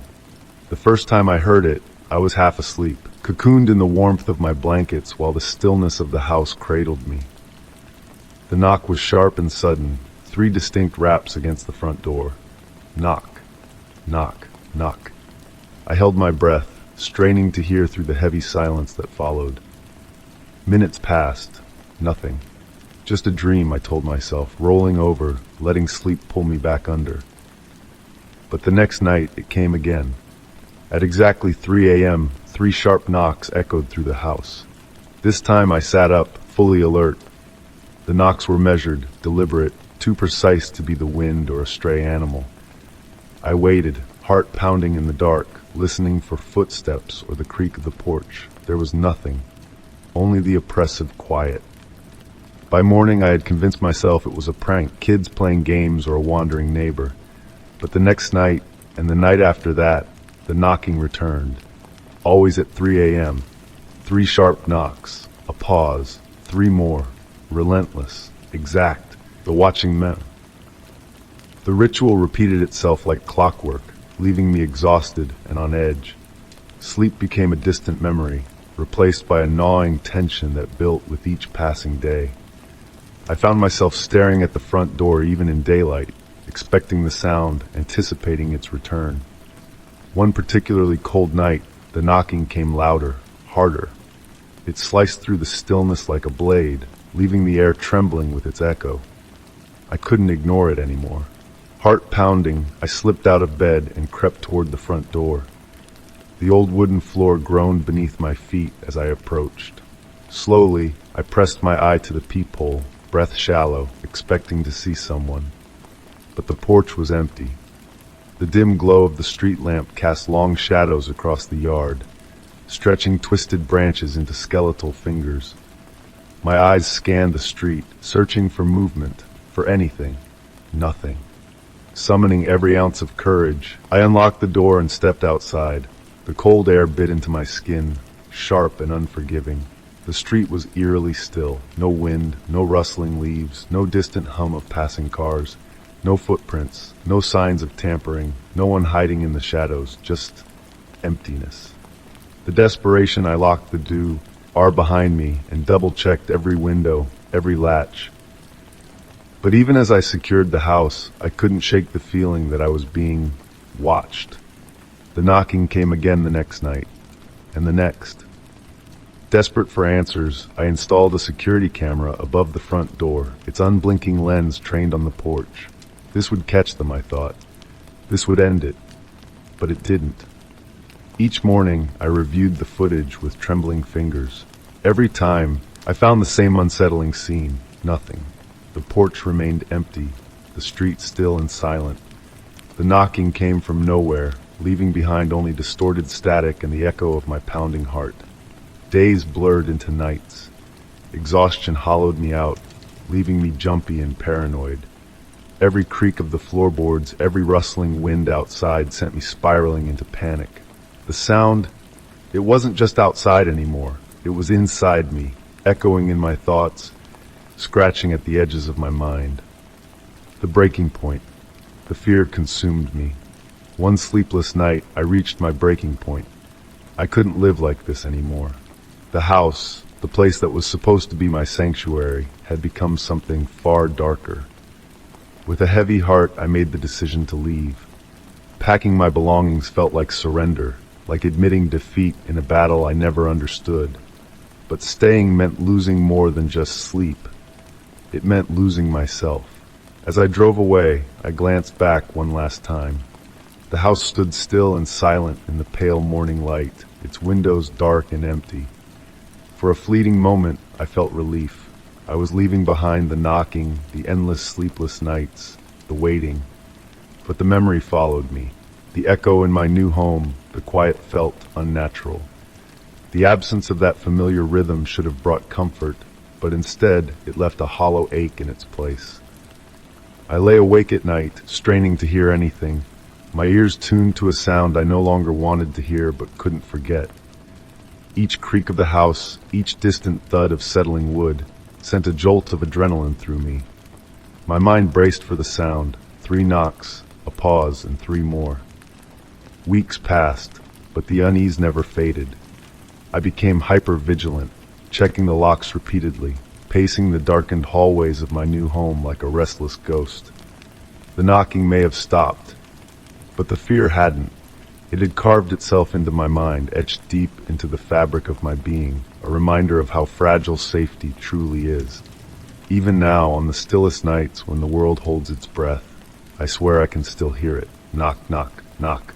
A pause. Knock, knock, knock. And I wonder, did I ever really leave? Story 43, The Watcher. It was a chilly November evening when I first noticed something strange in my home. After a long, exhausting day at work, I returned to the familiar comfort of my small, cozy house. The worn leather couch, softly glowing reading lamp, and crackling fireplace should have eased the day's tension, but something felt off. At first, it was subtle. A framed photo on the mantel sat slightly askew. A blanket I had left tossed on the couch was now neatly folded. The air carried a faint trace of unfamiliar cologne, sharp and foreign. I dismissed it all as my imagination. Maybe I was overtired. Maybe I had tidied up absent-mindedly before leaving that morning. Small things, easily explained. But as the days passed, the small things became harder to ignore. The first note one evening after washing the dinner dishes, I turned toward the kitchen table and froze. There, resting in the center of the table, was a single sheet of crisp white paper. 4 typed words stared back at me in bold, blocky letters. I know your secret. My breath hitched.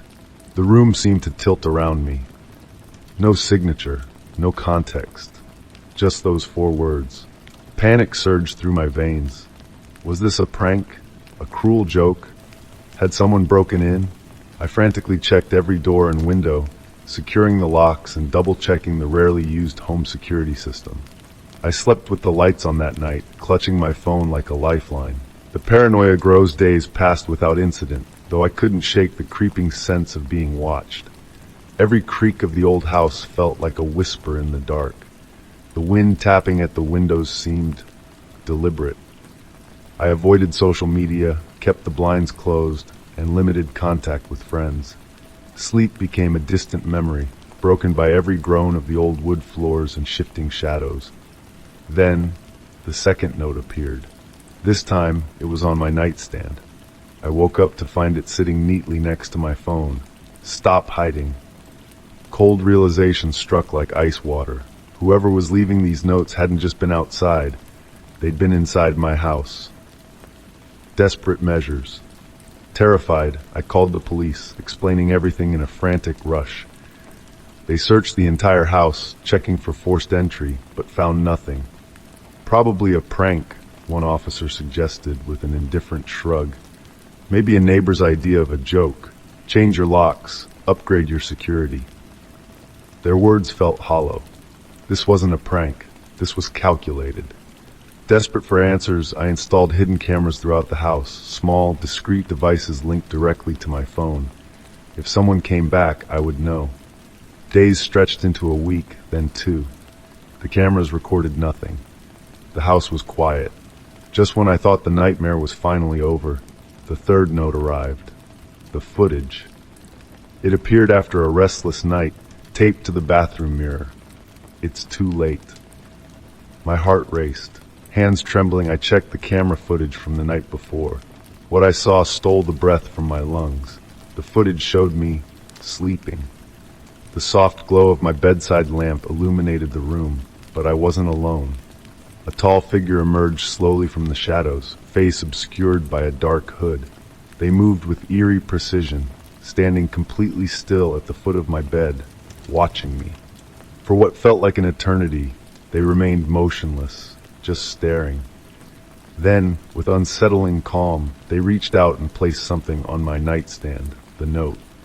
Before slipping silently back into the darkness, they turned toward the camera, as if they knew it was there all along. The escape, I couldn't breathe. My mind spiraled in terror. I grabbed a bag, threw in essentials, and fled to a friend's house without looking back. The police intensified their investigation, treating the incident as a potential stalking case. But with no fingerprints, no signs of forced entry, and no identifiable face from the footage, their leads went cold. Weeks passed, no more notes, no signs of the intruder.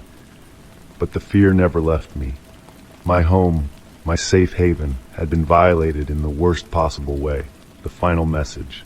Months later, long after I had moved to a new city and erased every traceable aspect of my life, a package arrived. No return address, just my name printed neatly on the label. My hands trembled as I opened it. Inside was a leather-bound journal, worn and aged, its pages filled with detailed entries. It chronicled my life. Every private moment, every thought I had whispered into the quiet. Conversations I thought were mine alone. The journal recorded them all, written with chilling precision. And on the very last page was a single, final message. I was never after your secrets. I wanted you to know mine. Unfinished business. The police reopened the case, but nothing ever came of it. No suspects, no leads, just nothing. I moved again, changed my name, deleted every online account. But even now, long after I thought I had escaped, I still feel those eyes, watching from the shadows, silent, patient, waiting. Story 44, The Vanishing of Dave. It started like any ordinary morning, until I noticed the silence. The familiar sounds of my roommate Dave bustling around the apartment, the clatter of coffee mugs, the soft hum of the radio, were missing. The apartment felt eerily still, as if holding its breath. "Dave?" I called out, my voice cutting through the oppressive quiet. No answer. His bedroom door was slightly ajar, which wasn't unusual. Dave wasn't the type to close doors all the way. I hesitated, then knocked gently before pushing it open. His room was perfect. The bed was neatly made, the desk spotless, every item carefully arranged. Too perfect. Dave was never tidy, not like this. His favorite hoodie, the one he wore constantly, was missing from the back of the chair where he always tossed it. I walked to the kitchen, expecting the usual mess. Crumbs on the counter, his chipped coffee mug, but everything was spotless. His laptop, always left charging on the kitchen table, was gone. Something was wrong. Then I saw it. A single piece of paper pinned to the fridge with a magnet. 4 words written in rushed, uneven handwriting. Trust is a fragile thing. The discovery. My chest tightened. Dave wasn't the type to leave cryptic notes. He preferred casual texts or sticky notes about groceries, not this. I tried calling his phone, but it went straight to voicemail. Maybe this was some kind of joke, some weird prank, but the apartment felt off. A coldness settled over me, gnawing at the edges of my mind. I moved to the living room, searching for anything that could explain his sudden absence. That's when I noticed the couch cushions, neatly stacked, perfectly aligned. Dave never did that. Feeling a surge of unease, I lifted one of the cushions. Underneath lay another note, folded with unsettling precision. Always watching, always waiting. The words sent a chill down my spine. The photographs.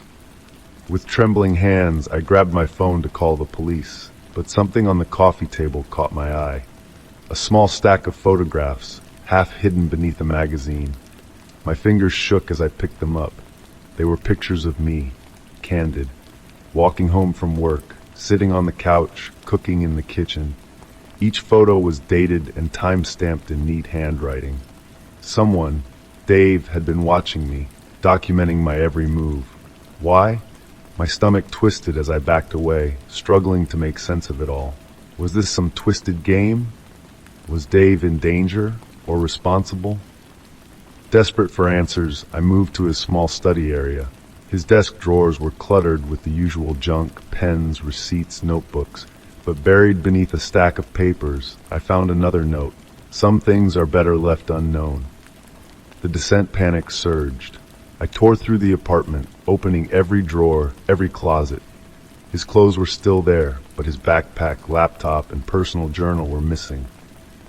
I stumbled into the bathroom, my breath coming in shallow gasps. Then I saw it. Another note, taped to the mirror. Everyone has secrets.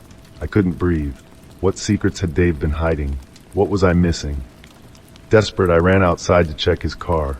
It sat in its usual spot, but the driver's door was slightly open. Heart pounding, I approached the vehicle. A final note lay on the dashboard, its edges damp from the cold air. Your turn to uncover the truth.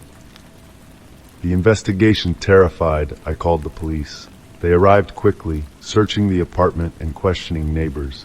His car was examined, every corner of the apartment scrutinized, but there were no signs of foul play, no signs of a break-in, no trace of Dave. His work confirmed he had taken an unplanned leave, but no one knew why. Friends were just as baffled as I was. He hadn't mentioned anything to anyone. Days turned into weeks. The investigation stalled. Without any clear evidence, the case went cold. The unanswered questions. The apartment, once a place of comfort, became a prison. I couldn't stay. Every creak, every shifting shadow felt like eyes watching from the dark. The police told me to move on, but how could I?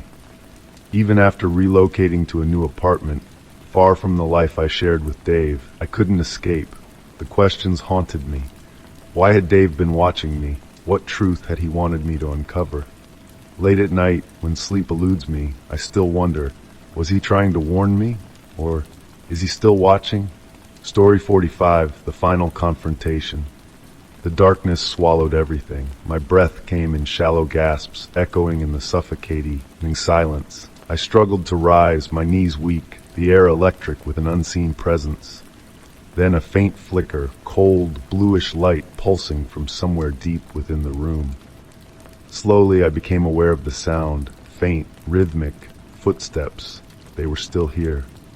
You can't hide, my voice whispered from the shadows, smooth and venomous. You've been running for so long, but you've always known how this ends. I forced myself to stand, every instinct screaming to flee, but there was nowhere to go. The walls seemed closer now, the air sharp and cold. I didn't do anything, I managed, my voice trembling but defiant. You're lying. Suddenly, the dim light flared, illuminating a corridor lined with memories. Photographs, hundreds of them. Faces of friends, family, even strangers. People I had known, people I had lost. Each photo was dated, their expressions frozen in time, smiling, unaware. But as my eyes traced the eerie display, I noticed something wrong. In every picture I was there, standing just behind them, partially obscured by shadows, watching. "You did this," I whispered, stepping back, horrified. "You can't blame me," my doppelganger's voice hissed, now impossibly close. "You built this prison. You made these choices." The memories surged, fragmented flashes, whispered conversations abruptly ending, friends withdrawing, faces fading into obscurity. The cold realization that I was always there when they vanished. "No," I gasped, clutching my head as reality buckled around me. "That's not possible. I'd remember." "Would you?" Their voice slithered through the darkness like a blade.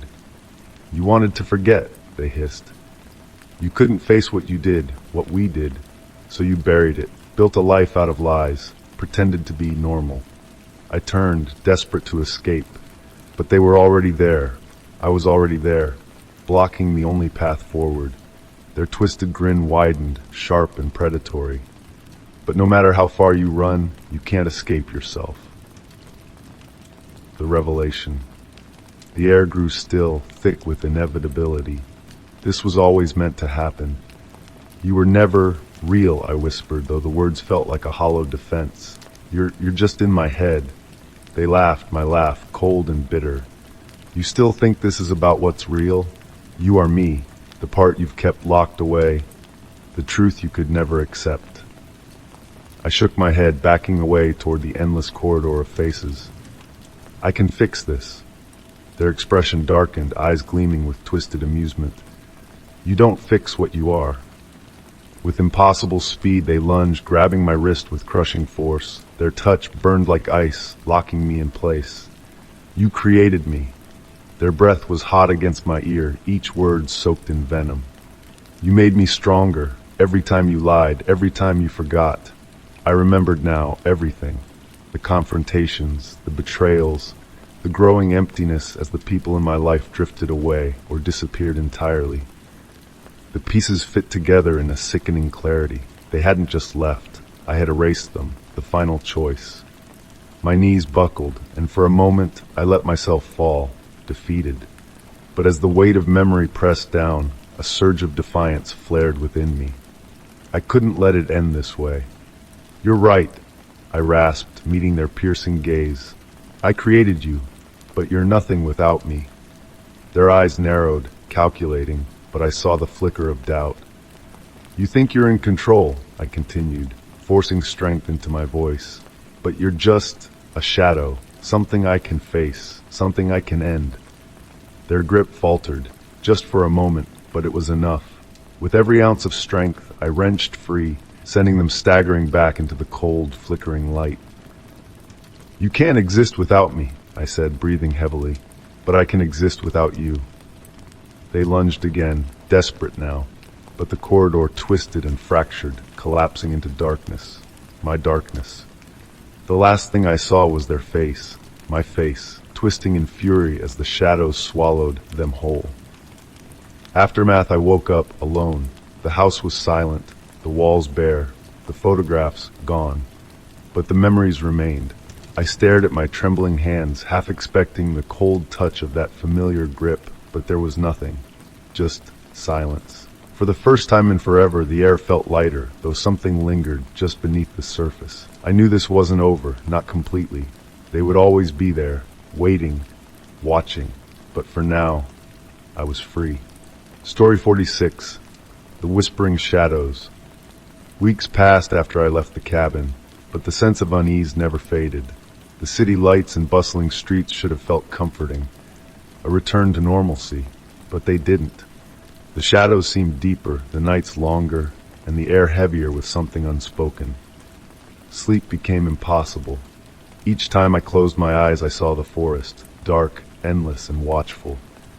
I could still hear the echo of wind through the trees, though I was miles from the mountains. They knew I'd left. Determined to put the past behind me, I threw myself into work, trying to drown the lingering dread with routine. But then, strange things started happening again. One night, I returned home to find my apartment door slightly ajar. Nothing inside appeared disturbed, but a faint, familiar scent lingered in the air, pine and damp earth. I convinced myself it was a coincidence, a trick of memory. But the next morning, I noticed something on my kitchen counter, a single withered leaf, dark and brittle, resting exactly where I always placed my keys. I swept it into the trash, my chest tightening with mounting paranoia. Had I brought it back on my shoes? Was it just some harmless trace of the past? But deep down, I knew better. The watching begins. The messages started soon after. Handwritten notes appeared in odd places, folded into my mailbox, tucked beneath my windshield wiper, slipped under my apartment door. The same erratic, frenzied handwriting as the journal I'd found in the cabin. You can't escape. They always find you. You were never alone. I reported the incidents to the police, but there were no leads, no fingerprints, nothing. Just empty reassurances that it was probably a prank. But it didn't feel like a prank. Evidence of the forgotten driven by desperation, I returned to my research on the cabin's dark history. I combed through Old Town records, library archives, and forgotten police files. The cabin's name kept appearing, tied to missing persons reports, strange sightings, and unexplained disappearances stretching back decades. The most chilling discovery came from a forgotten article in a local historical journal. It described the Silent Watchers, a local legend about mysterious figures said to haunt the surrounding woods, feeding on fear and loneliness. Those who encountered them were marked, followed. The description of their presence, a lingering cold, twisted branches stretching like grasping fingers, the sensation of being watched, matched everything I'd experienced. The final warning. Late one night, my phone buzzed with an incoming text from an unknown number. You shouldn't have left. Before I could react, a second message appeared. Look outside. Heart pounding, I slowly approached the window. The street below was empty, bathed in dim, flickering lamplight. No cars, no passers-by, just stillness. Then, just at the edge of the light, I saw them. A figure stood partially obscured by the shadows, tall, unmoving. Its outline was just as I remembered from that fleeting glance in the woods. It didn't move, but somehow I knew it saw me. Paralyzed, I stumbled back, clutching my phone with trembling fingers. When I dared to look again, the street was empty. The final realization. The police dismissed the incident again, but I knew the truth. They had followed me. I tried leaving, moving to a new city, cutting ties, changing my number, but it didn't matter. The feeling persisted. They were always there, lurking just out of sight, watching from the edges of my reality. The cabin wasn't just a place, it was a door, a threshold I had, unknowingly crossed, and now they wouldn't let me go. The final note appeared on my bedside table last night. You can't run from the shadows when you've become one of them. Story 47. The future is yours. Days passed, though the memory of Mrs. Carter and the strange events surrounding her never fully faded. Life resumed its familiar rhythm, yet the world seemed subtly altered, as though viewed through a lens sharpened by experience. The handwritten note she'd left remained tucked safely in my journal, a quiet reminder of something extraordinary and unfinished. Despite my best efforts, the mystery of the abandoned estate lingered in my mind. Questions buzzed like restless bees. Why had the leather-bound journal appeared when it did? What had Mrs. Carter truly wanted me to find? And most importantly, why me? One cold, misty morning, I found myself back at the mansion's overgrown gates, the iron bars cold beneath my fingertips. The forest surrounding the crumbling estate stood eerily still, its leafless branches reaching like skeletal arms. The air was thick with anticipation, as though the place had been waiting. The final discovery. The front door, warped and weathered, creaked open easily, as if expecting me. My footsteps echoed through the grand, decaying hall, past broken chandeliers and shattered windows. Dust swirled in the dim light, casting ghostly patterns across the cracked marble floor.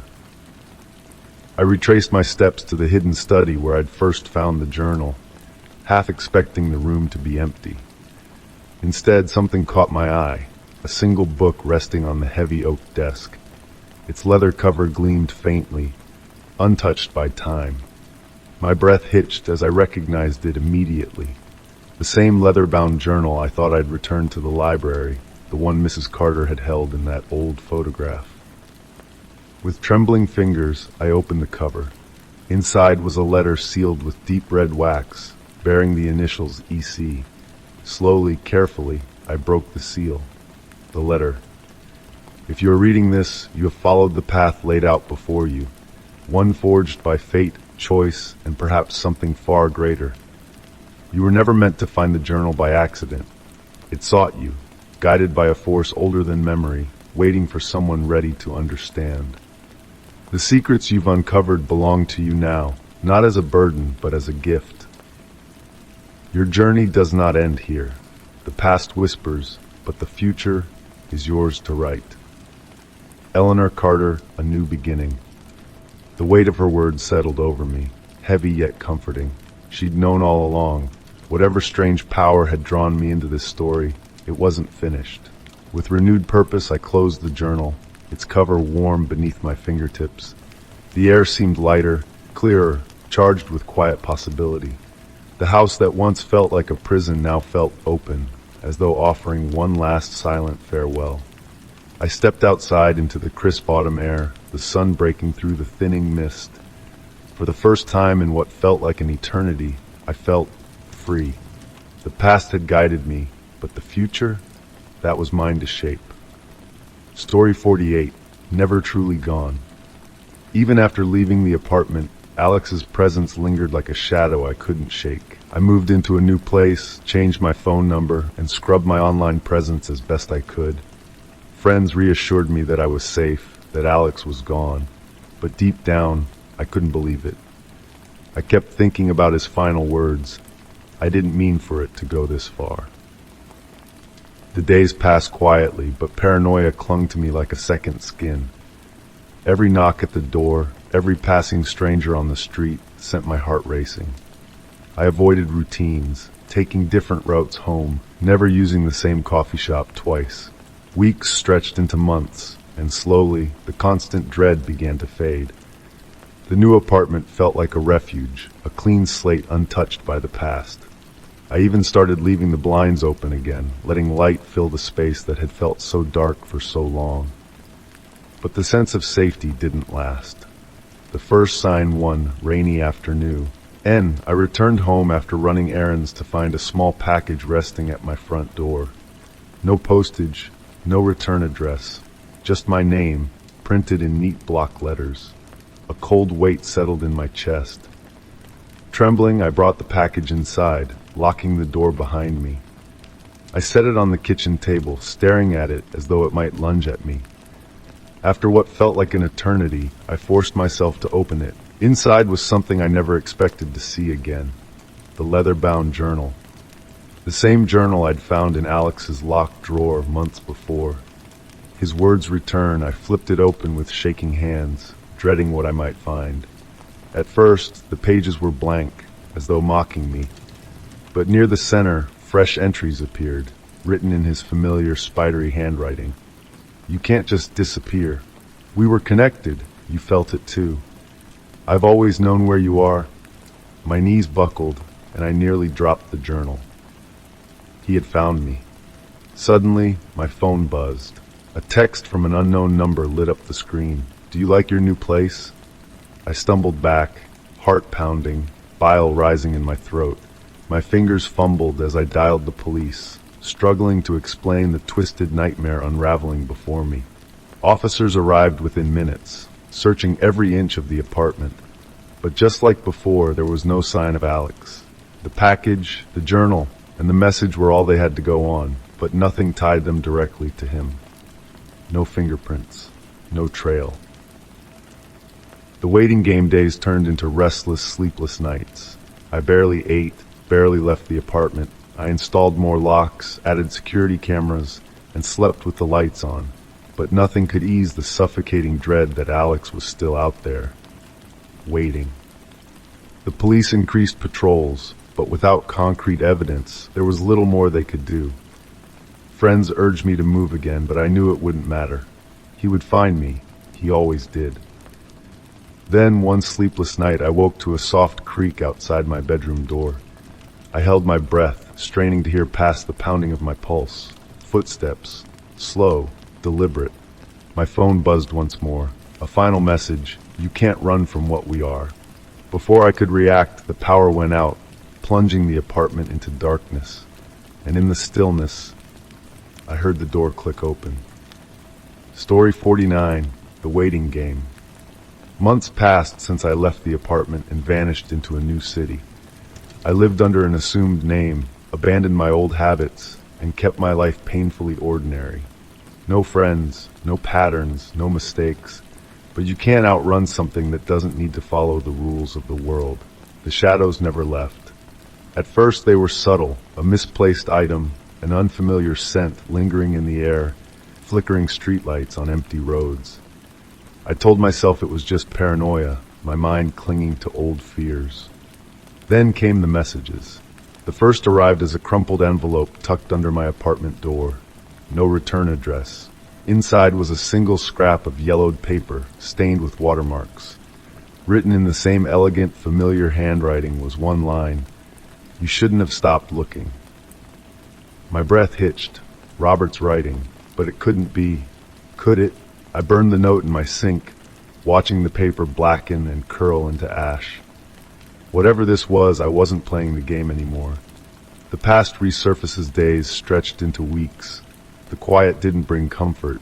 It became a heavy silence, waiting to be shattered. My nights were restless, plagued by memories of Robert's letter and his final cryptic warning. Then one cold winter evening, my phone buzzed with a text from an unknown number. "Look outside." I froze, my mind racing. Was it a trick? A cruel prank?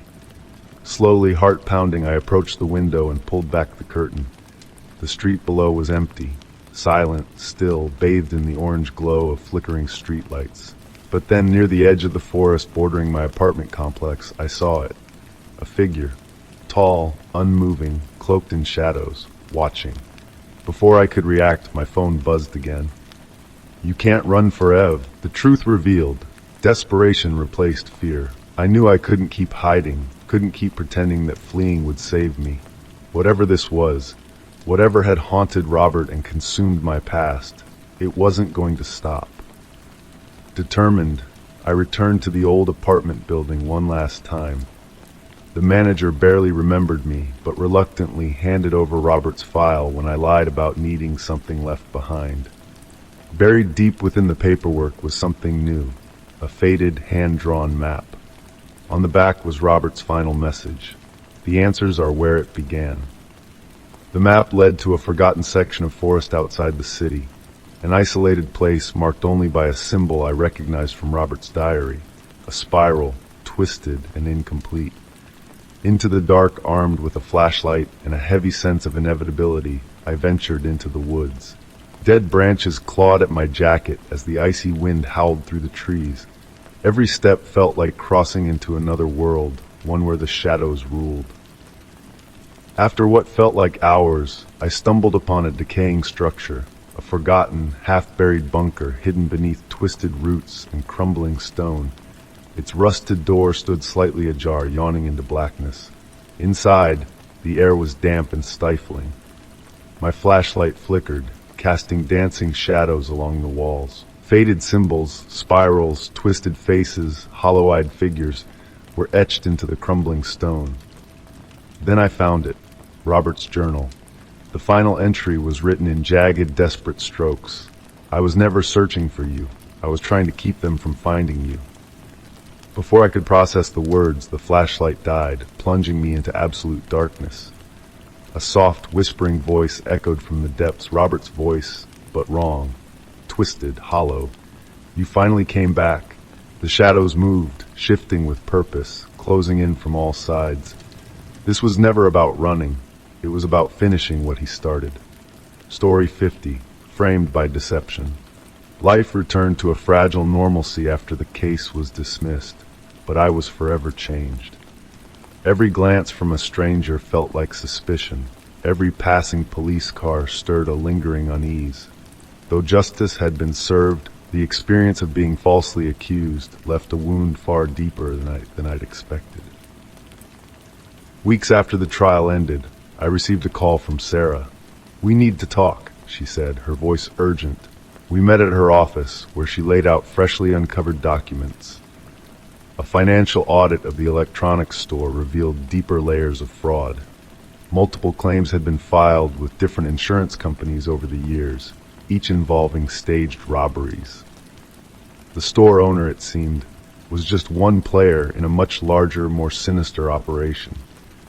"There's more," Sarah added, sliding a thick file across the table. Inside were detailed surveillance records, not from the police, but from a private investigator hired by an anonymous client.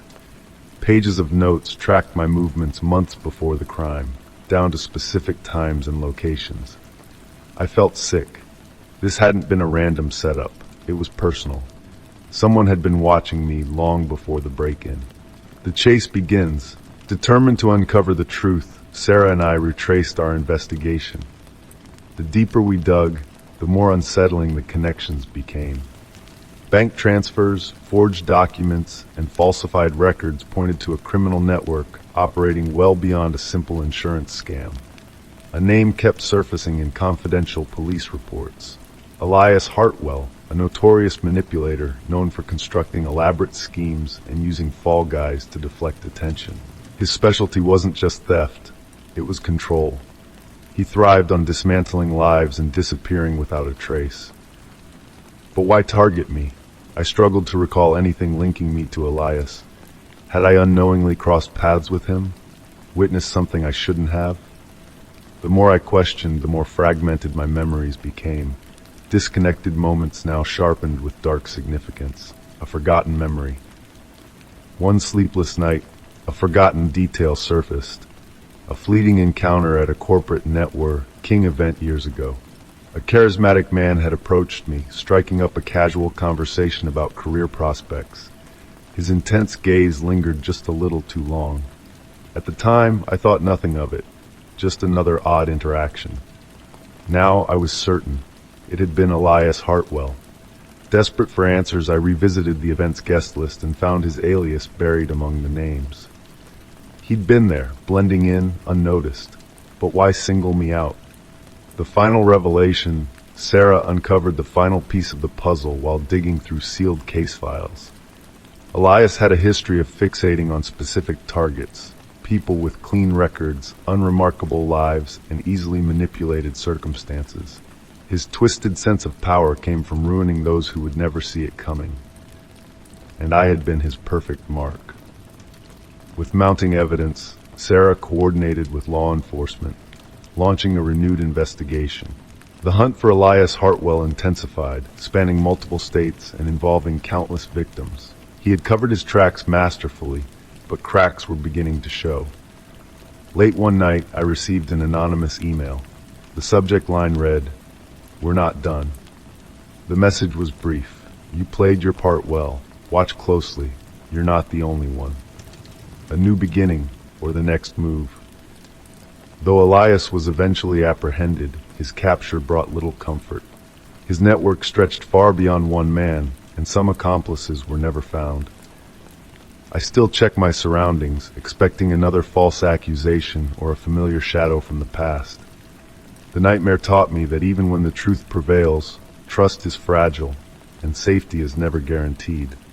But it also taught me resilience. I'm still standing, still fighting, and if the shadows ever return, I'll be ready. Story 51. The partnership had seemed promising at first. When I joined forces with Ryan Cole, a charismatic and well-connected entrepreneur, it felt like the perfect opportunity to expand my business. Ryan's reputation was impressive, his network extensive, and his ideas innovative. His enthusiasm was contagious, and I was optimistic about the possibilities ahead. However, it didn't take long before I started noticing unsettling changes in Ryan's behavior. Initially, he was energetic and forward-thinking, but as time passed, his ambition intensified into something far more concerning. He pushed for risky ventures, investments, and deals that lacked due diligence and seemed too ambitious to be grounded in reality. One day, Ryan proposed an especially alarming venture, a massive investment in a tech startup with no track record. On paper, the startup seemed promising, but its instability made me uneasy. I questioned the logic behind such a large commitment, but Ryan brushed off my concerns with a confident smile. "Sometimes you have to take big risks to reap big rewards," he said smoothly.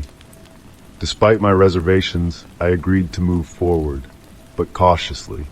Something about the deal felt off, though I couldn't quite pinpoint what it was. As time went on, Ryan became increasingly secretive about his personal investments and financial dealings. He would sidestep my questions with charm and deflect concerns with grand promises.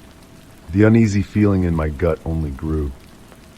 Driven by suspicion, I began digging into Ryan's background. An internet search yielded surprisingly little information. No notable career milestones or major achievements, just vague references to failed ventures and closed businesses. The lack of a clear professional history raised serious red flags. Determined to uncover the truth, I hired a private investigator and provided them with every piece of information I had on Ryan, his past businesses, connections, and financial dealings. The findings were both alarming and revealing. Ryan's past was littered with failed ventures, legal disputes, and a disturbing pattern of manipulative schemes. In several instances, he had convinced business partners to invest in fraudulent projects, only to siphon funds into hidden accounts. One incident stood out in particular. Ryan had orchestrated a venture where he persuaded investors to put millions into a company that didn't actually exist. It was nothing more than a shell corporation, a carefully crafted facade designed to drain funds and vanish without a trace. His partners were left devastated with no recourse.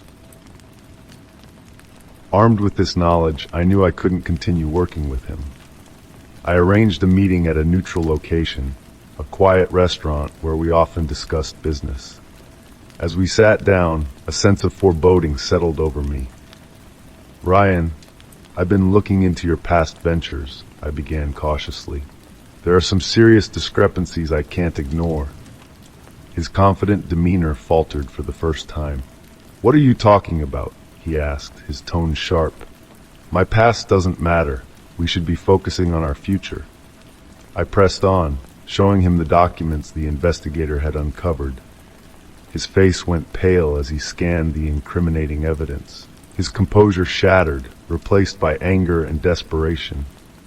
"You don't understand," he said, his voice rising. "This is all part of a bigger plan. You're just not seeing the full picture." His words were a tangled web of contradictions, a desperate attempt to regain control. It was clear that he was trying to manipulate me, spinning fantasies about untapped opportunities and secret deals. But his facade had finally cracked, and I could see the con for what it was. "I'm done," I said firmly. "I'm withdrawing from all our ventures. My legal team will handle the rest." Ryan's pleading turned frantic, but I stood my ground. Continuing the partnership would only endanger me further. I couldn't afford to let his schemes drag me down any deeper. In the aftermath, I worked tirelessly with my lawyers to mitigate the damage. We untangled financial ties, secured my remaining assets, and reported Ryan's activities to the authorities. The process was long and grueling, but it was the only way to ensure my business and personal reputation would survive. Ryan disappeared soon after, likely moving on to his next target. Though I was relieved to be free of him, the experience left a lasting scar. His deception had been calculated and dangerous, a harsh lesson in the perils of blind trust in business. But from that ordeal, I emerged wiser and more vigilant. I rebuilt my business with renewed caution, determined never to let charisma and promises blind me to potential risks again. In a world where trust is often currency, I learned the true cost of misplaced faith and how to ensure I would never pay that price again. Story 52. It started as an occasional annoyance, an unexplained ringing of the doorbell at odd hours. At first, it was easy enough to dismiss. I'd be working late or enjoying a quiet evening when the familiar chime echoed through the house. Each time, I would rush to the door expecting a visitor or maybe a late-night delivery. But every time I was met with the same sight, an empty porch, bathed in the dim glow of the street lamp. The first few times I shrugged it off. Maybe it was a prank, I told myself. Or perhaps the doorbell had malfunctioned. I checked the wiring, replaced the batteries, and even tested the system to ensure it was working properly. Everything seemed fine, but the ringing persisted. It wasn't frequent at first, just sporadic. Yet, as the weeks passed, it grew more regular, always at strange hours. Late at night, in the early morning, or just as I was drifting off to sleep. Soon, it became almost nightly, breaking the silence and jolting me from whatever peace I had managed to find. Each time, I opened the door to find nothing but the stillness of the night. The sound, once benign and even comforting, had become something I dreaded. Determined to put an end to it, I upgraded the doorbell system. I installed a state-of-the-art model equipped with a video camera, motion detection, and real-time alerts. I replaced the wiring, installed fresh batteries, and ensured every component was in perfect condition. For a few nights, the house was blissfully quiet, and I allowed myself to relax. Then it happened again. One night, just as I was falling asleep, the familiar chime echoed through the house. Disoriented, I stumbled out of bed and grabbed my phone to check the video feed. The screen displayed an empty porch, dark and still. No figures, no movement, just the doorbell ringing. At exactly 2:37 a.m., my stomach tightened. This was the same time it had rung with the old system. As the nights wore on, the ringing became a nightly occurrence, always at the same hour. Each time, I checked the footage, and each time, I saw nothing. The doorbell would light up, chime, and yet there was no visible cause, no shadow, no motion, no explanation. The situation began to weigh heavily on me. My once peaceful home now felt invasive, the sound of the doorbell transforming from a mundane convenience into a source of deep unease. I began to lose sleep, lying awake in anticipation of the nightly disturbance. I contacted the doorbell manufacturer, explaining the issue in detail. They sent technicians to run diagnostics, replace components, and ensure the system was functioning correctly. But despite their efforts, the ringing continued. It was as if the problem existed outside the realm of logic or reason. One particularly unsettling night, the doorbell rang repeatedly, shattering the silence of the house. The chime came in rapid succession, relentless and unnerving. I rushed to check the video feed and, for the first time, saw something. A shadow, fleeting and indistinct, moving across the porch. My heart raced. I replayed the footage over and over, hoping for clarity, but the shadow was too brief, too vague to make out any details. Desperation took hold. I installed motion-activated lights around the porch, added more cameras to cover blind spots, and even set up an alarm system that would alert me to any movement near the door. But the disturbances continued. The doorbell rang as if mocking my efforts to understand or control it. One night, as I reviewed the footage from my security system, I noticed something strange. The doorbell had rung, but there had been no motion detected. The camera captured the doorbell lighting up and chiming on its own, as though triggered by an invisible hand. I reached out to a local paranormal investigator, hoping for answers. They conducted a thorough investigation, testing for electromagnetic interference, environmental factors, and any logical explanation for the disturbances. Their findings were inconclusive. The investigator suggested the possibility of residual energy or even a haunting, an idea I had tried to avoid considering. The notion that something supernatural might be at play was unsettling, but at this point, It seemed as plausible as any other explanation. Over time, the ringing began to subside. It didn't stop entirely, but the occurrences became less frequent, less predictable. Still, the damage had been done. My home, once a sanctuary, had become a place of unease. I felt as though I was living under the watchful eye of something unseen, a presence that defied understanding. Even now, the doorbell remains, a simple device with a history of unexplained disturbances. Its chime, once ordinary, has become a haunting reminder of how easily the unknown can creep into our lives. Though the nights are quieter now, the memory lingers. The sound of the doorbell, the empty porch, and the shadow that moved just out of sight. Story 53. It was a crisp autumn evening when I first realized my car had been stolen. The shock hit me like a jolt as I stepped outside, ready to head to work, only to find an empty space where my vehicle had been. It wasn't just the loss of the car that unsettled me. It was the violation, the knowledge that someone had taken something so personal without a trace. I immediately called the police, filed a report, and began the tedious process of managing life without my car. The days that followed were a blur of frustration, arranging alternative transportation, juggling appointments, and adapting to the inconvenience. It all felt like an uphill battle. The police did their best, but updates were few and far between. Each passing day chipped away at my hope that the car would ever be found. Then, just as abruptly as it had disappeared, it was returned. One afternoon, I received a call from the police.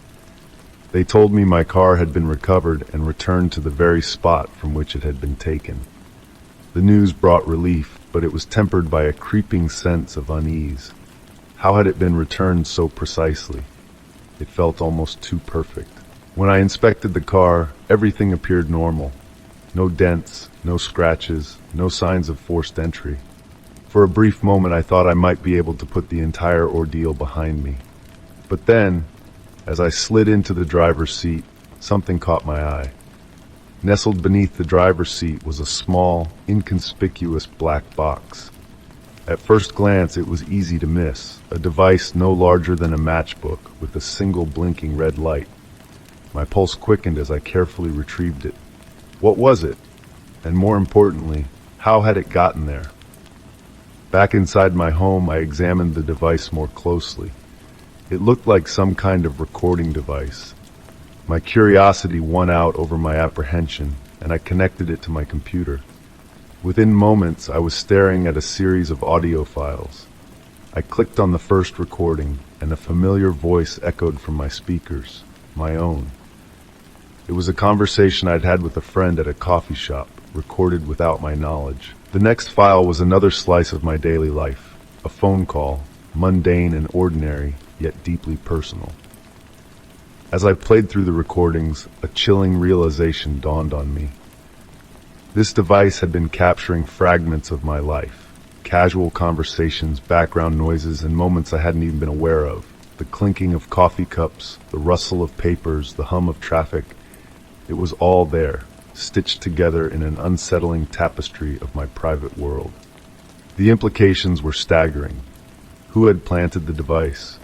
Why had they been listening? Was I being specifically targeted, or was this some random, invasive act? My mind raced with questions, each more unnerving than the last. I immediately contacted the police and turned over the device. They examined it but found no clues. The device was untraceable, devoid of serial numbers or identifying marks. They advised me to remain cautious and suggested a few basic security measures, but their reassurances did little to ease my growing paranoia. In the days that followed, I couldn't shake the feeling that I was being watched. Every unfamiliar face on the street, every odd glance, felt like a potential threat. I installed security cameras around my home and car. I started varying my routines, taking different routes to work, and avoiding predictable patterns. Despite these precautions, the fear lingered, gnawing at the edges of my sanity. The recordings had taken something intangible from me. a sense of safety that I hadn't even realized I depended on. I began to question the motives of people around me, even those I trusted. The paranoia was isolating, and the weight of it felt unbearable at times. In search of relief, I turned to therapy. The sessions were a lifeline, helping me process the emotional toll of the invasion and develop strategies for managing my anxiety. Slowly, I learned to distinguish between rational fears and the shadows cast by my imagination. Months passed, and though the immediate terror began to fade, the memory of that device never left me. I never found out who had planted it or why. The case remained unsolved, and the recordings were never used against me, but the sense of violation left a mark. The experience was a stark reminder of how fragile privacy can be in our interconnected world. It made me more cautious, more vigilant, but it also taught me something about resilience. Despite the fear and the unanswered questions, I found a way to move forward. The incident reshaped how I view personal safety. I now understand the importance of protecting not just the physical spaces I occupy, but the invisible ones as well. The moments and conversations that make up the fabric of my daily life. And though the mystery of the device remains unsolved, it serves as a quiet reminder. In a world filled with unseen eyes, it's up to us to guard the sanctity of our private moments. Story 54. I came home to a sight that would forever alter my sense of safety. The front door, usually a steadfast guardian of my private life, stood ajar. My heart raced as I pushed it open, the familiar creak of the hinges sounding far more ominous than usual. A faint metallic tang hung in the air, mingling with the stale scent of an empty, disturbed space. My sanctuary, my home, had been invaded. Every drawer, every cabinet, every surface had been rifled through. Papers were scattered across the floor, cushions were tossed aside, and personal belongings were strewn haphazardly throughout the room. The once orderly space I cherished had become a chaotic mirror of the violation that had taken place. I stood frozen in the doorway, my mind struggling to process the scene before me. The initial wave of panic gave way to a strange, numbing disbelief. Stepping further into the apartment, I began to grasp the weight of what had happened. It wasn't just the mess that disturbed me. It was the suffocating sense that something deeply personal had been taken, something I couldn't yet name. And then it hit me. My identity had been stolen. The realization crashed over me like a tidal wave, leaving me breathless. I fumbled for my phone and quickly dialed my bank, clinging to the faint hope that it was all just a misunderstanding. The automated response felt cold, impersonal, guiding me through an endless maze of options before I finally reached a representative. Hello, my name is Alex Carter. I think my identity has been stolen. My front door was left open, and now my house is in disarray. I need to know if there have been any unauthorized transactions on my account, I said, my voice trembling. The representative's tone was calm and professional, but it did little to soothe my frayed nerves. As I verified my information and answered her questions, the truth unfolded. Several large transactions had been made from my accounts in the past week. My heart sank. The representative assured me they were investigating and promised to take steps to secure my accounts, but the process, she warned, would be lengthy. I hung up, the phone slipping from my hand as waves of anxiety and confusion threatened to drown me. The gravity of the situation only deepened as I made more calls to other institutions. Each one delivered the same grim response. Accounts frozen, fraudulent activity detected, and an endless list of steps I would need to follow to reclaim my identity. The weeks that followed blurred into a whirlwind of legal battles and bureaucratic red tape. I spent hours on hold with banks, credit bureaus, and law enforcement, each conversation reinforcing the violation I had endured. My life had been reduced to a series of forms and transactions, each more draining than the last. The sense of being violated was omnipresent. Every day, I received new alerts. Suspicious activity flagged, new accounts opened in my name, debts incurred by someone who was living a life I didn't recognize, but one that was, disturbingly, still mine. It was maddening. I fielded calls from creditors demanding payment for loans I hadn't taken. I was trapped in a relentless loop of proving my innocence, clawing back control of my identity one agonizing step at a time. And through it all, an eerie thought began to take hold. Someone out there had taken over my life, and they were living it better than I ever could. The precision of their impersonation was haunting. They knew my preferences, my hobbies, even my social circles. They wielded my identity with an intimacy that left me feeling like a stranger in my own existence. The financial loss, while devastating, wasn't the worst part. The real toll was emotional. The thief hadn't just stolen my money, they had stolen my sense of control, of safety. My life no longer felt like my own, and reclaiming it seemed like an insurmountable task. As the months dragged on, I began to rebuild. I adopted new security measures. Passwords were changed, accounts were closely monitored, and I installed safeguards that bordered on paranoia. Each small victory, restoring my credit, freezing fraudulent accounts, felt like a step toward normalcy. But no amount of precaution could erase the scars. The memory of walking into my ransacked apartment remains vivid, a haunting reminder of the fragility of privacy. It wasn't just my identity that had been stolen. It was my peace of mind, my sense of who I was. Slowly, I started to reclaim my life. I redefined my boundaries, found solace in the support of friends and family, and began to feel a semblance of security again. Yet the shadow of that violation still lingers, a ghost of the person who stole not just my name, but a piece of my very self. Even now, I find myself looking over my shoulder, double-checking locks, and scrutinizing every transaction. The thief may be gone, but their impact remains, woven into the fabric of my daily life. Some scars fade, others like this one remain. A constant reminder that safety is never guaranteed, and that even in the comfort of our own homes, we are never truly untouchable. Story 55, another ordinary morning, following the usual routine. Coffee and a quick walk through the neighborhood. I ardently desired to return to my home sanctuary, an oasis of tranquility far from work and daily chaos. Approaching the front door, I noticed something unusual, a thin, unsettling draft. My heart stopped when I glimpsed the door's slight opening. The lock, usually reliable, had been forced, the solid barrier of security now hanging slightly from its hinges. I froze, breath caught in my throat. The sensation of invasion was immediate and overwhelming.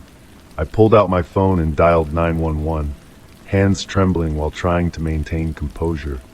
The operator assured me help was on the way, advising me to stay outside. While waiting on the porch, my mind swirled with anxieties. Who could have done this? For what reason? Questions chased each other without finding an answer. The wait seemed eternal, though in reality only a few minutes had passed. Soon, blue flashing lights illuminated the street. The officers conducted a meticulous reconnaissance, inspecting every corner. They noted the forced lock, collected fingerprints and evidence.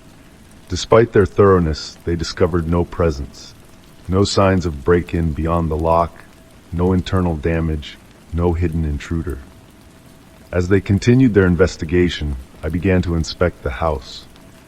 That's when I noticed the disturbing details.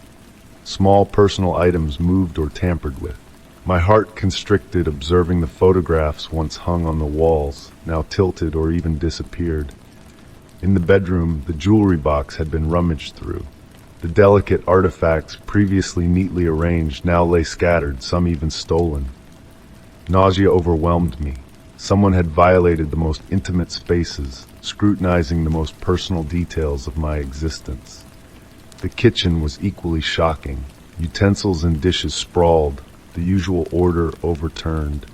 Even the pantry showed signs of inspection. Foods displaced, some carefully examined. The living room was no different. Bookshelves in disarray, volumes stacked haphazardly, remotes and small appliances removed from their usual positions. It seemed someone had methodically combed through every environment, making a point to touch and scrutinize everything. The officers reached me, illustrating their findings and reassuring me about the ongoing investigation. They advised me to compile an inventory of missing items to verify any surveillance footage. I nodded, but their words rang hollow against the backdrop of the violation I'd experienced. Left alone, I meticulously dedicated myself to cataloging the losses. Each displaced object was a personal offense, a reminder that someone had invaded my private space. The emotional impact was profound. The home sanctuary had become a bay, source of anxiety and fear. I couldn't shake the feeling of being watched, of an invisible presence that had invaded my inner sanctum.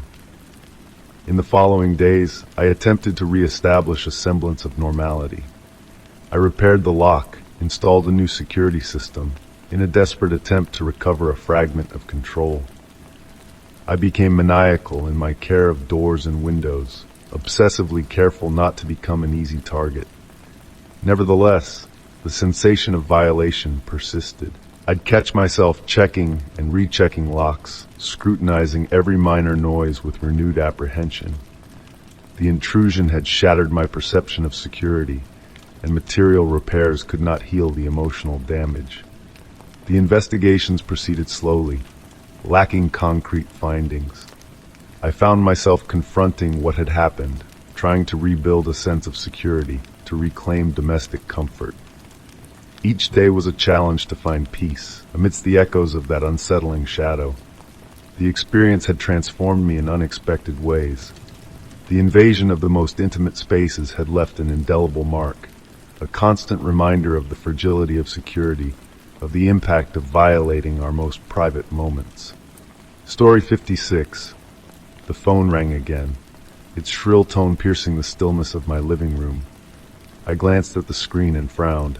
It was the same number, an unfamiliar area code. It had been weeks since the calls began. At first, they were merely eerie silences, but they had evolved into something far more disturbing. Revelations about my daily life, spoken in a voice I had never heard before. This was no random prank. I hesitated, then answered, my heart pounding. "Hello?" I said, trying to sound steady despite the tension in my voice. There was no reply, only the faint sound of breathing on the other end.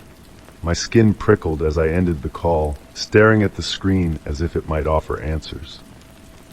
The number was burned into my memory, and though I had tried blocking it, the calls always found a way through. I had told my friends and family, hoping someone could explain it, but no one had answers. I tried to push the unsettling thoughts aside and moved to the kitchen, seeking comfort in the mundane task of making tea. As the kettle whistled, something on the counter caught my eye. A small, unmarked box I didn't remember seeing before. My heart skipped a beat. I opened the box with trembling hands. Inside was a delicate silver bracelet engraved with an intricate design. I held it up to the light, examining it closely. The engraving was unique, something I had never seen before. But what truly made my stomach drop was that this bracelet was exactly the kind I had once mentioned wanting, in a casual conversation months ago with a close friend, a detail I had never shared online or with anyone else.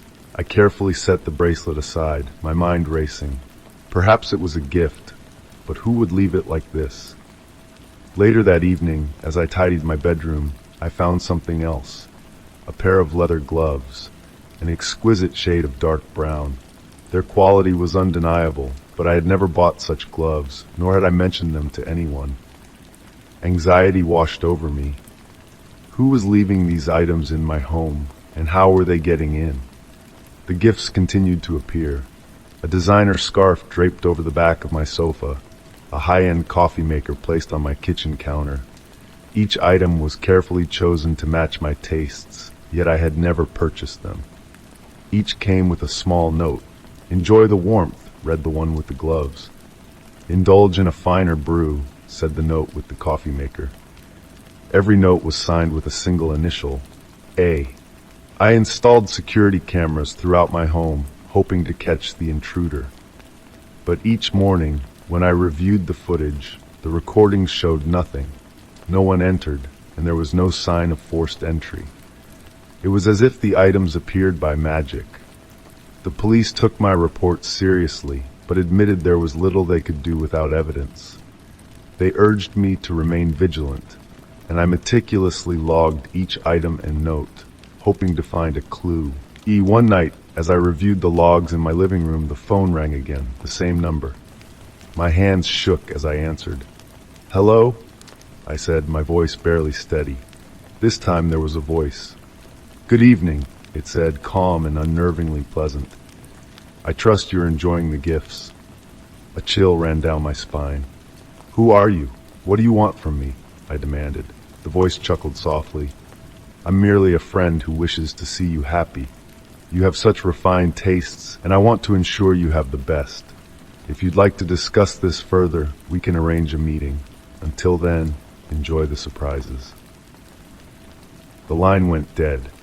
I sat there, the receiver still pressed to my ear, feeling trapped in a twisted game where I was both spectator and pawn. Determined to uncover the truth, I began analyzing every detail of the gifts, the notes, the calls. Days turned into sleepless nights, my research consuming me.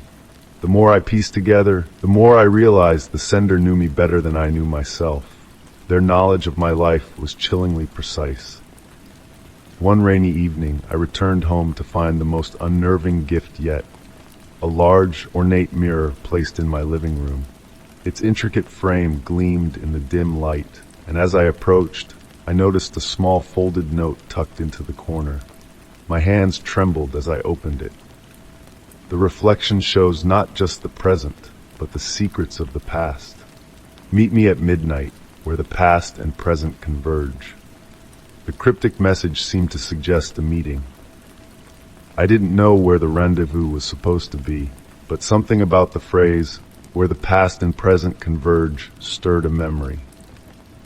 I steeled myself for whatever lay ahead. The unease that had haunted me for weeks now sharpened into a focused determination. Midnight was approaching, and I knew I had to confront the person behind the gifts, the notes, and the calls. I couldn't live in fear any longer, but as I prepared to leave, a question lingered in my mind. Was I walking into a trap, or finally unraveling the mystery that had consumed my life? Story 57. Late in evening, as the last rays of sunlight dwindled behind the horizon, Sarah found herself restless in her suburban homes. He had always felt a sense of safety within these walls, but tonight was different. The tension she felt was almost palpable, like a shadow hanging over her peaceful routine as she prepared for bed. An unexpected discovery would unravel her sense of security and thrust her into a nightmare. She never imagined it all began when Sarah noticed a small, unfamiliar device nestled among her kitchen appliances.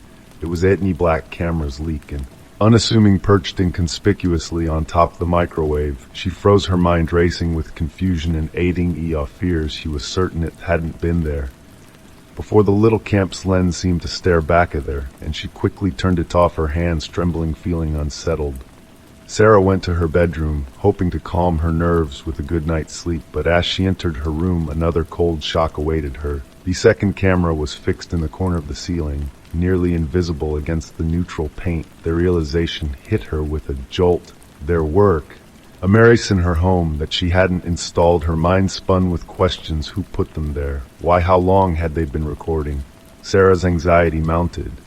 As she pondered the implications, she grabbed her phone and began searching for solutions, her fingers flying over the screen. As she looked up ways to detect hidden cameras, the fear of being watched was overwhelming.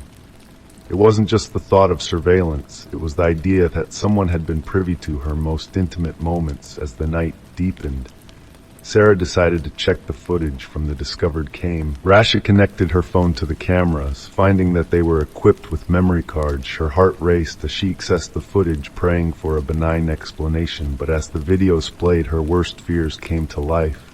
The footage revealed images from various locations in her home. In one video, Sarah was in the kitchen, preparing a late-night snack in her pajamas, completely unaware of the camera's presence.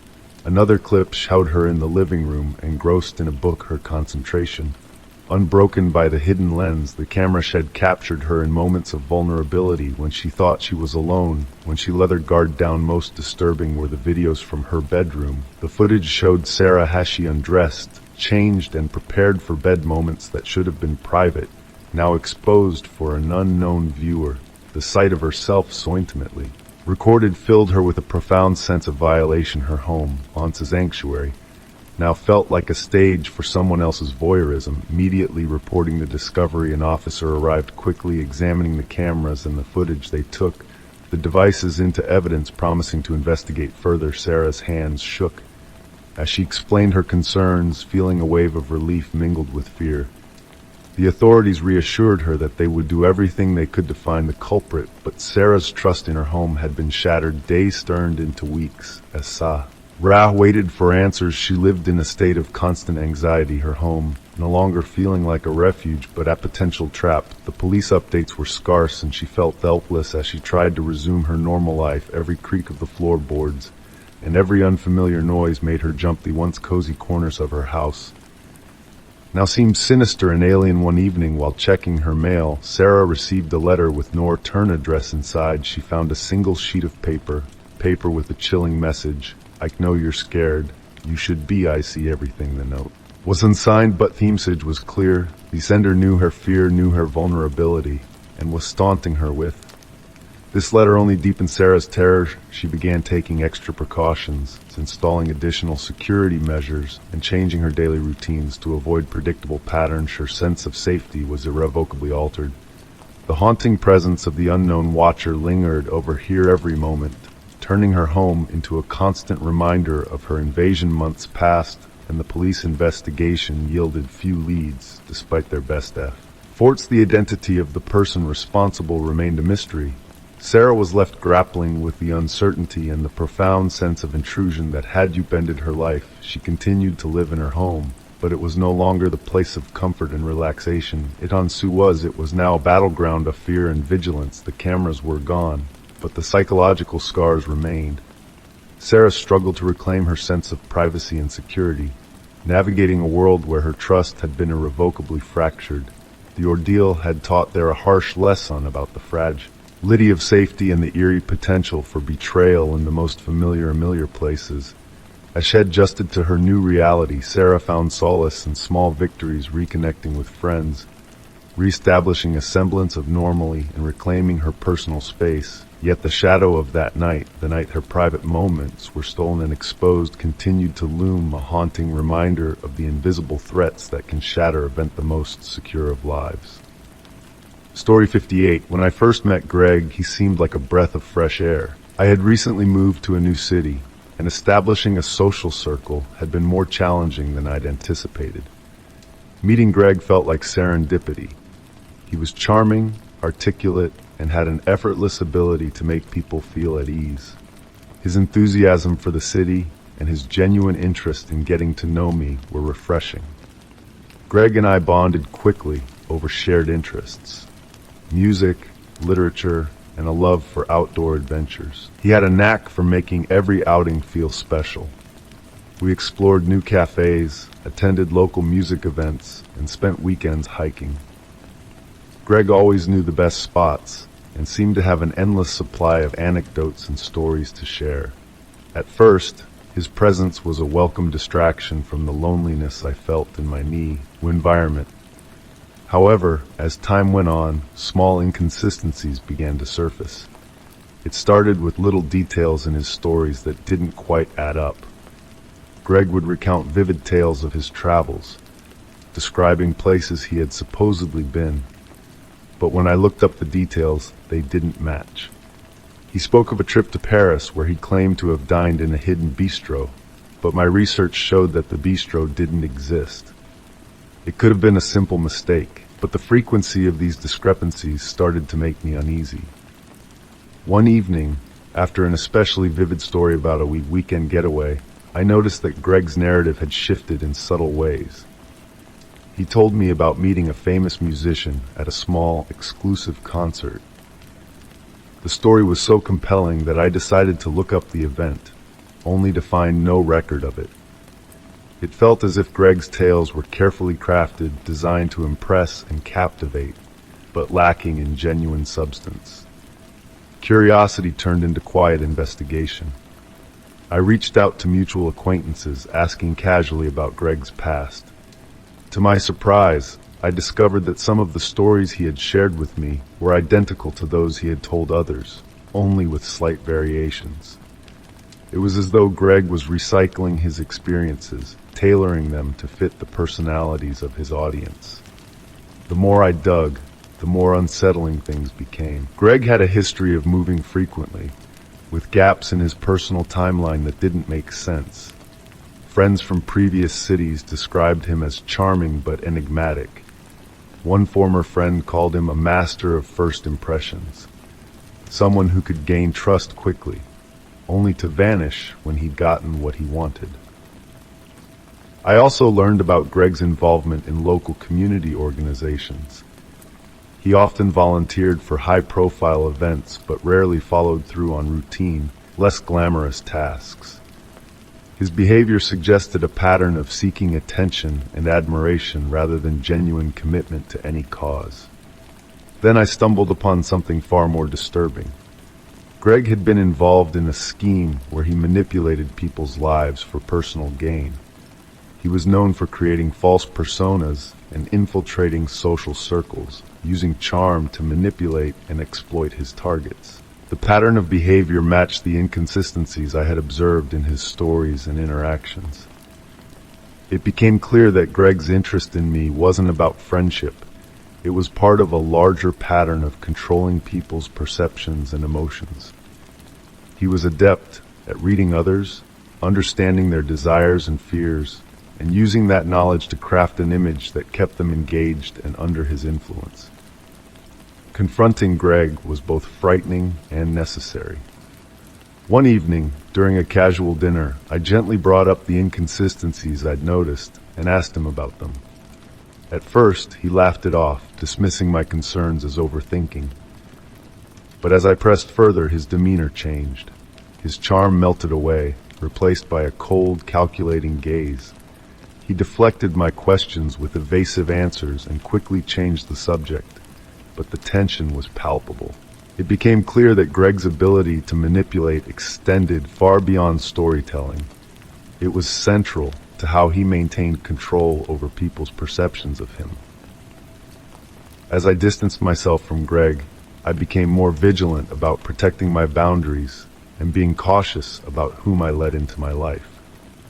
The experience left me with a deeper understanding of the dangers of manipulation and the importance of recognizing red flags in relationships. Trust and authenticity became precious to me, and I learned to value genuine connections over the allure of charm and charisma. In the end, Greg's true nature revealed itself through his own actions and inconsistencies. His obsession with controlling people's lives became undeniable, leaving me to navigate the aftermath of his deceit. It was a harsh lesson in the complexities of human interactions, but it also reaffirmed my commitment to seeking authenticity and staying true to myself. Story 59. The quiet hum of my laptop fill led the room as I worked from my home office, a space I had carefully arranged for comfort and efficiency. The day had been uneventful, filled with emails, meetings, and reports. As the late afternoon shadows stretched across the room, I decided to take a break and stretch my legs, a simple act that would change everything. While walking past my desk, something unusual caught my eye. A large, unmarked manila envelope resting precisely in the center. My heart skipped a beat. I didn't remember placing it there. Cautiously, I approached and examined it. No return address, no identifying marks, just an ominous presence daring me to open it. With trembling fingers, I peeled back the flap and pulled out a thick dossier. The first page displayed my name in bold letters beneath the title, Personal Research Report. A chill ran down my spine. Someone had compiled a detailed file about me, though I couldn't fathom why. I flipped through the pages, each one more unsettling than the last. The first section read like an official biography, My full name, birth date, education, and work history, including old jobs I'd nearly forgotten. It went deeper, listing every address I'd ever lived at, complete with annotated maps and hand-scribbled notes detailing my daily routines. As I turned the page, the information became more personal. There were photographs of my family and friends taken at private gatherings. The names, relationships, and even personal anecdotes were documented with eerie precision. Some of the pictures appeared to have been taken from a distance, as though someone had been watching for a long time. The next section was dedicated to my professional life. It detailed work projects, meetings, and even private conversations I'd had with colleagues. There were summaries of my strengths and weaknesses, professional habits, and even comments on how I reacted under stress. Someone had studied me like a subject in an experiment. Then the dossier delved into my personal interests and hobbies. There were lists of books I'd read, movies I'd watched, and restaurants I frequented. Every minor detail, my favorite recipes, fitness routines, and online shopping habits, was meticulously cataloged. It was as though my entire life had been reconstructed on paper. But the final section was the most horrifying. It contained recent surveillance notes and candid photographs. There were shots of me leaving my house, walking to my car, and sitting in local cafes. Some of the pictures were so recent that they could have been taken just days ago. My morning runs, trips to the grocery store, and casual conversations with neighbors were all captured in chilling clarity. I could barely breathe. Whoever had compiled this knew everything, intimate details I hadn't shared with anyone. This wasn't just research, it was obsession. Desperate for answers, I grabbed my phone and called the police, struggling to keep my voice steady. I explained the situation, detailing the contents of the dossier and the invasive surveillance. The dispatcher assured me that officers would be dispatched immediately. While waiting for them to arrive, I tore through my home office, searching for signs of surveillance equipment. I checked every outlet, light fixture, and vent, but found nothing. The room appeared untouched, adding to my sense of helplessness. Whoever had done this was skilled, precise, and deliberate. When the police arrived, they examined the dossier with grim expressions. They took it into evidence and asked me a series of pointed questions. Did I have enemies? Had I noticed anyone suspicious? Was there anyone in my personal or professional life who might have a motive? I couldn't think of anyone, at least not anyone capable of something so invasive and calculated. The officers promised to escalate the case and keep me informed, though their serious expressions hinted at how difficult this investigation would be. They left, taking the dossier with them, but the damage was already done. In the following weeks, I took drastic measures. I installed security cameras, changed every password I had, and adopted new routines designed to be unpredictable. I limited my online presence and avoided disclosing personal information wherever possible. Still, the feeling of being watched lingered, like a dark cloud hanging over every corner of my life. Despite the investigation and enhanced security measures, the case remained unsolved. No new leads emerged, and no suspects were identified. The police followed every possible avenue, but ultimately found no clear explanation. The dossier, chilling and methodical, left behind only unanswered questions. I tried to return to normal, resuming work and social activities, but the experience had left an indelible mark.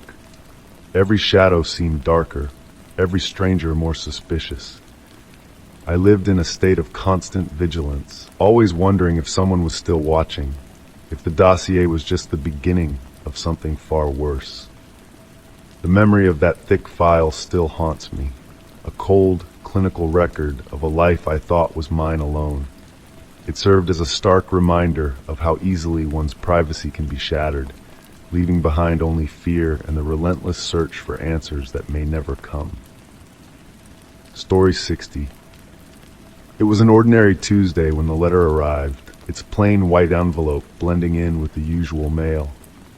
There was no stamp, just the name of a medical clinic I didn't recognize. Its official appearance, complete with a professional-looking seal, immediately made my heart race with a mix of anxiety and curiosity. My fingers trembled as I tore it open. Inside was a cover letter addressed to me, thanking me for my recent visit. But I had never been to this clinic, never even heard of it. Confused, I flipped to the next page, where detailed medical records awaited. The report listed several serious conditions: diabetes, high blood pressure, and a heart irregularity, none of which I had ever been diagnosed with. Each entry came with recommended treatments and prescriptions. My stomach twisted as I realized how dangerous it would have been if I had blindly followed these fake instructions. I reread the letter, searching for any clue or contact information, but there was nothing useful. The clinic's name and logo looked legitimate, but the more I examined it, the more it felt off, like a facade designed to mislead me. Determined to figure out what was going on, I immediately called my primary care physician. After checking my records, the nurse assured me that my health information was accurate and that there was no record of any recent communication with the clinic in question. "Are you sure it's not a scam?" she asked cautiously. After hanging up, I searched the internet for the clinic's name. No website, no reviews, no trace of its existence. It was as though the clinic had been created solely for that letter. Desperate for answers, I drove to the address listed in the letter. The location turned out to be a rundown building in a desolate part of town. Its windows were boarded up, and a faded "for lease" sign hung crookedly on the front door. I tried the door. It was locked. A passerby noticed me lingering and asked if I was looking for something. When I mentioned the clinic, he frowned and said, "There's been nothing here for years. You might have been scammed." The pit in my stomach deepened. Whoever sent that letter had gone to great lengths to make it appear legitimate. But why target me? I returned home, my mind spiraling through possibilities. Had someone stolen my identity? Was this a cruel prank? As I sifted through recent memories, one name surfaced: Rachel. Rachel was part of a community group I joined recently. She'd always seemed friendly, but her questions about my life had felt pointed. At the time, I'd brushed it off as harmless curiosity. Now her probing seemed more sinister. I decided to test the waters. Under the guise of casual conversation, I called Rachel and brought up the strange letter. She sounded surprised but oddly neutral, her voice devoid of genuine concern. "That's weird," she said after a pause. "You should report it." Something about her detached tone didn't sit right. Her response was too measured, too rehearsed. I hung up, my suspicion hardening into certainty. Rachel was involved, or at least knew more than she let on. Determined to get answers, I hired a private investigator named Paul, a seasoned expert in fraud cases. He promised to dig into the clinic and its connections while I tightened security at home. New locks, cameras, and motion sensors. A week later, Paul called with troubling news. The address from the letter had been linked to multiple fraud cases involving falsified medical documents. Whoever was behind it had targeted several individuals, creating fabricated medical histories designed to confuse, manipulate, or perhaps something worse. Paul dug deeper and found something even more unsettling. Rachel's name appeared in connection with some of the cases, though nothing concrete tied her directly to the fraud. It was enough to justify a confrontation. When I met Rachel face to face, I played it carefully. I mentioned the letter again, watching her reaction closely. Her face twisted into an expression of practiced confusion, followed by mock concern. "I hope you don't think I'm involved," she said, her voice trembling just enough to seem believable, but not to me. Her performance felt calculated. She denied everything, claiming she had no idea what I was talking about. But her eyes betrayed her, a flicker of recognition she couldn't quite hide. The deeper Paul and I dug, the clearer the twisted scheme became. This wasn't just identity theft, it was personal. Someone had targeted me specifically, using falsified medical records to undermine my sense of security and reality. Then, Paul made a breakthrough. He traced an encrypted email associated with the clinic to a private server connected to Rachel's former employer, a tech firm specializing in data management. It was the missing piece of the puzzle. With enough evidence in hand, the authorities got involved. Their investigation revealed that Rachel had been orchestrating the entire scheme. Motivated by a twisted obsession and driven by jealousy over something from my past, she'd meticulously crafted a campaign of psychological sabotage. She was arrested, her web of deceit unraveling in front of me. Yet even as she was led away in handcuffs, her eyes held a chilling calmness, a silent promise that this wasn't over. The ordeal left deep scars. Though the immediate threat was gone, I couldn't shake the feeling of being watched. The fake clinic, the false records, the manipulation, it had all been part of a calculated plan to control and destabilize me. I fortified my home further and worked with cybersecurity experts to ensure my personal information stayed protected. Life slowly returned to normal, but I remained vigilant, haunted by the knowledge that someone could manipulate reality with such chilling precision. Even now, I can't fully escape the paranoia. The letter may have been the beginning, but the fear it sparked feels like it will never truly end. Story 61. It started as an occasional unnerving sensation, a feeling that someone was watching me. At first, I dismissed it as a trick of my mind, fleeting glimpses of movement caught in my peripheral vision while going about my daily routines. But when I turned to look, nothing was ever there. Then came the morning of my daughter's 7th birthday. We had planned a modest backyard celebration, complete with balloons, a play area, and a cake adorned with her favorite cartoon characters. As I stood by the window finalizing some last-minute preparations, I saw him again. Mr. Thompson, our neighbor. He was peering through his window, his gaze fixed intently on our backyard. This time, his scrutiny felt different. It wasn't idle curiosity, it was focused, almost intrusive. My husband Alex and I had moved into this suburban neighborhood 3 years earlier. Mr. Thompson had been here much longer. He was an elderly man, quiet and reclusive, whose weathered house always seemed to teeter on the edge of disrepair. We had exchanged polite greetings a few times, but he remained an enigma. As the party got underway, I noticed Mr. Thompson still watching. His face was barely visible through a narrow slit in his blinds, but his presence was unmistakable. I tried to brush it off. Perhaps he was lonely, simply curious about the commotion next door. But in the days that followed, his habit grew more pronounced.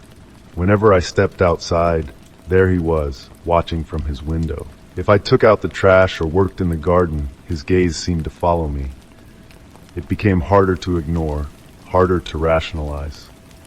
Finally, on a crisp autumn afternoon, I decided to confront him.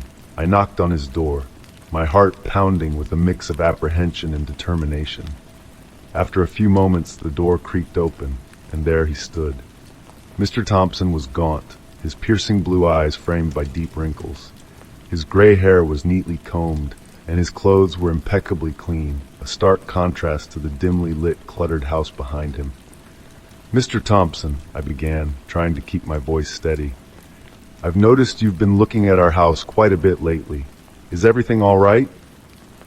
His eyes narrowed slightly, though his expression remained calm. "Oh, I'm sorry if I've been a bother," he said in a measured tone. "I've just been observing." "Observing?" I repeated, struggling to mask my discomfort. "Yes," he said slowly, his gaze drifting as if searching for the right words. "I've always had a keen interest in the people around me." The conversation took a chilling turn as Mr. Thompson began recounting details about our lives, things he couldn't possibly know. He spoke of Alex's work schedule, our recent struggles with home repairs, and even my daughter's bout with the flu. He mentioned private conversations Alex and I had shared and plans for a vacation we hadn't told anyone about. My heart raced. "How do you know all this?" I asked, my voice barely above a whisper. "Have you been spying on us?" His expression didn't change. "Not spying," he said carefully. "Just observing. It helps me feel connected to the world." I stared at him, unsure whether to feel anger or pity. "You know it's not normal to watch people so closely," I said. "It feels invasive." He nodded slowly, a shadow of what might have been regret crossing his face. "I understand. I never meant to make you uncomfortable. I suppose I've been more involved than I should have been." Despite his calm demeanor, his piercing gaze unsettled me. I thanked him for his time and left, my mind racing with questions and unease. In the days that followed, I tried to put the encounter behind me, but it was impossible to ignore the feeling of being watched. Then one evening, as the sun painted the sky in hues of orange and pink, I saw him again. This time he wasn't just watching. He was sitting by his window, scribbling into a small, worn notebook. The sight sent a chill down my spine. I decided I couldn't handle this alone anymore. The next morning I called the local authorities. A kind officer visited Mr. Thompson's house, but after a brief inspection, he assured me there was nothing out of the ordinary. "Just an elderly man with a cluttered house," he said. "Odd, but not illegal." Despite their reassurances, my unease only deepened. Though Mr. Thompson eventually ceased his daily vigil, the damage had already been done. I remained hyper-aware of every movement and shadow near his house, every creak of a floorboard or rustle of leaves. Weeks passed, and the unease began to wane. Life returned to a semblance of normalcy. But the memory of Mr. Thompson's watchful eyes never truly faded. I often found myself wondering, was his obsession simply a harmless quirk born of loneliness? Or was it something darker? Had his intense curiosity been rooted in benign fascination, or had it veiled more sinister intentions? Mr. Thompson became a ghostly figure of the neighborhood's past, a symbol of the thin line between curiosity and intrusion, and a reminder of how the seemingly ordinary can become deeply unsettling. Even now, I can't help but glance and see at his house when I pass by, half expecting to see his face in the window, watching. Story 62 was a crisp autumn afternoon when an unexpected knock shattered the calm of my routine. I opened the door to find two uniformed officers standing on my doorstep, their expressions grim. They informed me that I was being charged with theft, a crime I knew I hadn't committed. Disbelief washed over me. I'd lived a quiet, law-abiding life, far removed from anything criminal. As they handed me the summons, I noticed the details of the alleged crime. A break-in at a local electronics store, with evidence pointing directly to me. My shock turned to confusion as I reviewed the charges. The evidence was damning. Fingerprints at the scene, surveillance footage showing someone resembling me, and a witness who claimed to have seen me near the crime scene. The more I examined the accusations, the clearer it became that this wasn't a simple misunderstanding. Someone had gone to great lengths to frame me. Desperate for help, I hired Sarah, an experienced defense attorney known for her sharp intellect and tenacity. She assured me we would uncover the truth. Our first step was to scrutinize the evidence. The fingerprints troubled me the most. They matched mine too perfectly, raising Sarah's suspicions. She requested the original surveillance footage, determined to analyze the timestamps and image quality. When the footage arrived, we examined it frame by frame. It showed a person of similar build wearing dark clothing, their face partially obscured. Sarah's sharp eyes caught subtle inconsistencies. The lighting didn't match the reported time of the crime, and the shadows seemed oddly distorted. Someone had tampered with the video. Determined to gather more clues, we visited the electronics store where the break-in had occurred. It was a small, cluttered shop with a shattered rear window, a clear point of entry.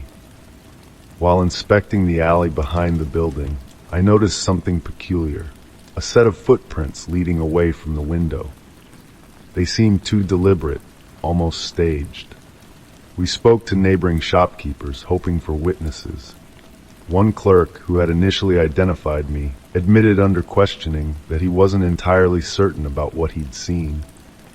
He'd been dealing with worsening vision and had misidentified people before.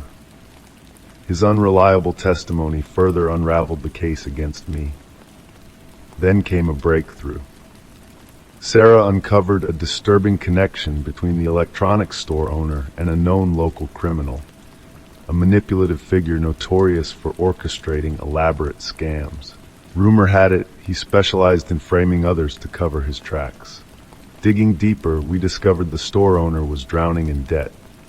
The break-in seemed less like a robbery and more like an insurance scam, pinned on a random, unsuspecting person. Me. It was the perfect cover for his financial mismanagement. Armed with this new information, we returned to the authorities. At first, the police were skeptical, but Sarah presented compelling evidence. Forged records, tampered surveillance footage, and the dubious connection between the store owner and the criminal mastermind. To our relief, additional witnesses from the criminal's inner circle came forward, corroborating our story. The legal process was grueling. Court hearings dragged on, each one a painful reminder of the nightmare I'd been thrust into. But slowly, the fabricated accusations crumbled. The store owner and his accomplice were arrested, their intricate scheme laid bare for all to see. Though my name was finally cleared, the ordeal left deep scars. The sheer vulnerability I felt, knowing how easily someone could manipulate evidence and upend my life, haunted me. Justice had prevailed, but the emotional toll lingered long after the case was closed. The experience taught me hard lessons about trust, resilience, and the fragility of personal security. I learned to value the truth above all else, and to approach life with caution, tempered by determination. The people who framed me were brought to just ice, but their betrayal left a lasting mark, a dark reminder that even the most ordinary lives can be shattered by deception. Yet in facing that darkness, I found a fierce resolve, stronger and more unyielding than ever before. Story 63. It began subtly, almost imperceptibly. One evening, as I was scrolling through my phone, I decided to check the live feed from my home security system, a nightly habit that had always given me peace of mind. But what I saw that night was far from reassuring. The usual clear, crisp images of my home were gone. Instead, the feed displayed distorted, flickering visuals. Rooms and hallways seemed to overlap in impossible ways, as if the cameras were glitching or capturing something they weren't supposed to. I stared at the screen, puzzled, telling myself it must be a temporary malfunction. By the next morning, I'd mostly forgotten about it. But over the following days, the distortions persisted. The images grew stranger with each passing night. Shadows twisted unnaturally, and furniture appeared oddly out of place, almost as though the house itself was shifting. Uneasy, I called the security company. A technician arrived promptly, a calm and reassuring presence as he inspected the system. He spent hours tinkering with the wiring, recalibrating the cameras, and updating the software. By the time he left, he assured me the issue was resolved. For a brief moment, I felt relieved. That relief evaporated the very next day. Reviewing the footage from the previous night, I was struck by something even more disturbing. Amidst the warped visuals, there were moments, faint and fleeting, when I could see a figure. At first, it was barely noticeable, just a shadow moving through my living room. But as I watched more closely, I saw it again. The figure wasn't static. It moved deliberately, exploring my kitchen, my hallways, and even my bedroom. My chest tightened as I realized the implications. Someone had been inside my home. I replayed the footage over and over, searching for details. The figure remained elusive, a blurred silhouette that slipped through my rooms like a phantom. Heart pounding, I called the security company again, explaining what I had seen. They sent another technician, who seemed just as puzzled as I was. He replaced hardware and ran diagnostics, assuring me once more that the system should now be functioning perfectly. But it wasn't. The next night, the footage was just as unsettling as before. Shadows moved in unnatural ways, objects seemed to shift positions, and the figure, always faint, always indistinct, continued to appear. The unease that had been quietly building inside me erupted into full-blown anxiety. Not knowing who or what was in my home left me feeling helpless. Desperate for answers, I hired an independent security consultant. He approached the situation with precision, combing through every detail of the system. After hours of examination, he offered a theory. The issues might be caused by interference from an external device, or worse, a sophisticated hacking attempt. The idea that someone could have accessed my cameras from the outside sent a chill down my spine. Despite his efforts, the distorted footage continued. No matter how many upgrades or repairs were made, the system never returned to normal, and the figure, haunting and silent, continued to roam my home in the recordings. I started to question everything. Was I being targeted? Was this some elaborate prank? Or was it something far more sinister? Unable to rely on my security system, I took other precautions.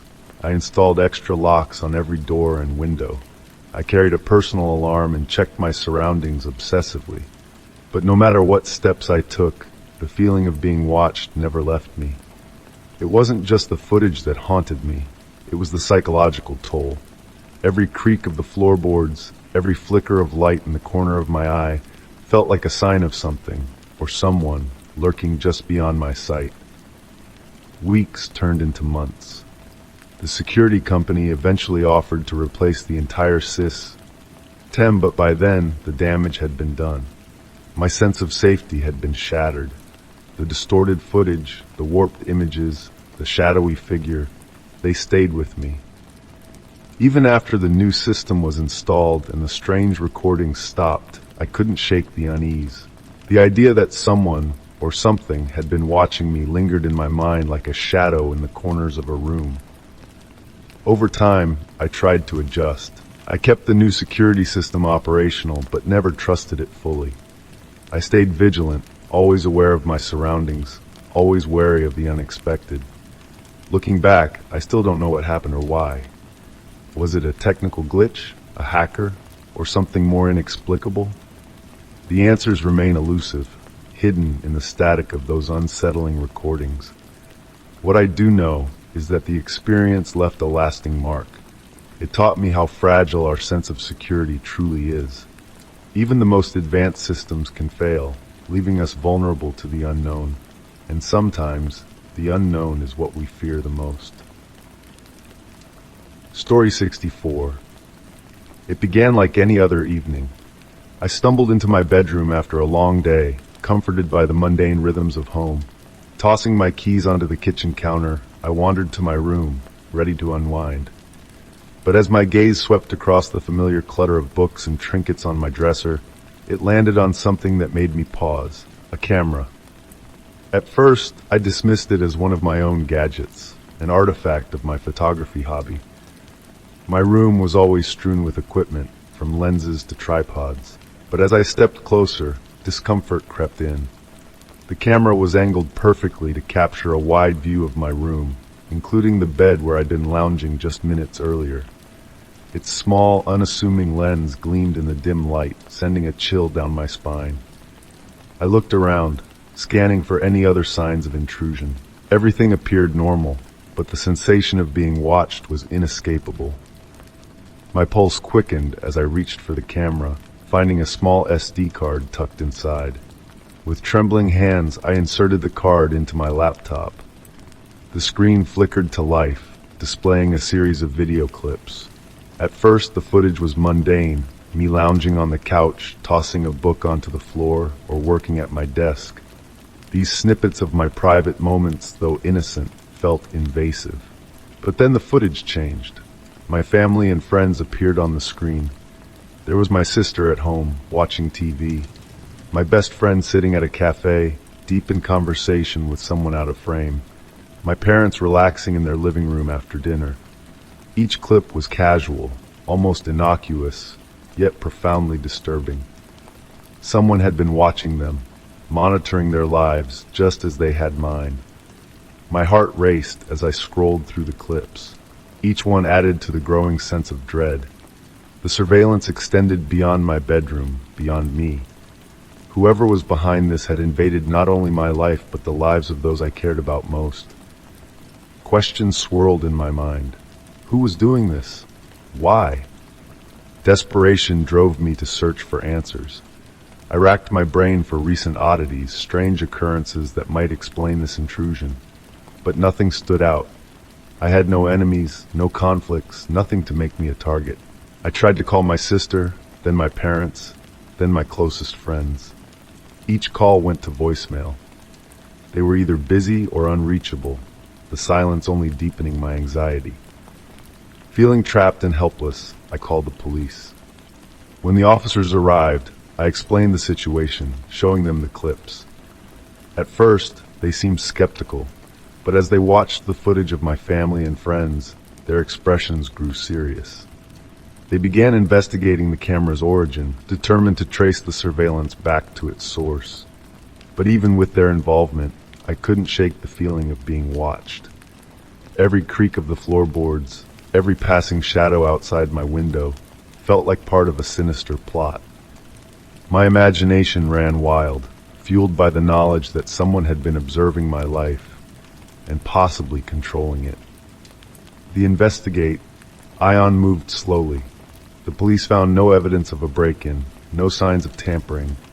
The camera had been cleverly disguised, designed to avoid detection. Weeks passed and progress was minimal. Each day that went by without answers left me feeling more vulnerable. I tried to resume my daily routine, but the damage had been done. Every sound, every flicker of movement in my peripheral vision set me on edge. My home, once a sanctuary, now felt like a stage for someone else's twisted game.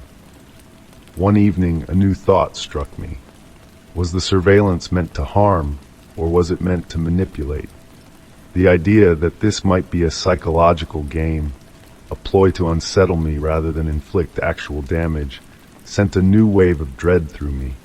The thought that someone could toy with my sense of safety for their own amusement was almost worse than the idea of a direct threat. I decided to take control. I documented every strange occurrence, every piece of evidence. I upgraded my home security system, installing cameras, motion detectors, and reinforced locks. My vigilance became routine, a way to reclaim power in a situation that had left me feeling powerless. Though the investigation eventually grew cold, the mystery of the camera remained unsolved. The person behind the surveillance was never identified, their motives never uncovered. The experience left an indelible mark. The knowledge that someone had invaded my life, and possibly the lives of those I loved, was a haunting reminder of how fragile security can be. My sense of safety had been replaced by a constant awareness of my own vulnerability. But amidst the fear and uncertainty, I found a resolve I hadn't known I possessed. Though the hidden camera's origins remained a mystery, its presence forced me to confront my fears and take steps to protect what mattered most. And while vigilance might never replace true peace of mind, it was a start, a small victory in a battle I hadn't chosen, but was determined to fight. Story 65. The day I moved into my new house was meant to mark the beginning of an exciting chapter in my life. After landing a promotion at work, I decided to reward myself with this charming, century-old property. Nestled on a quiet street in a historic neighborhood lined with tall, leafy trees, it seemed like a dream come true. But dreams have a way of shifting into nightmares. The first few weeks were uneventful, filled with the excitement of settling in. The house had its quirks, a dripping faucet here, a door that wouldn't quite latch there. I brushed them off as expected eccentricities of a home its age. Then came the puddle. One morning I walked into the kitchen and found a pool of water spreading across the floor. It wasn't just a minor leak. It was enough to make me wonder if I'd somehow left the tap running. A plumber came out that same day, checked the pipes, and assured me everything was fine. "Faulty seal," he said. "Happens in old houses. Just keep an eye on it." I thought that would be the end of it. I was wrong. A few days later, I noticed a crack running along the living room wall. At first, it was a small, jagged line, but each time I looked at it, it seemed to widen, creeping like ivy across the plaster. Alarmed, I called a contractor. Bob, the contractor, arrived with a skeptical air. After a brief inspection, he shrugged. "Old houses settle," he said, waving off my concerns. "It's normal wear and tear, nothing to worry about." I wanted to believe him, but as the days passed, the oddities became harder to dismiss. One night, I came home and found my living room in complete disarray. The sofa had been moved to the far corner, facing away from the TV. The coffee table was angled awkwardly in the center of the room, and the books on my shelves had been shuffled into no discernible order. I stood there trying to make sense of it. Had I somehow done this and forgotten? The thought unsettled me, but I convinced myself it was exhaustion or stress. Then the bedroom door began unlocking itself. Every morning I woke to find it ajar, despite locking it before going to bed. Fingerprints, smudged and foreign, appeared on my bathroom mirror, their shapes unclear but undeniably not my own. The tipping point came when my neighbor called me at work. "I saw a man in a black jacket walking around your property," she said. By the time I got home, he was gone. My porch light had been smashed, and the garden gnome by the steps lay toppled over. I reported the incident to the police, but with no evidence to go on, there wasn't much they could do. The combination of these events, the cracks, the disturbances, the intruder, was overwhelming. Bob, ever practical, insisted it was all just part of the house's personality. Settling walls, old fixtures, and my own overactive imagination. But I couldn't accept that explanation. Driven by desperation, I began researching the property's history. The local library yielded little, no significant events, no unusual records. The house was a blank slate, as though its past had been erased. Meanwhile, the disturbances escalated. Cracks spread to other walls. Water stains appeared in the ceiling of rooms where no pipes ran. One day I came home to find the kitchen cabinets flung open, dishes shattered across the floor. I couldn't ignore the feeling anymore. The house was resisting me, pushing back against my presence. I demanded Bob conduct a more thorough investigation. Begrudgingly, he assembled a team of structural experts. They spent hours inspecting every inch of the house. Their conclusion was infuriatingly familiar. "The house is old," they said. "These are normal issues for a property of this age." But I wasn't convinced. The final piece of the puzzle came when I managed to track down the previous owner. They were hesitant at first, but eventually opened up. They too had experienced strange occurrences, rearranged furniture, unexplained noises, doors unlocking on their own. They had sold the house as quickly as they could, leaving its mysteries for someone else to uncover. That someone was me. I couldn't stay any longer. The house's history, or lack thereof, was too much for me to endure. I packed up my things and moved out, leaving the cracks, the leaks, and the eerie rearrangements behind. To this day, the house stands, as enigmatic as ever, a charming facade masking an unsettling reality.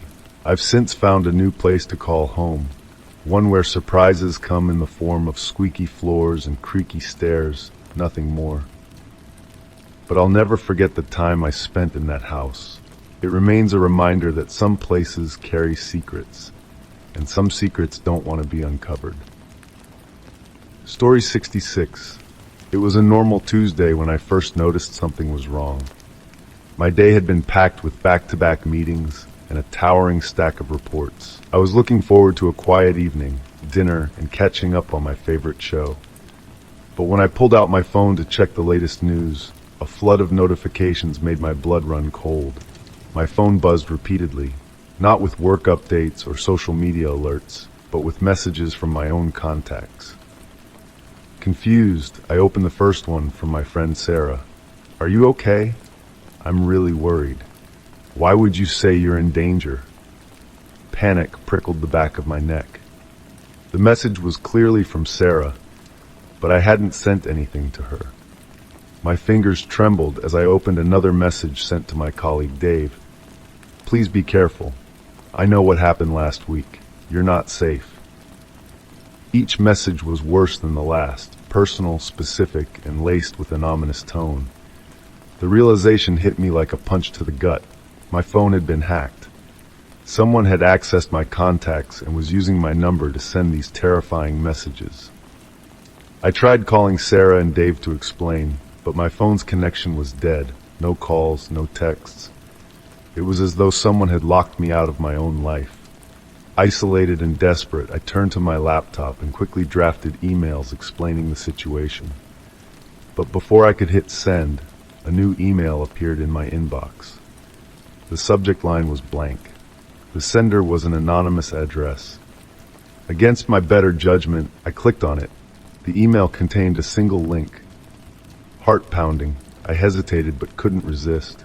The link led to a website, a twisted digital dossier filled with personal information about me.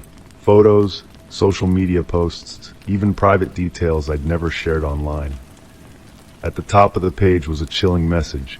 "You're being watched. This is just the beginning."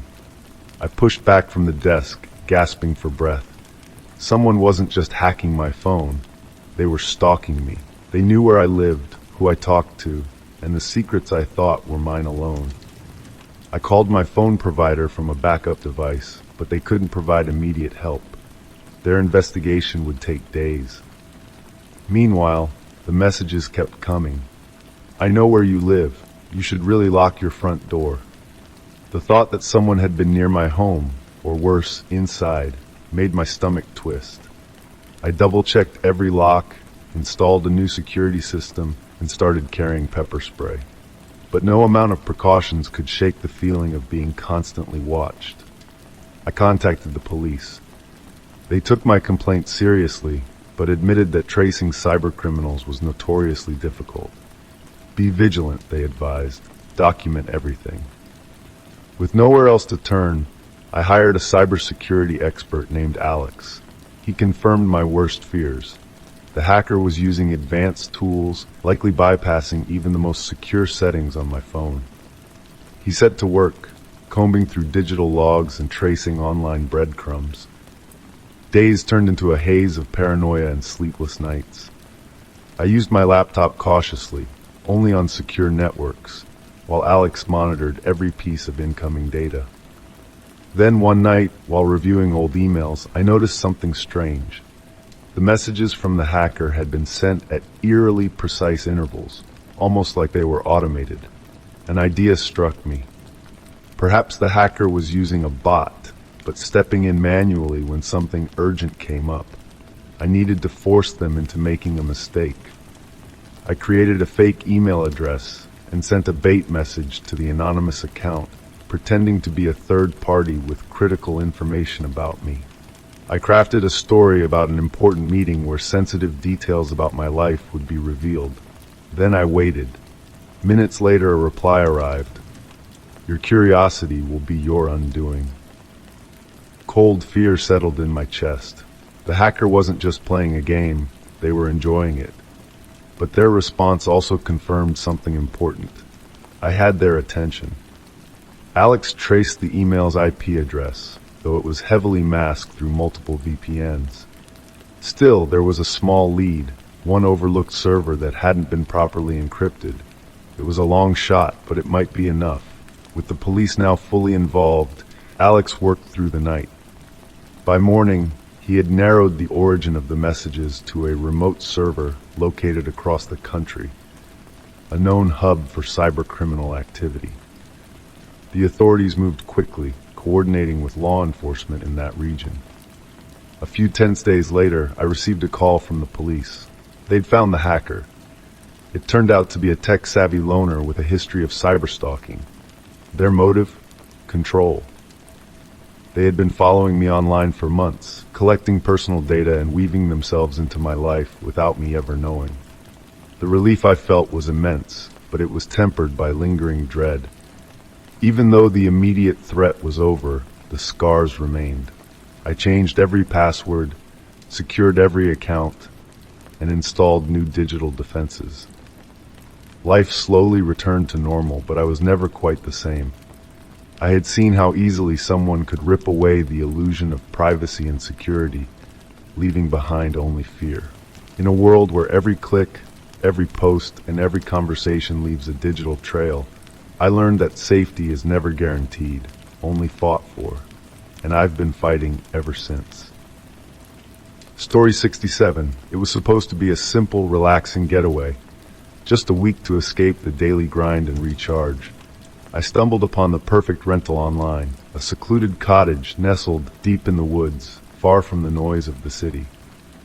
The photos promised a serene retreat, with glowing reviews praising its charm and tranquility.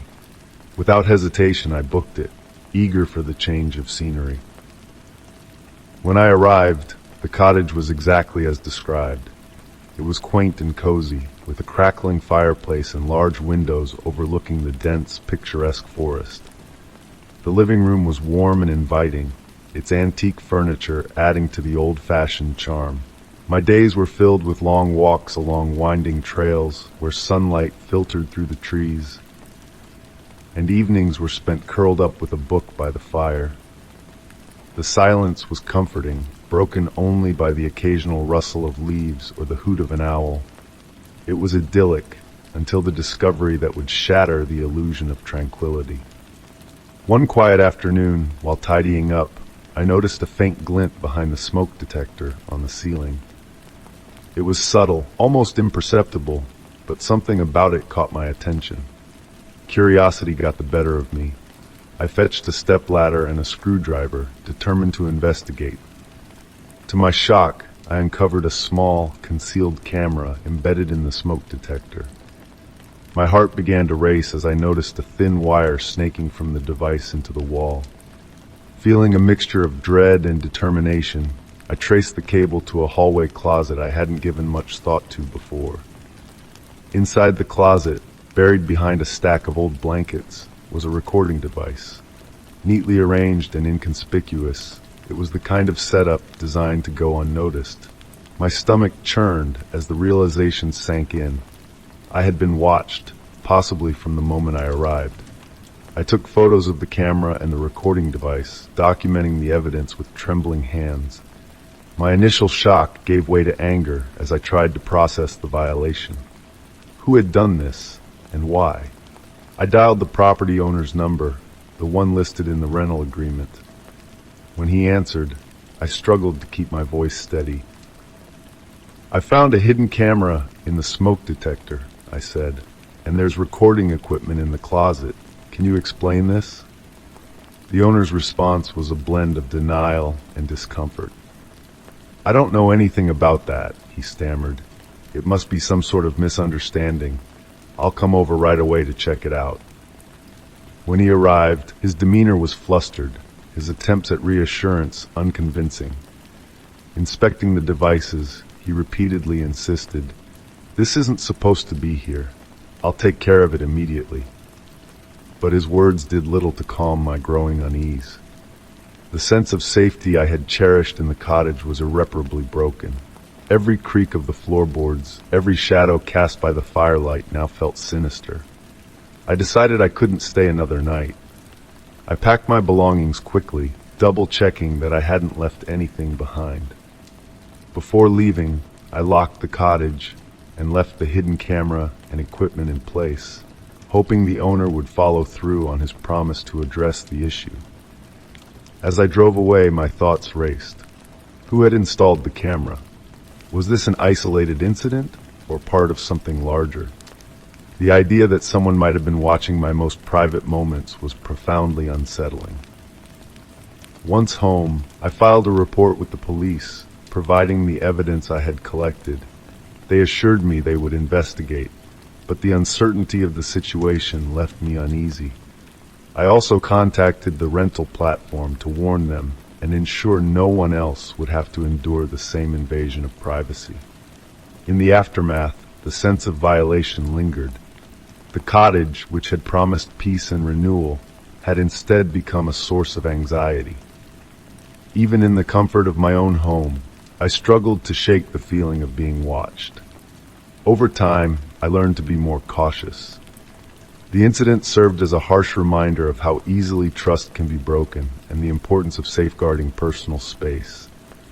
The memory of that hidden camera stayed with me, a constant warning to trust my instincts and remain vigilant.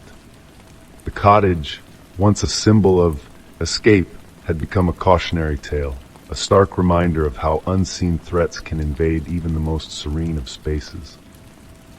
Story 68. It began subtly. My cousin Eleanor, always a pillar of support and reliability, started behaving oddly.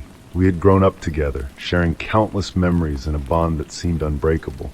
So when she began acting out of character, it felt like a disorienting jolt. At first, the changes were minor: missed calls, canceled plans, and distracted conversations. I chalked it up to stress from her demanding job. But as weeks passed, her demeanor grew more strained, and her once dependable presence faded into unpredictability. Then came the strange requests.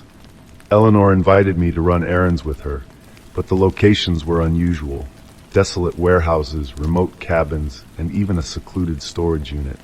Her explanations were vague. She needed help with personal projects or sorting old belongings. While odd, I dismissed my unease out of loyalty and trust. One evening, Eleanor asked me to come over, her voice trembling with urgency.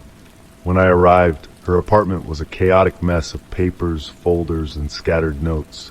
She was pacing, frazzled and tense. "I'm in a bit of a jam," she confessed, avoiding eye contact. "I need your help. It's important for my research." Despite my growing unease, I couldn't turn her away. She handed me a stack of dense legal documents filled with jargon I barely understood. Whenever I questioned her, she brushed it off with hurried explanations. As the weeks wore on, her requests intensified. She would appear at my door late at night with urgent papers to sign, claiming delays could bring catastrophic consequences. Then came the breaking point. She asked me to transfer a large sum of money into a business account she had set up. The request felt wrong. Despite her assurances, something gnawed at my gut. I told her I needed time to think, which only seemed to heighten her desperation. Driven by suspicion, I reviewed the documents she'd given me, determined to understand what I had unwittingly become a part of. What I found left me cold. The papers were riddled with inconsistencies, false names, and forged signatures. My cousin, the woman I'd trusted my entire life, was entangled in a complex web of shell companies, fake investments, and fraudulent schemes. Worse still, my name appeared in several places, used without my consent, to authorize suspicious transactions. Eleanor hadn't just misled me, she had implicated me. The betrayal hit like a punch to the chest. How could someone I loved and trusted manipulate me like this? Heart pounding, I confronted her at her cluttered apartment. The sight of the place, files spilling from cabinets, counterfeit documents littering the floor, only deepened my sense of betrayal. "You used me," I accused, my voice shaking. Eleanor's face twisted with a mix of desperation and guilt. "You don't understand," she cried. "I was drowning. I needed a way out." Her justifications came tumbling out: mounting debts, a failing business, and the crushing pressure of financial ruin. She claimed the scheme had been her last-ditch effort to stay afloat, a desperate move born of hopelessness. But no amount of rationalizing could excuse the deception. She hadn't just lied, she'd gambled with my trust and my future. The next steps were agonizing but necessary. I reported everything to the authorities, handing over every piece of evidence I'd uncovered. The investigation that followed was long and exhaustive. Eleanor was charged with multiple counts of fraud, financial misconduct, and identity theft. The court hearings were surreal. Seeing my cousin Someone I'd once admired, sitting behind a defendant's table, was a bitter reminder of how deeply she had fallen. The full extent of her crimes came to light: victims beyond me, lives disrupted, futures shattered. Despite her apologies, the damage was done. Her career, her reputation, and our relationship were irrevocably destroyed. In the aftermath, I grappled with a storm of emotions: grief, anger, guilt, and disbelief. I sought therapy to untangle the complex web of betrayal and rebuild my sense of trust in others and in myself. The hardest part wasn't losing Eleanor. It was accepting that the person I thought I knew had never truly existed. Through the pain, I learned difficult but invaluable lessons. Even those closest to us can hide dark secrets. Trust must be earned, and intuition should never be ignored. Eleanor's manipulation left scars, but it also sharpened my resilience. I emerged stronger, wiser, and fiercely protective of my future, determined never to be blindsided by deceit again. Story 70. It started as a desperate attempt to escape. After months of identity theft, cryptic messages, and the discovery of a mysterious grave linked to my past, my therapist suggested a retreat, a remote cabin far from the chaos of city life. The promise of isolation felt like a balm to my frayed nerves, a chance to reclaim my peace. The cabin was deep in the mountains, accessible only by a winding, overgrown road that snaked through dense forest. Surrounded by towering pines and a tranquil lake, it seemed like the perfect place to clear my head. Its rustic wooden siding and cozy front porch invited a sense of comfort that felt long overdue. For the first few days, life was peaceful. I hiked through serene trails, soaked in the mountain air, and let the stillness ease my restless mind. Nights were quiet, with only the distant call of owls breaking the silence. I began to feel like I could finally breathe again. On the fourth day, while organizing a cluttered closet, I found something strange: a small, dusty wooden box tucked behind old blankets. Curiosity tugged at me. Inside were personal items: a cracked leather journal, faded photographs, and a few pieces of worn clothing, including a jacket stained with what looked like dried blood. My heart quickened as I opened the journal.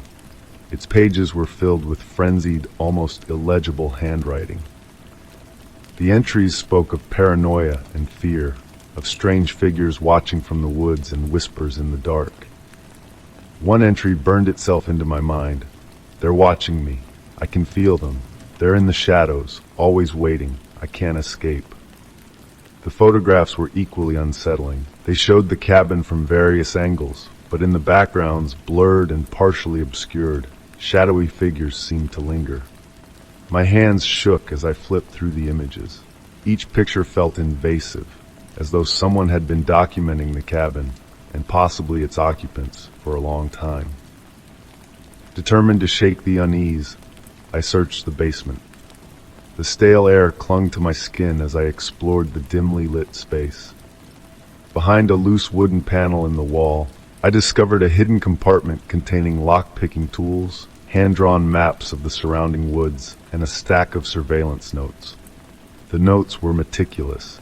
They detailed the movements of past visitors, describing their routines, appearances, and even emotional states. Crude sketches of faces filled the margins, distorted by hasty strokes of a trembling hand. The final page read, "I see them. They know I'm here. They'll come for me soon." A cold dread settled over me. Was the previous occupant paranoid, or had they been right? I couldn't tell if I was uncovering the ramblings of a disturbed mind or evidence of something far more sinister.